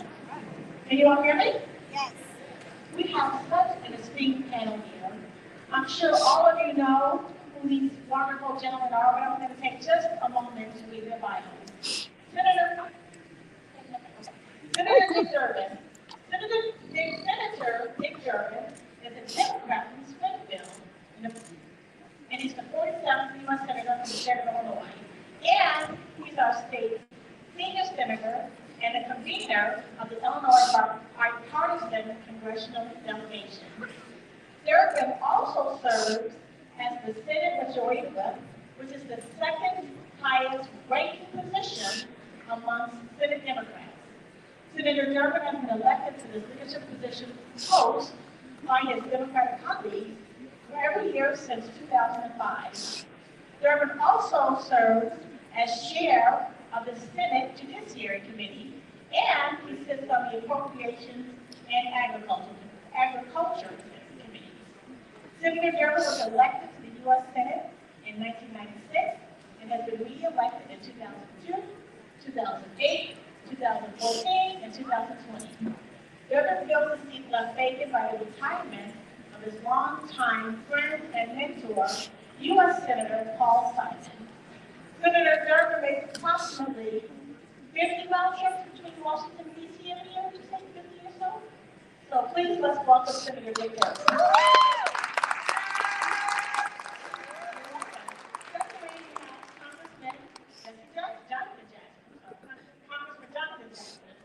Congressman Jonathan Jackson represents Illinois' first congressional district. He has long been an advocate for marginalized communities, using his platform to fight for equity and civil rights. Congressman Jackson now brings his activism to Congress. He is committed to promoting policies that advance equality and justice and improving access to quality education, health care, and protecting the environment. He currently serves on the House Committee on Agriculture and on the House Committee on Foreign Affairs. And he's dedicated with his colleagues to pass meaningful legislation that will benefit all the people of the first congressional district and the nation as a whole. Let's give a warm welcome. And finally, Congressman Danny Davis. Danny K. Davis was chosen by the people of the 7th congressional district of Illinois as a representative in Congress in 1996. And he's been re-elected by large majorities every 2 years since then. In the 117th Congress, Representative Davis has been reappointed to the Committee on Ways and Means and is the chairman of the Worker Family Support Subcommittee. Davis also serves on the Oversight and Reform Committee. Congressman Davis is a member of several congressional caucuses, including the Congressional Black Caucus, the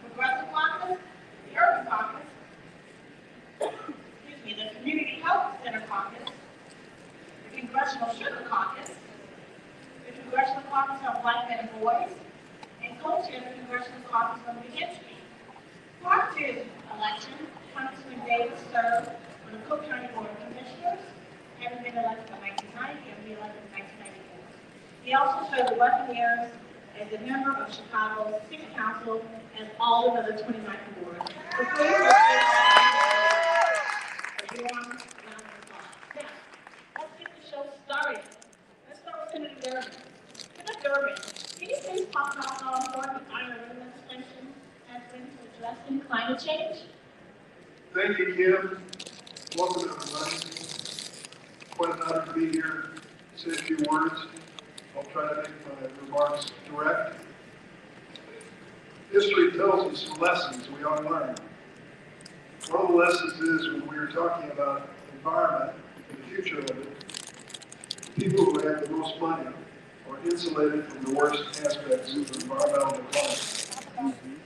People who are struggling, middle-income families and lower, are usually the first victims of environmental degradation. They pay the price. Pollution in their neighborhood, the kids' asthma worse because of it. Some of the things that happen, I think about the southeast side of the city of Chicago, right there, which was a dumping ground, and still would be if we didn't raise hell once in a while, for every known chemical and wasteful thing possible. And these poor people tried to raise their families in that environment. They struggle because they're not politically articulate, which means they don't have a lot of money. So they can't play in the business. Shame on us if we accept that. Shame on us. We've got to make sure that the rating for the environment on the state is done in a reasonable, responsible, and fair-minded way. That means making sure that if you don't have a lot of wealth, you still have a lot to say when it comes to the future of the environment. Now, the bill that Kim asked about, I'll briefly say, is helpful in many respects, but I'll give you an example of why it might not help you. We provide tax incentives for people to put solar panels on the roofs of their home. Well, if you happen to be a renter, you're not that interested in it. It's the owner's responsibility, the owner's tax credit. But look at what it does for you. My wife and I decided to be the first family in our neighborhood in Springfield put solar panels on our home. We did. We took advantage of this bill, this law. We got a tax deduction for doing it. At the end of the day, our monthly electric bill in Springfield went from $125 a month to $15 a month. Because I'm generating electricity on the roof of my home. Pretty good deal. I mean, I have to look at it. It just naturally happens.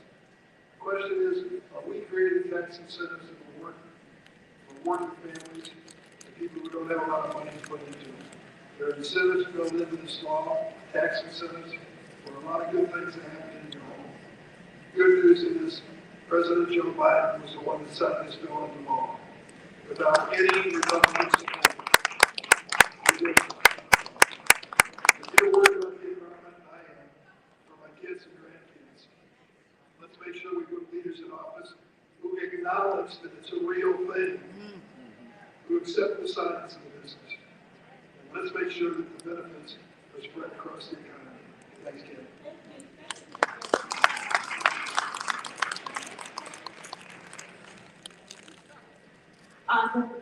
My next question is for Representative Davis. What are you excited to see from these historic pieces of legislation that address climate change in your district? And also, I don't know if you want to comment on the flooding that happened in your district over the summer. Well, thank you very much, and I am delighted to be here with my colleagues, the most outstanding senator in the United States of America. And of course, Jonathan Jackson, who hit the ground running the moment he was elected, even before he was elected, and to be here at the University of Illinois in Chicago. Since moving from Navy Pier, it's become one of the 35 most outstanding urban universities in the United States of America. So I applaud you As I listened to Senator Durbin talk about he and his wife's experiences with the solar paneling, it reminded me that you can't lead where you don't go, and you can't teach what you don't know. So, Senator, I want to thank you for your outstanding leadership.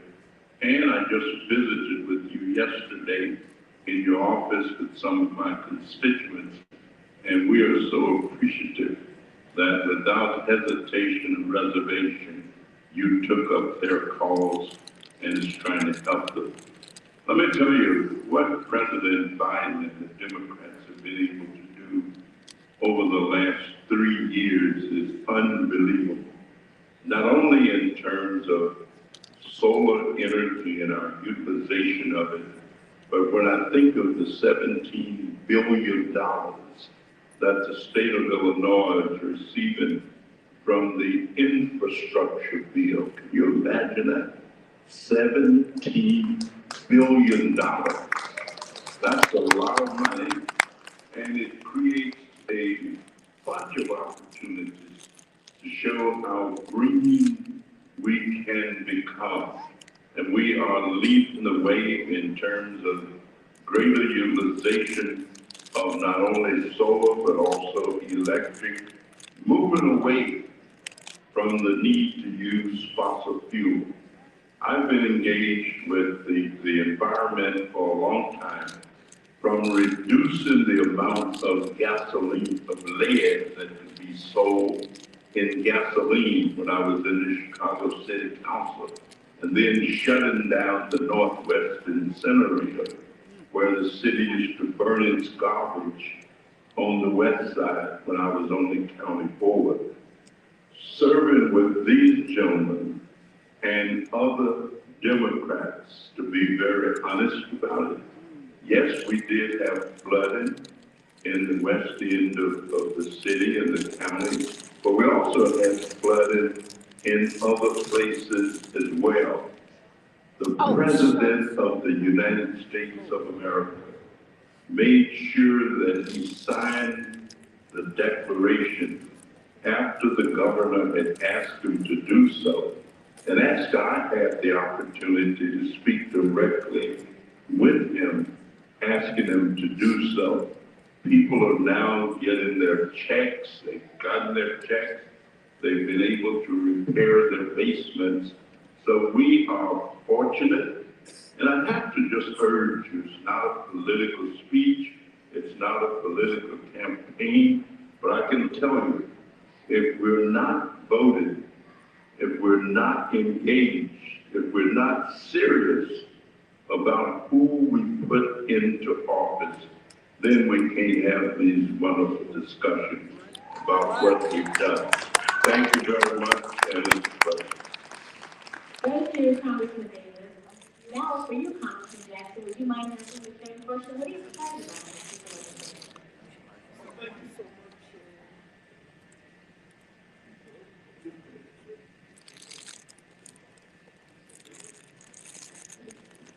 Thank you so much. Thank you so much, Kim. I appreciate it. Thank you for being out and showing your enthusiasm and your dedication to this very important subject today. I'd like to thank our most progressive senator in the entire United States Senator. I'm honored to be on the stage with Senator Dick Durbin. He is consistent on justice across his entire career. For that, I'm grateful and honored to sit beside him.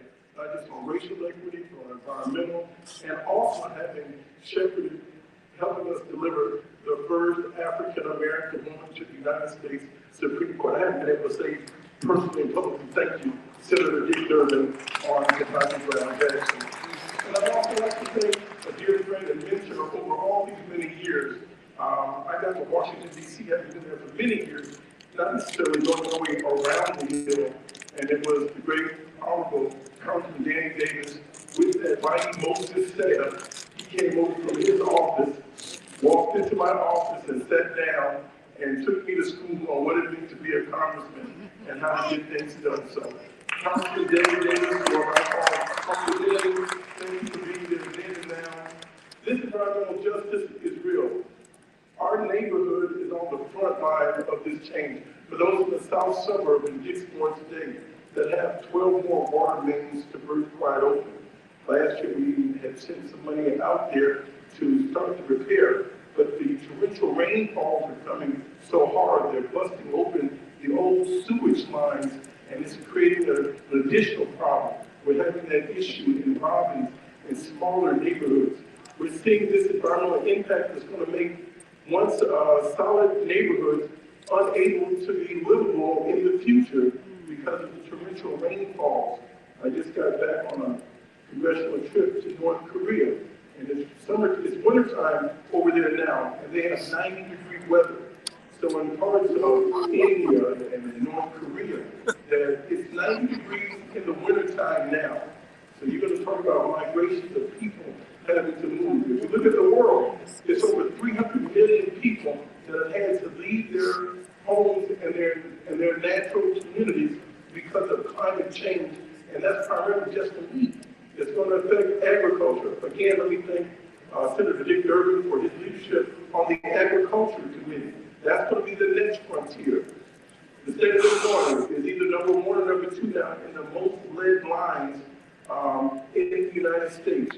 But thanks to President Joe Biden, money has been put in there to remove all of the lead-contaminated lines out of the state of Illinois. That bill was passed without one Republican vote. So when Congressman Davis says we have to get out and vote our numbers, it's just that serious. Now what we're here for, we have to finish the job. Those funds have been allocated. It's taken 2 or 3 years to come into being. Now will be rescinded under a new Congress if we don't finish the job. Some people are trying to get us to become discouraged. Don't be discouraged. The money was already allocated by then Speaker Nancy Pelosi. And I just want to turn this back over to the Honorable Kimberly Clay and share with you one thing.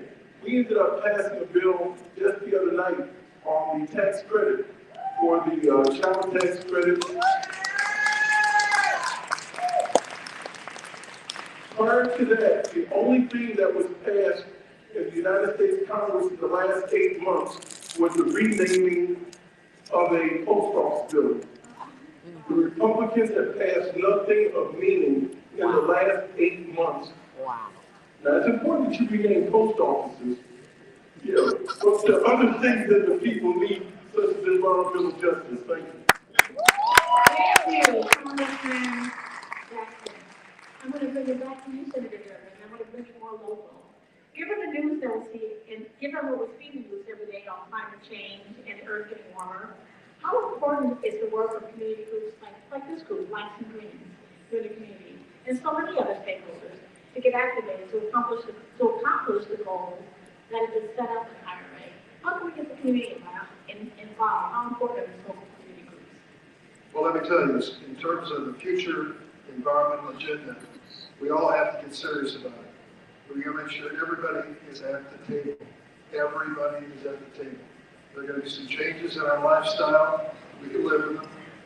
We keep remembering what's at stake is whether our children and grandchildren have a planet they can live on. You hear all this extreme weather going on? This morning I was watching Channel 7.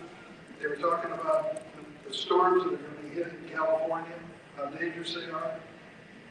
Extreme weather is not unusual, but we see it so often. Things are happening so often. So we have tornadoes now in Illinois in the winter.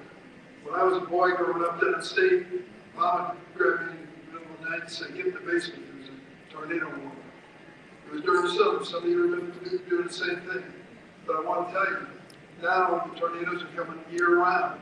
What is going on here? This extreme weather is no accident. It is a policy, or I should say it's a phenomenon that's been created by the environmental situation we live in. We got to do better. We can do better. But let's make sure that this organization and others are at the table for that discussion. I want to take 30 seconds and say, Danny K. Davis is the Dean of the Illinois Congressional Delegation. We want to make sure that this man, his values, are going to continue. Jonathan here is a newbie. Brand new, and great family name we all know so well. He is engaged engaged in the issues. He's on the Foreign Affairs Committee, he's looking at the world. He's on the Agriculture Committee. He's looking at food stamps and school luncheon, as well as foreign policy. SNAP, all these are part of it. So the point I'm making is these two individuals represent the seniority and the wisdom and the excitement and the energy. We couldn't ask for more than that. Thank you. Thank you again. This next question is to Representative Jackson. The Environmental Justice Technical Assistance Centers that are being opened here in the Midwest. Maybe you could talk about why investing in efforts like this in communities across the Midwest, why that's important. Well, thank you. And let me tell you, for you that come out, you actually give us the fuel that we need to come here. We are able to cast your vote, express your interest. We are your representatives, so I can't thank you enough. We come out of the activist tradition, and anytime we can come back before a group of activists, you all make a difference. Sometimes people can get complacent in these seats, but we hear you, and that's why I can't be more proud to be with these gentlemen today. The technical assistance, the activism, we have to grow it. I'd like to come back next year. Let's make sure every seat has our children. Let us show our children the process. Our children are very excited. They know their life and their future is on the line. You all have the wisdom to bring them in. Let me follow up on what Senator Dorin said about what's happening in California and those torrential rains. When we think about the largest part of contribution to the California economy, some people would think it's Hollywood, some people would think it's technology. The largest industry in California is agriculture. With this torrential rain, you can look forward to higher produce prices. Unless we begin, as passing this farm bill, having urban agriculture, where we can teach our children how to grow food sustainably locally. That is why I'm proud to be on the agriculture committee. You would think the food is coming out of California. They're going to have California problems. You can't flood the land and then expect the food to come out. So our landscape is altering. All you have to do is step outside. This is February in Chicago, where you really don't need a coat, and there is no snow in sight on the ground. This may not be politically popular, but I do miss the snow in February in Chicago. Congressman Davis, do you want to talk on the EJ Technical Assistance Center? After you speak, I'm going to let you all do a closing statement and offer anything that you want to do with the Well, let me just say this. My father was not a college or university professor. He finished the 4th grade. But he used to tell us that a little knowledge is a dangerous thing. All right now. He always said you had to drink deep because shallow drinking intoxicates the brain. And so what he was really saying is that we must use the science that we know is available to us. This is the information age. We are more enlightened, have more knowledge, and the opportunity to gain more than we've ever had in the history of our world. Not just the history of our country, but the history of our world. And if we're not using what we know, then we're doing ourselves and our environment a disservice. So I think we owe it to ourselves to make use of the knowledge, to make use of the power. And I've been told that,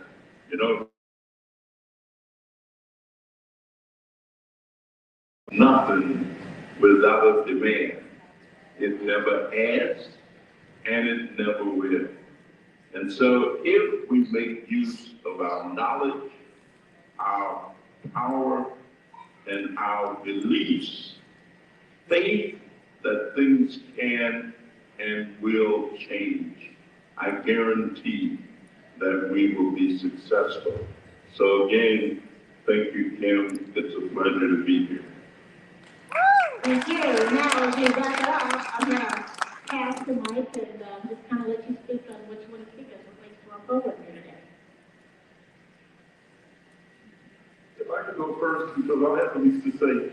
Environmental racism is real, it's strong, and this is the challenge of the new millennium. Thank you so much. Wow. Every year out in Washington, I have farmers come see me, organized.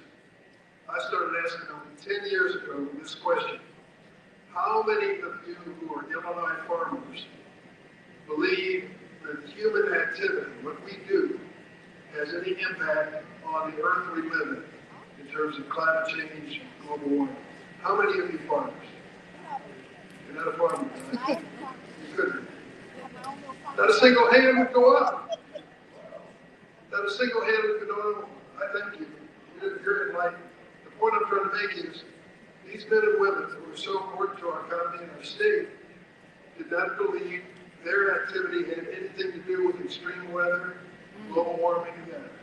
I kept asking that question year after year. So finally I said to one of these farmers, I said, well, what do you think's going on? Glaciers are melting, things are changing. You think it has anything to do with human activity? What's causing all this? And he said, well, Senator, some years God sends me a drought, some years God sends me a flood. And I just take whatever God sends me. I want to say to him, I'm no biblical scholar, I'm no theologian, I don't know what God has on his mind today. But if I do recall, they say God helps those who help themselves.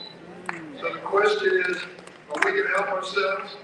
Make sure that everybody's in on this conversation, make sure that our environment is better, and we're all protecting one another in the process. That's the bottom line. Thank you for letting me join you. To Ian, I would just say that I am fortunate as an individual and as a representative. I represent more hospitals, colleges, and universities than you will find in any other congressional district in America. There are 23 hospitals in the area called the 7th District, 4 outstanding medical schools, more colleges and universities than you can count, almost. So knowledge is all around us. Every place that you can see, making use of it is an opportunity that all of us have, and it's a responsibility to keep it moving, keep it growing, keep it developing, and make our environment as safe as it can possibly be. Thank you very much, and have a wonderful evening. Well, thank you, please. So let's all give them a round of applause. What an amazing panel. I am honored to be on the stage with these three congressmen. Also, please let's thank Naomi Davis for all the work that she's done with Marching Green and bringing us all together today. This is amazing, Naomi, so thank you so very much.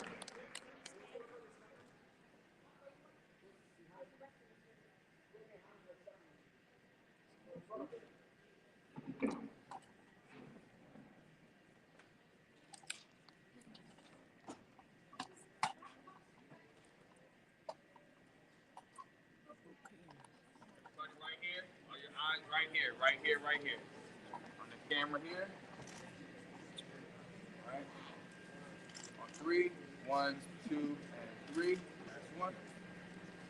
1, 2, and then one more.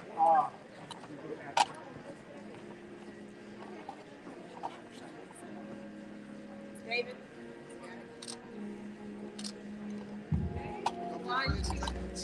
1, 2, 3, and one more. 1, 2, 3. Thank Everybody you. here, hold on. Hold here, hold here. Good job. Thank you. Thank you.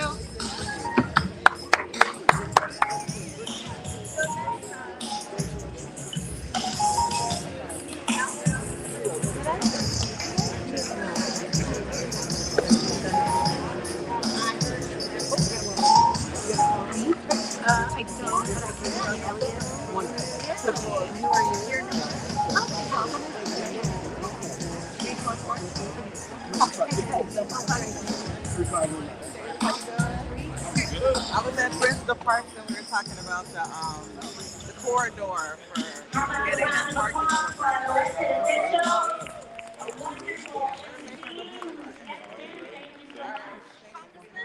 We're going to continue our program. And we're going to continue our program. Wait, I'm getting in this picture because I don't know your daddy.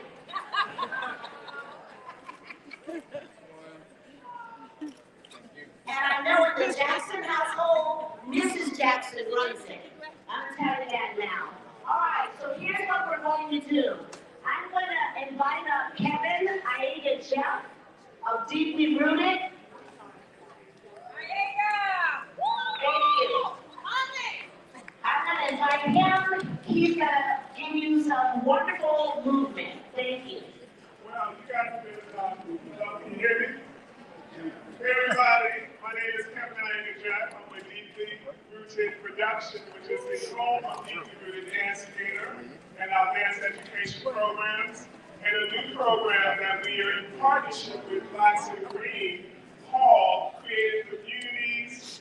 Fertile Ground is a performance. Now we're over there in that booth right there, and I want to inspire you to take a minute to go over to that booth, find out about Fertile Ground, and sign up to become a community performer on stage telling stories that come from Chicago community. Stories that are shared through dance, through acting, through music, through song, featuring you on stage in production in an incredible, fantastic way. We have some video footage over there so that you can take a look at what the process was last year. We're going to do it again this summer through the second phase of the process. And then next year, in 2025, we're going to be premiering the production full-blown, full sets, full costumes, and incredible, incredible possibilities. Can I have a role? Can I have a role? You can have a role.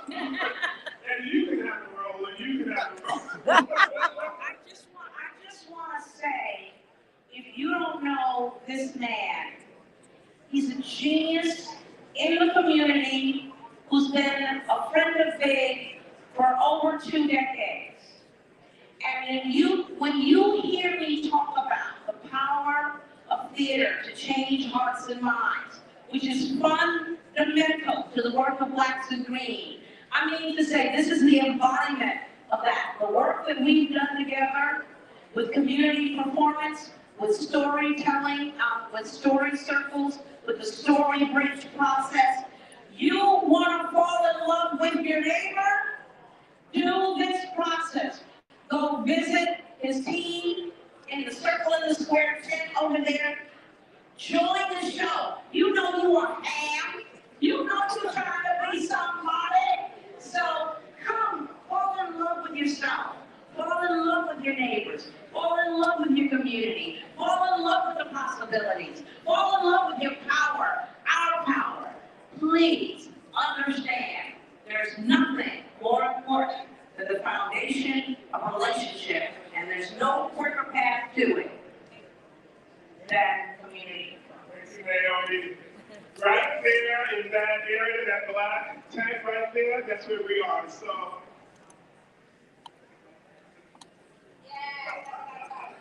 yeah, so y'all see I'm outfitted correctly today. All right, y'all want to stand up a little bit and move? Y'all been sitting for a long time.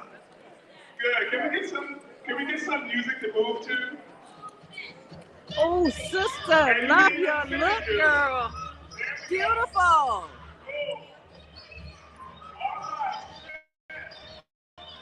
Story, circle, and community performance. OMG, is this beautiful or what?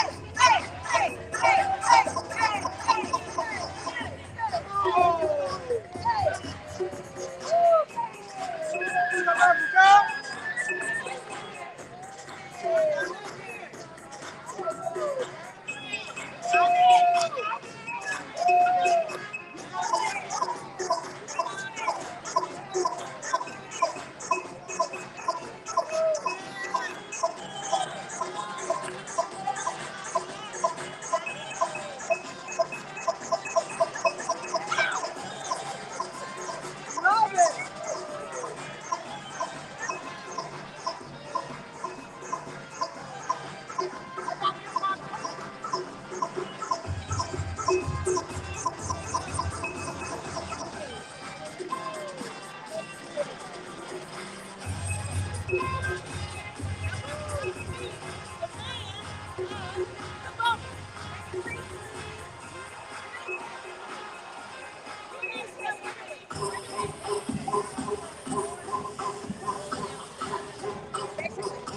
on in, come on in.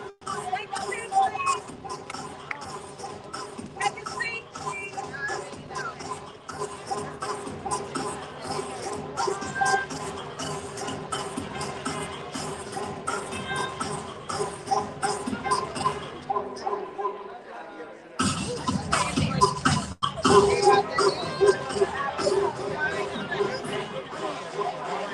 That's it. Okay. We need this one. Okay. Thank you all for coming. Thank you for coming back. Oh, yeah. Thank you all for I want to see what y'all doing over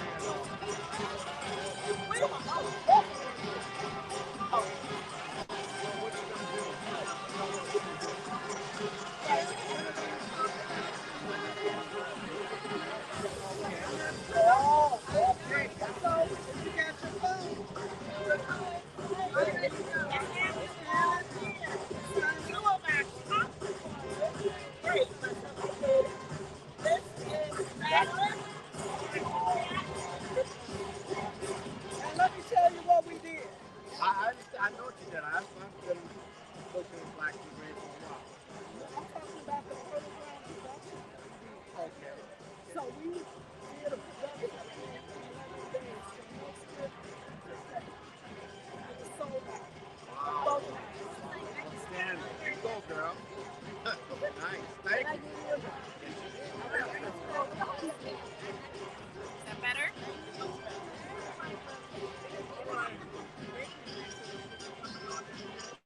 So I'm assuming that all of you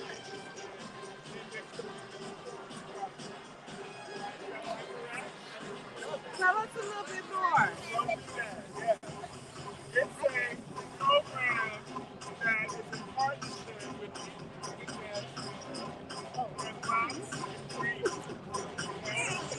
Louder? Much louder. All right. This program is in partnership with Deeply Rooted Dance Theater and Blacks in Green. Okay? It falls under the program umbrella of creative communities. All right? Creative communities, because creativity in communities is essential. What we all have in common is that we are creative beings.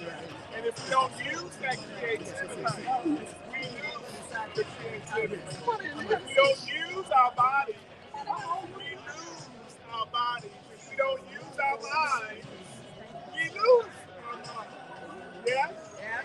So, creative communities we are making a production called Fertile Ground, which is based on migration stories. It's framed around great migration stories, but not limited to great migration stories. Okay? How we get those stories is that we collect those stories from the community. So we'll sit with our senior citizens, we'll sit with our mid-range age people, we'll sit with our young people, and we'll collect stories, and those stories will be put into a play written by a playwright, and once the play is approved through our process, it gets reduced into a large cast play, featuring acting, featuring singing. These photographs are to give you a little bit of idea of what the process has been. So we feature acting, we feature singing, we feature movements, and we also feature dance, movement and dance. So if you don't want to dance, you still got to move, okay? And we feature singing, and we feature musicianship. All right, and it becomes a huge production where we tell the stories of the community through this incredible play that we create together. Does that make sense? Yeah. Do Yes. you accept plays that are already written? No, this is a play that is written by a playwright that we hire to take all of the stories that we've collected. Like we'll interview you if you want to give a story, and then you might want to give a story, and then that playwright has to sit with the stories and make that into a play. Okay? So that's a process that she has to. Our playwright, I know she's got it in the kitchen right now, but she comes in and she makes that happen for us. It's amazing. I'm sorry about that. It is amazing. We are all three. We were performers in the play. But what is so interesting about it is your story. And Shawnee's, our scribe, if you want to call it playwright, takes your story. It's your words, literally. And then through the direction of this gentleman here, and all the fabulous people. I mean, we had opera singers, we had dancers, we had students. It was amazing. And so you get this intergenerational growth and this energy and the healing and it's cathartic. It was like a religious experience. And if you don't know nothing about religion, you don't worry about it. I ain't talking about going to church. In that like we did. I got a story to tell. See? So I got this thing on Facebook that asked me to come and audition for this community event. And since I thought I was an actor, I was. And I met this guy, our director, who I don't see up here, Daniel. And I asked him, what is this about? And he said, well, we're going to put on this production. There's going to be a little acting, a little singing, some dance. And I said, no, I don't dance. I do the other stuff, but I'm not dancing. So he said, well, okay. That's okay. No big deal. So day one, we started with dance movement. Which, if I may say, is very similar to what he just had us do. We thought you just moving. I danced in a chair because I told him I didn't dance. Performance night. I was everywhere. And it's so much fun. But more than what they said about what the production was, no accident. Every member of our ensemble talked about the healing that was taking place among us. Based on our stories, based on our connectivity. I didn't know, I knew one person. Well, two other people joined on later, and I knew them. But apart from that, we were all famous basically to one another. So we are still family. This moment, this work is more than what you see. It was a healing journey, and we all knew that. Amen. Thank you. So I invite you all to come and join us. You have more fun than you can imagine. Than you could ever imagine. Are there some dates available? It was a lot of work. It was hard work because we had long rehearsal days. And it's what you do. It's your commitment. So you don't get paid. Yeah, let me answer a few technical questions. First thing is, it's scheduled to begin late June 29th. If you're interested in receiving information, we need you to sign in on the sheet. You need to fill out the sheet, or you can scan the QR code and sign in that way. That's the best way. That way we can send you information and you'll have everything, okay? So QR code is right here. If you want to scan it on your phone, I was waiting to do that. And then to sign in, there's a sign-in sheet right here. And you can sign in just by writing. The location, the good news is that Blacks in Green has acquired 2 new buildings, of which one is going to be the location for the rehearsal and most likely the performance as well. Okay? What's the location of the new buildings, the chapels? That's going to be on 65th and St. Lawrence. 75th and St. Lawrence? 65th and I'm sorry, 65th and Champlain. 65th and Champlain. So last year, had to rent a facility to do the performance and processing. This year, we'll be using Blacks and Greens' new facility to do the performance and rehearsal processing. Okay? So if you'll fill out the form right here or either via the QR code, we can make sure that we update you and let you know when all the activities are happening. Did you have another question? No, I'm just asking where the form is because I'm recording. I can't do the QR on my phone. The times are usually from 6 to 9 p.m. Can we show how easy that process is? Just a minute. Can I have you lift it up just a little bit? Lift yours up a little bit. I want to show them how easy it is. Thank you. I don't want my bottle in there. Do it again. Okay, one more time. Okay. So you got it. Now let us see in the camera so people can see how easy that is. Go back. I'm sorry. Okay, good. Thank you. So show us. You're there. See if it'll come up. All right. The information should come up. Or is that what you're looking for? For the website. Okay, yes, but it didn't come up. You know what I did? I took a picture of it. Oh, you took a picture of it. Let me see. Let's go. Here. Okay, let me put this down.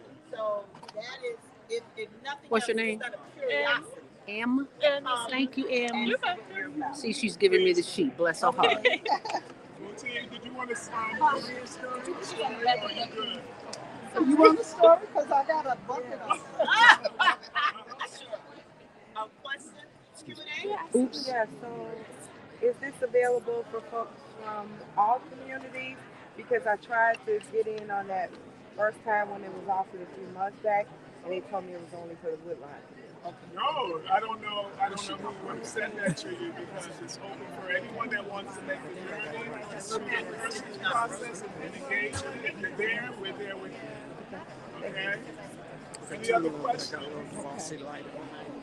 Are there age limits? No. It's intergenerational. As a matter of fact, if you know some young people, Thank you. You know, if you have a son or a daughter that you think or a nephew or niece, you know, it's a great space for young people. And there are not many spaces where we get to really interface that. You know, I don't know if you really noticed that. We don't have many spaces where young people come to engage with our seniors. Yes. And with everybody in between. In this process, that happens incredibly beautifully. And everybody tells their stories and shares about their life. So it's a whole other level of sharing. So I would encourage you, if you know any young people, please invite them. Look, I'm trying to get myself together. The mayor's wife came with her daughter. Okay. I got what I need. Yes, ma'am. So what? Go to your. Was it in your phone or your phone?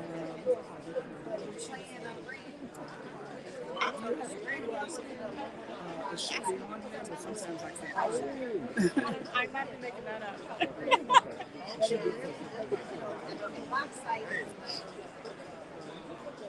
Okay, so I'm online.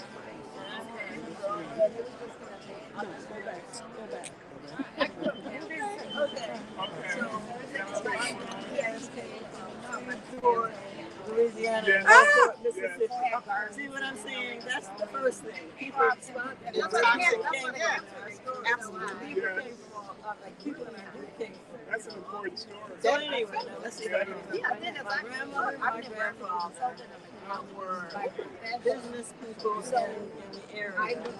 And my grandfather, he hunted, he fished, he farmed, and the lack of knowledge. And so that's killing. He helped us raise beds. You know, there was a time when we helped our neighbors develop, and if they had trouble, the neighbors would come and help.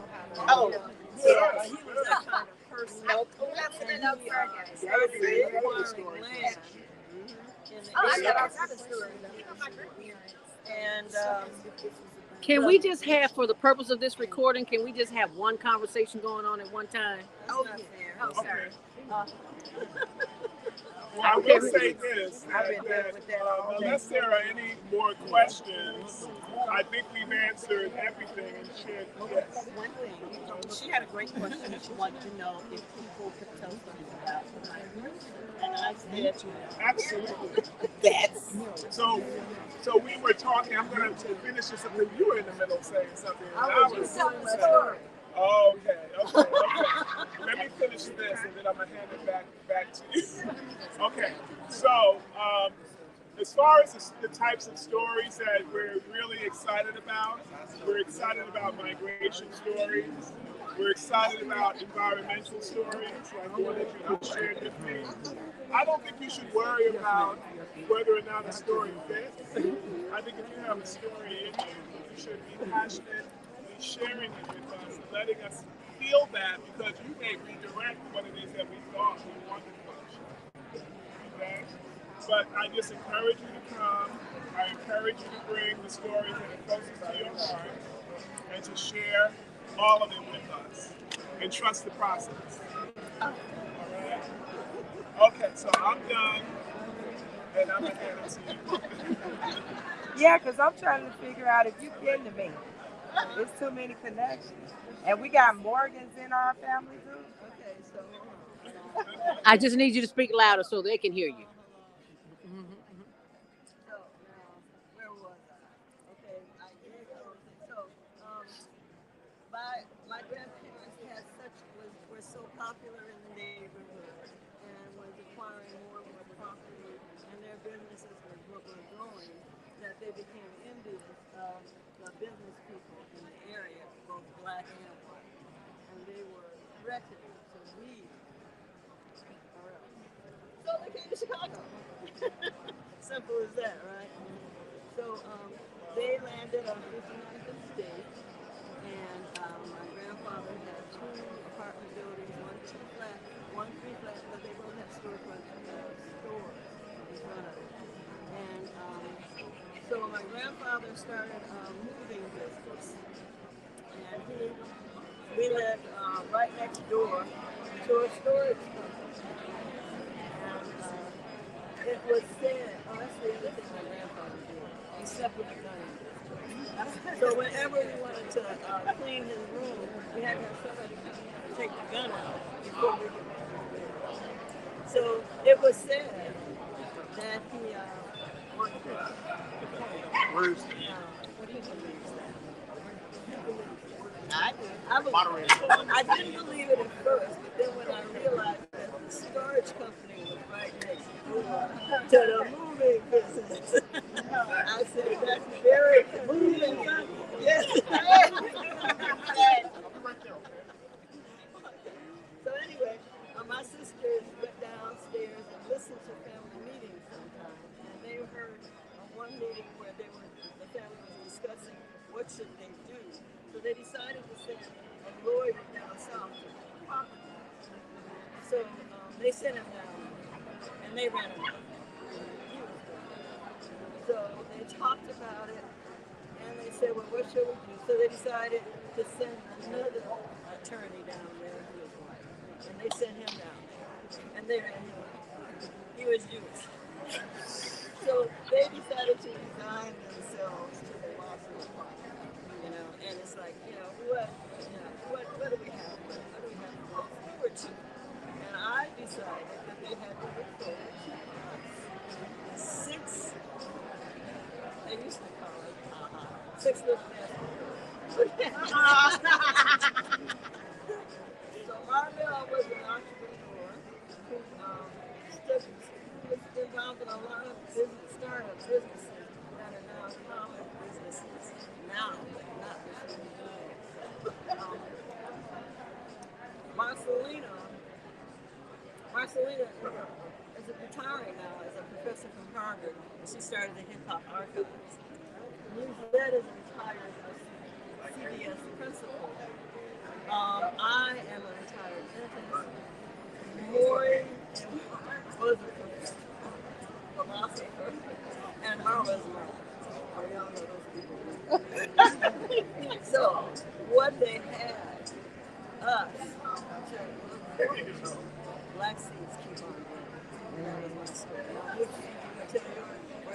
time left. Okay, no time left. No, you tell your story. That's the more Well, ask me questions. Is there a family reason why you guys all have names that started with M? Okay, so I come from a family that believed in entertainment, believe it or not. Say it again, I didn't hear. They believe in entertainment. Believe in entertainment. So somebody would come over to the house. We'd all have to line up. We'd all have to recite what we were doing. And if we were singing, we had to sing a song. Okay. So that's where we came from. Okay. Where were you in the birth order? Oh gosh, I was always the one. You always The youngest. Now I'm the youngest. I'm always the youngest. Then I wasn't the youngest, but I was the oldest. Now you asked me. And you're mad. Oh yeah, I'm 23. Okay. Thank you, Evelyn. But you see how you relate to the stories and how interesting it is. This woman is a wonderful story. I like that. Oh, because we were performing, so we were all named to see our names in the marquees. Yes. What about some of the good stories? Yeah. How did your family get to Chicago? Well, were they always in Chicago? Well, we actually have. Oh, did you go ahead? I'm sorry. No. You were here early on. No, we got a story right here. I got to read it about you because I get you chatting. Okay. Stand up. I can't hear you. Nobody could hear you.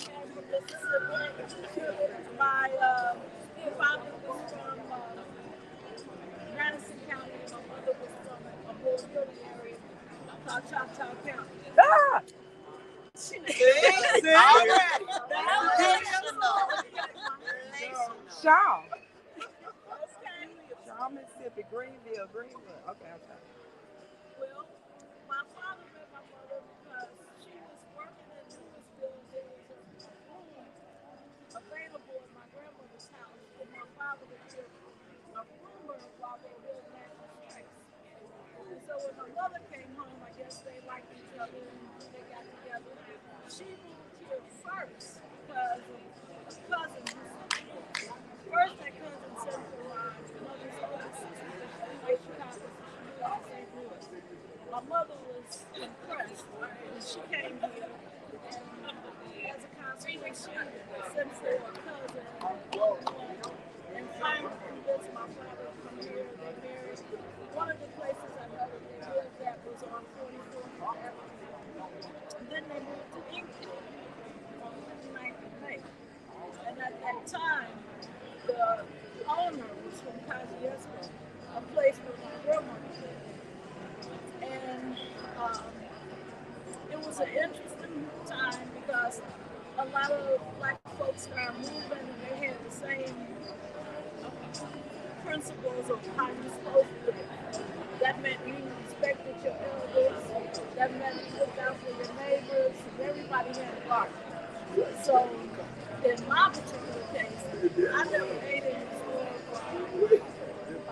fruits and vegetables because my mother grew it and then we moved down south. What we didn't have, people would send you back home with it. And Inglewood at that time was a community, at least on my block. The block that I was walking without fighting. It was a different story on the other side of the block.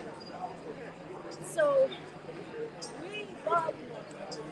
We looked out for one another. And I don't think there was a better community than brought up in during that time.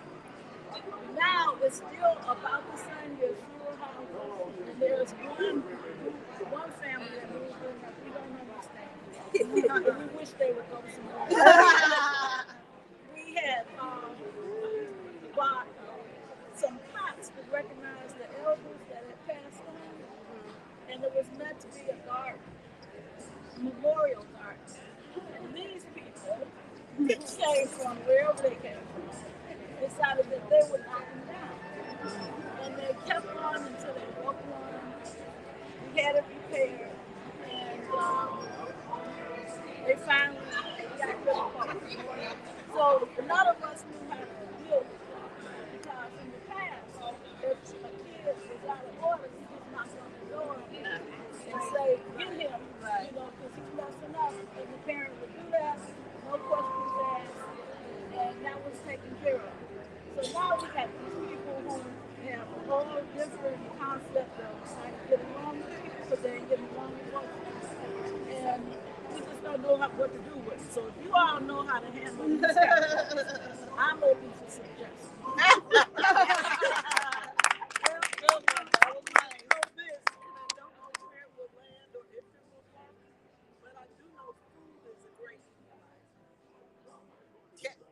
Have a community gathering, one-on-one, break bread together, and see where your common ground is. Because we can look outside and say, well, they're different, but not always. And the communication may just lie in the fact that where they came from, that behavior was different. And they don't know moving into a community that's established with certain ground rules means you have to love it. And it's not a bad thing to fit in to your community because the community keeps everybody safe. Everybody comes and everybody comes. So, break bread. What's the age group of this? They are, these two in the family are high school students, and I'm not so sure, but the first one, is the mom like younger? Like 30? She was maybe 38 or 37. I was curious because sometimes like, there's those generational differences in depending where she's from. Ooh, might work, maybe. Right. But just finding what they have in common. Everywhere I go, no matter what group I'm in, I'm the oldest person in, I'm everybody's mom. Yeah. So, now the first group, that woman, that person just may need support. And they may be resistant because maybe they don't. And then we were sharing that. Yeah. Will melt down and then make them feel part of whatever it is. The first week they moved in the daytime, this is the first week, they took a brick and threw it at one of my neighbor's car, and it actually did it. Their upstairs neighbor is 80. They give her a hard time. She said they don't come alive till 3 in the morning. And I don't know. I'm listening to the breaking bread. But the way I was brought up, if you were behaving like that, you would be scared from somebody that. When I'm to Piggy Tail, to Brown Hair, thank you. Don't hit my back. But you know, food really is a great equalizer. And here's the thing. I'm a big sense and smells and energy and touches and all of that stuff. So say you walk down the street and you smell something that you like barbecue that could be on the grill. And you don't even know where it's coming from, but it gets your attention. It smells so good. You know what I'm saying? So if you have something more open, not having people in your home you don't know, but something where it would attract people out, they still may not on the first one be like, oh my, this is such a great neighborhood. But they got to get to know you, and you got to kind of get to know them a little bit. It's like they said, we don't know what their norm is. And what our experience is, as I'm getting older, and I'm learning, ain't everybody experience. If I can, just be like that. But learning to, when it is definitely an elevated stance to not be judgmental, especially when somebody throw a brick into a car, because my first response would be like, what? But that is, I think, is a wonderful start. You don't know what it's going to produce, but it could, even the tiniest little break, the tiniest little bit, if you get a little fissure in something, what ends up happening after a while, you got a big crack. And so then maybe some conversation can happen. and maybe even some community stuff where you get some mental health people in there, because it sounds like there's some mental health issues that the mom probably don't even know how to handle. She can't give what she don't have, or what she's never, she probably got, I mean, we don't know, we don't know what people have experienced. So I think that they can be a reflection of her. They could be. That's how she is. Especially she probably really defensive with them.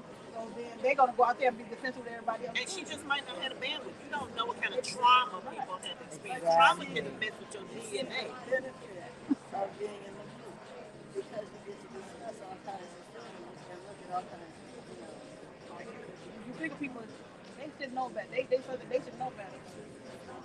I always you know what you know.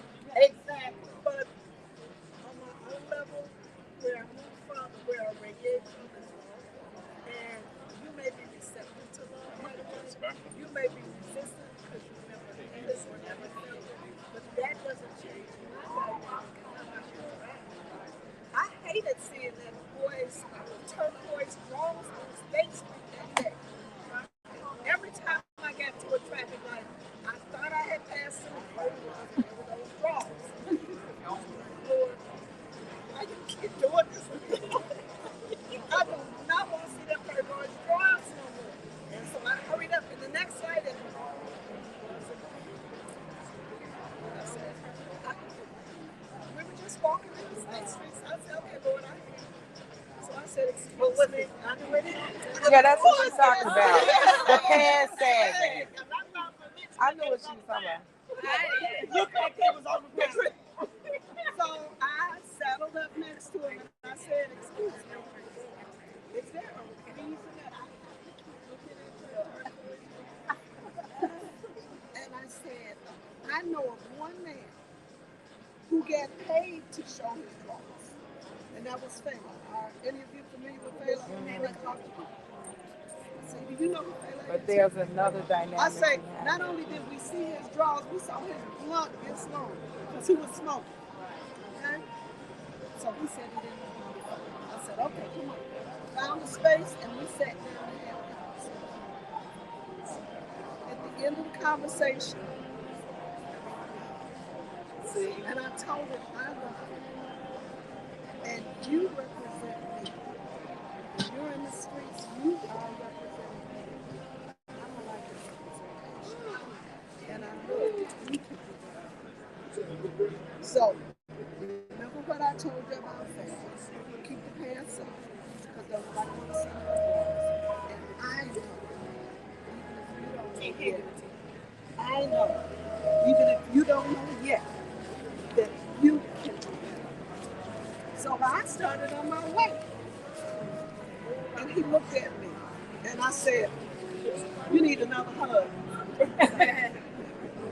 And so I gave him another hug. And what he was doing was getting my attention to dropping them pants down.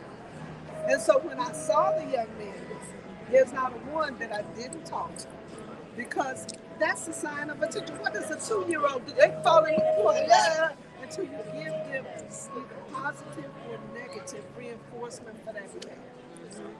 So there's not a child in Chicago, gun or gunless, that I will not approach with mother of, because I'm a mother of 4 sons. I know how to handle children. And not that they're my children, but everybody wants love and respect. Love and respect. So I don't, in my generation, don't mind where you're at. That's a shutdown. You meet people where they are, and you give them what you have to give. And they, in more times than not, will accept it. And that's how we change this nonsense. People my age group, although I don't join them, say things like, them young people, you can't talk to them, I'm scared of them. I'm a mother of 4 sons and 1 daughter. How can I be scared of children? I've got grandchildren. There's no child in this city that I'm afraid of. In truth, some of them may want to put a gun in my head and kill me without a second thought. But I have to trust. The faith that I'm walking Right. carries And me. you give us the spirit of fear. it carries me. And because of that, I can speak boldly, I can speak loudly about the power of love and how love transforms. It will change people, but you have to try. And you have to go without fear. I walk with God. God walks with me. And like y'all said, like 10,000 ancestors. What have I got to be afraid of? Amen. That's how I live in the world. Teach. And for the record, can you tell the people online what your name is? I'm not afraid. I walk with God. And your name? My name is Mutiat Lawal. Mutiat Lawal. Mother of 4. Ain't scared of nobody. Mother Pants. 5. Mother of 5. Pants up or pants down. She ain't scared of nobody. Now share that on Instagram. Oh, I'm on the ground too. All right now. So I totally agree with the break bread before you have to break heads. Oh. But sometimes there are some people that no matter what you do, just won't, compromise. They're unreasonable. But there's a lot of trauma in our community. A lot of mental unwellness that went undressed and then passed on generation to generation. A lot of really legitimate illnesses that weren't diagnosed. And then the stigma around when you had those illnesses, your defense of, I'm not crazy, I'm not, as opposed to us being able to recognize the problem and be treated for it. Right. So that's a reality in our community on a very wide scale. And a young lady that lived above me had some of those issues. So much so her family lives directly across the street from me. She could not stay with them. She moved from place to place and place to place. And so she was over me and unreasonable. When I first moved to that community, I just believe she related to me.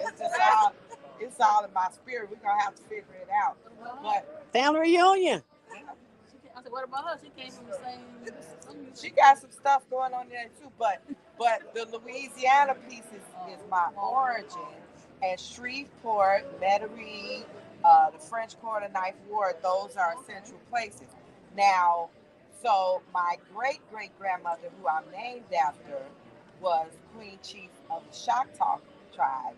And a lot of Choctaw people were in Mississippi, Greenville, Greenwood, Shaw, Mississippi, that had to mingle and pose among other blacks and intermarry and all that stuff for their survival a long time ago. But we don't get into that.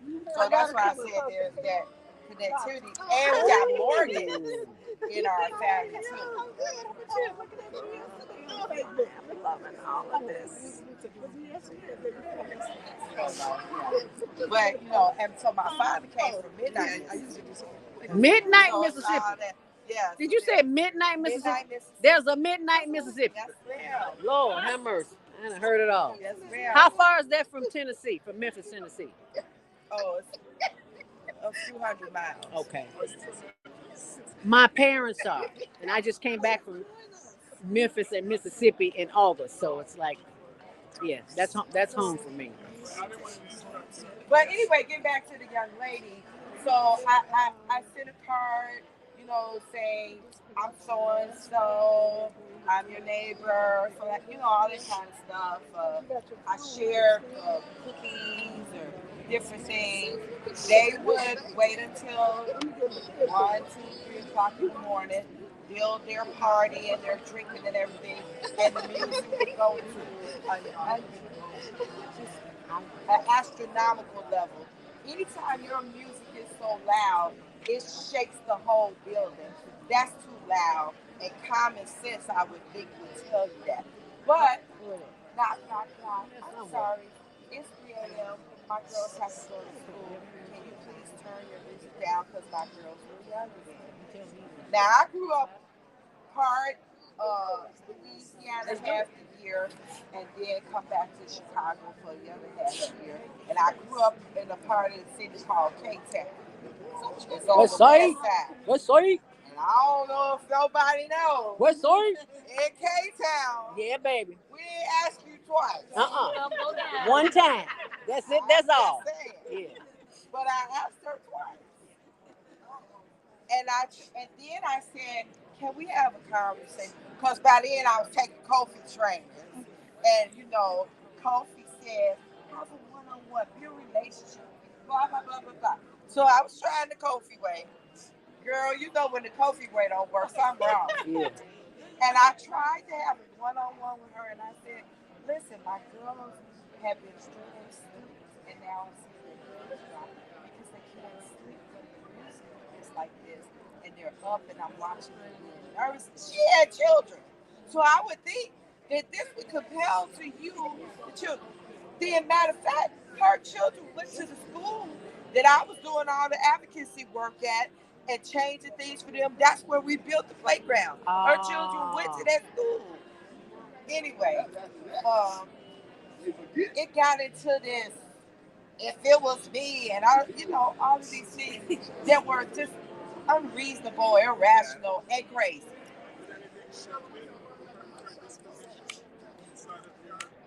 And I said to her, I have tried my best. I've tried my best. I've got the girls even headphones so they can be able to do their head work and shut out. There was no reasoning with this young lady. Anyway, at the end, and then her father, now you know where some of them come from, came over to cuss me out because I ended up writing a letter to Section 8. Here she is, got Section 8. I need Section 8, can't get it, but she don't appreciate it.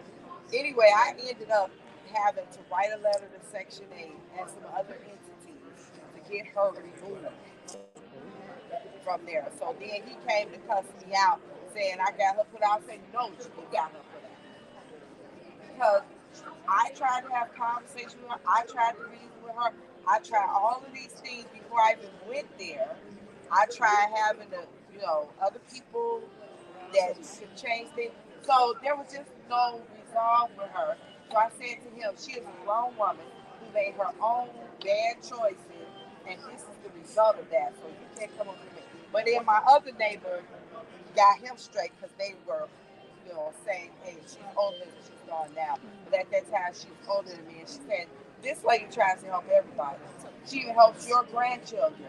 You don't appreciate it. And how dare you come over here and speak to her? Because you know, and everything came out, your daughter has moved to 10 places in this area and gotten put out from all of them. So how now is this her fault? But anyway, I'm just saying, the point I'm making is that sometimes you can try your best and everybody's not there. Right, but to Matia's point, she said, at least you try. Yeah. There's not, and I need to grab this. I just want to grab this and answer this.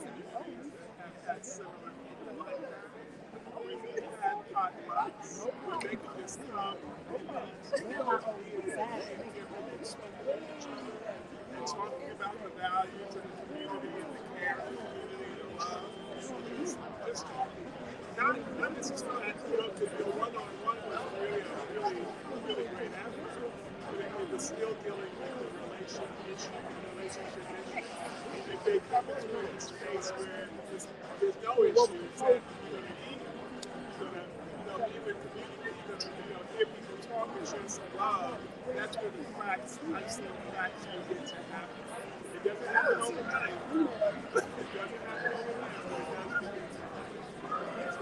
So that in the next one, there's some relationship built in terms of us, and then they can see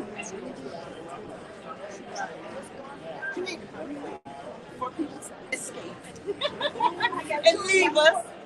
I just want to make sure that I can read and that we can make sure that we can contact you. So let me just ask, Dwayne Lucas? Is Dwayne Lucas still here? No, I know she's here. Veronica Kyle. Veronica's still here? No. Madeline Horton. Sadia? Murphy? No? Lawandia? Stacy? Okay, I just want to make sure I'm reading this. But can you just rewrite your email address down here? Use all the spaces. I know we try to fit it in. Drop color outside the lines. That's right. So I just want to make sure that we can definitely get in contact. So right big, it's plenty of space.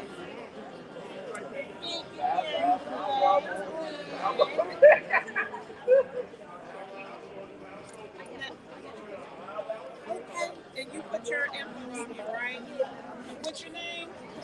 Okay, we're going to take a quick break from here. We're going to do a commercial break because we got this beautiful sisters here.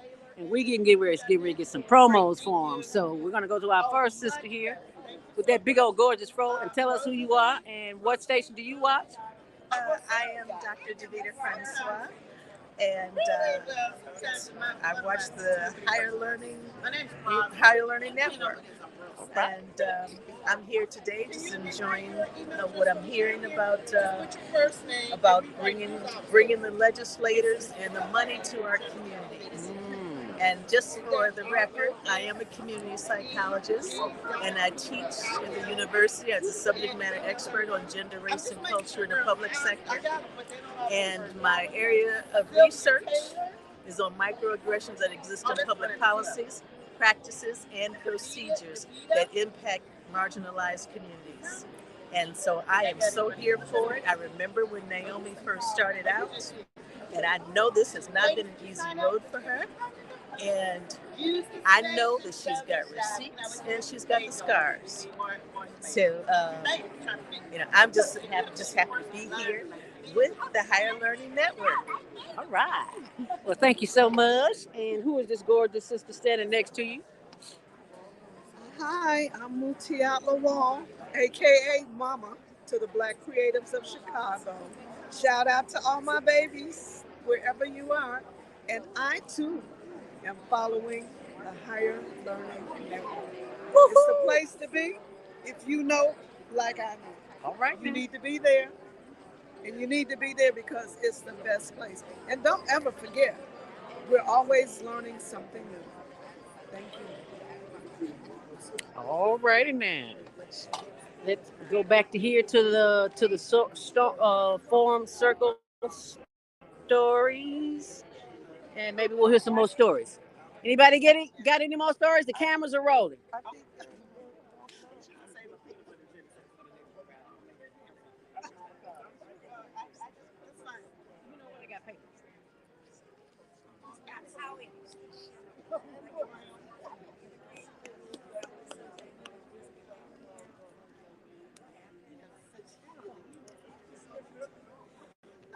Send me the thing, and even I'll look at it because I'm in between, but I am looking at the meantime. So, but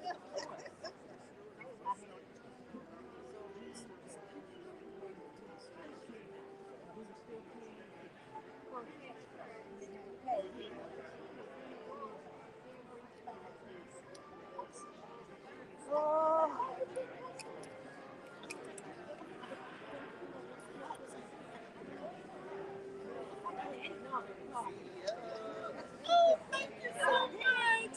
And did you write that? Are you Sarah? I'm Sarah. DAMHOFSJDALF@gmail.com. I can read it. Girl, listen. Oh, man, I have these, and of course, it's glasses on my mind. Okay. Oh, M. Is that M? Yeah, Emily Fred. No, that was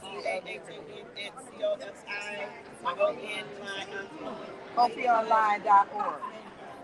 Oh, online. That's it. Okay, that little thing. Okay. Thank you. It was so nice meeting all of you and sharing stories. So I am a student at the University of Chicago, and I am interning in an organization called COFI, which stands for Community Organizing. Miss Rose here is part of it as well. I'm a chair. So yeah, I came to learn a little bit more about the community and what our organization is doing in the community and what other people are doing in the community.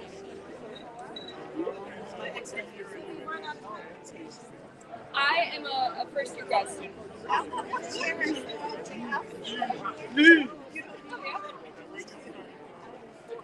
I'm in St. Cloud, Minnesota. Okay. I don't think so, but I have a lot of friends who are actors in Minneapolis and that area.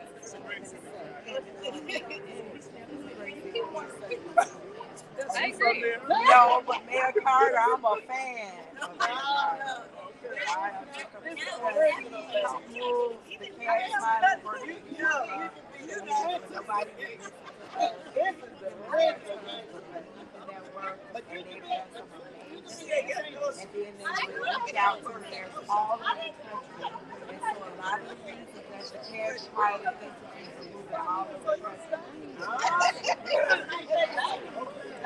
I didn't know that.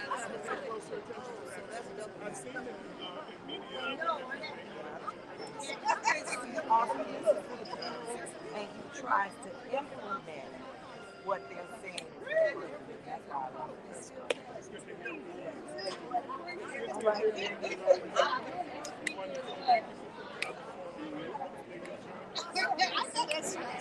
Have a good day.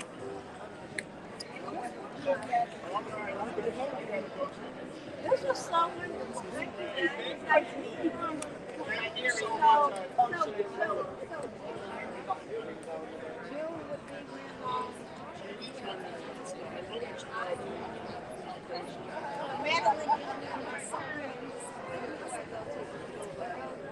That's pretty much no.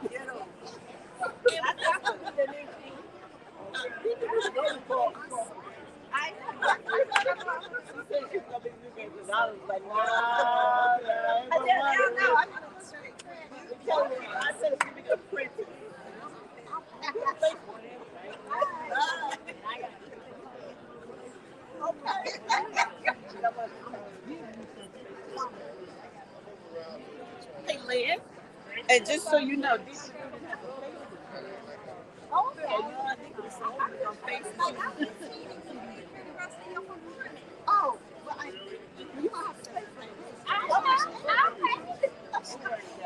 All righty. Hope you all. Any closing comments for the camera? Thank you. All right. And join us. And what's the websites and the dates again? The website is deeplyrootedproductions.org.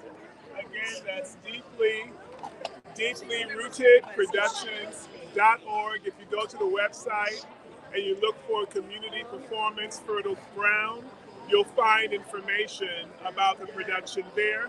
Or if you don't, because it usually gets up a little bit in the spring, right before rehearsals start, you can always inquire online. All right, thank you. All right, thank you. Appreciate it. And for those of you who are still with us, we appreciate you. In the words of Les Brown, it's been a plump, pleasing pleasure as well as a privilege. And we want to share with you some other things. So stay tuned.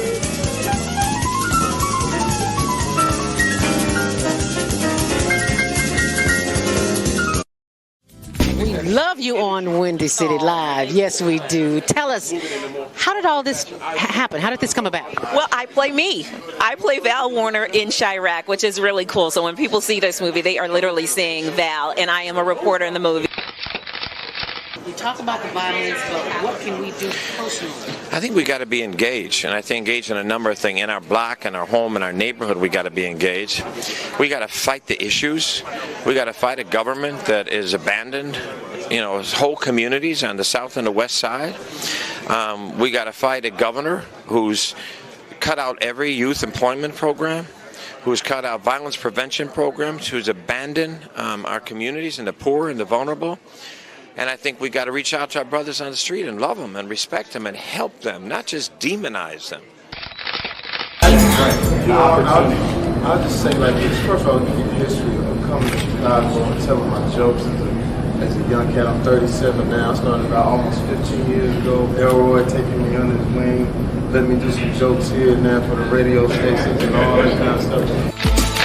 I learned that no matter what you do and how much of a genuine heart you have, and if you're coming from a good place, people are going to criticize if they don't agree with what you're doing. Yo, what's up? It's your man Tony Schofield from 106.3 Chicago's R&B, and you are watching Men on Higher Learning. Now, I used to hang around with some men that was into some higher learning. It just wasn't that kind of higher learning, but I got myself together now, okay? What is it that you do in your quiet time, in your meditation time, that allows you to bring us the films that you do? I sit courtside in Madison Square Garden, world's most famous arena.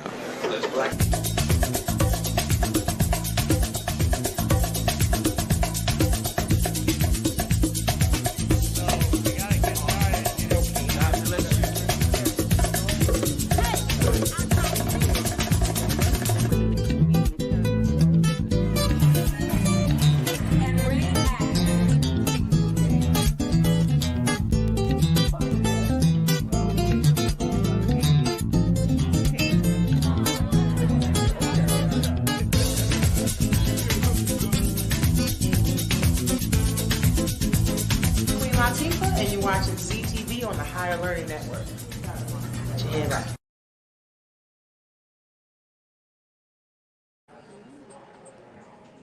Hi, my name is Saidia Murphy, and you are watching the Higher Learning Network. I'm having such a great time here today. I'm an occupational therapist for over 20 years, and I work with the 65 plus generation, and I bring them quality care to their doorstep with my on-the-go mobile services. Again, you're watching the Higher Learning Network, and thank you so much. And what's your website? My website is www.wttlady.com. All right. Thank you so much for joining me. Appreciate you. All right. Okay. All right. Yeah, you're wonderful. One take wonder, girl. Any stress in your life? Thank you. Most of us do. Unfortunately, we don't know what to do with it. Because it's been a long day, even though they have especially as it relates to work. yeah, I I was on the worried about everything, and I finally figured it out with some training. Yeah, I've been certified with them.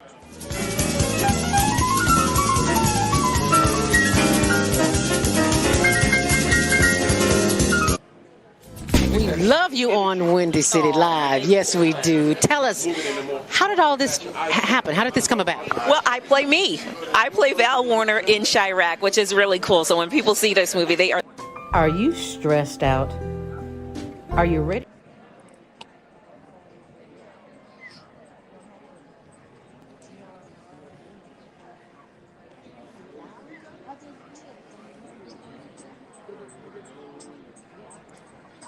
Are you stressed out? Are you ready to learn some quick techniques on how to de-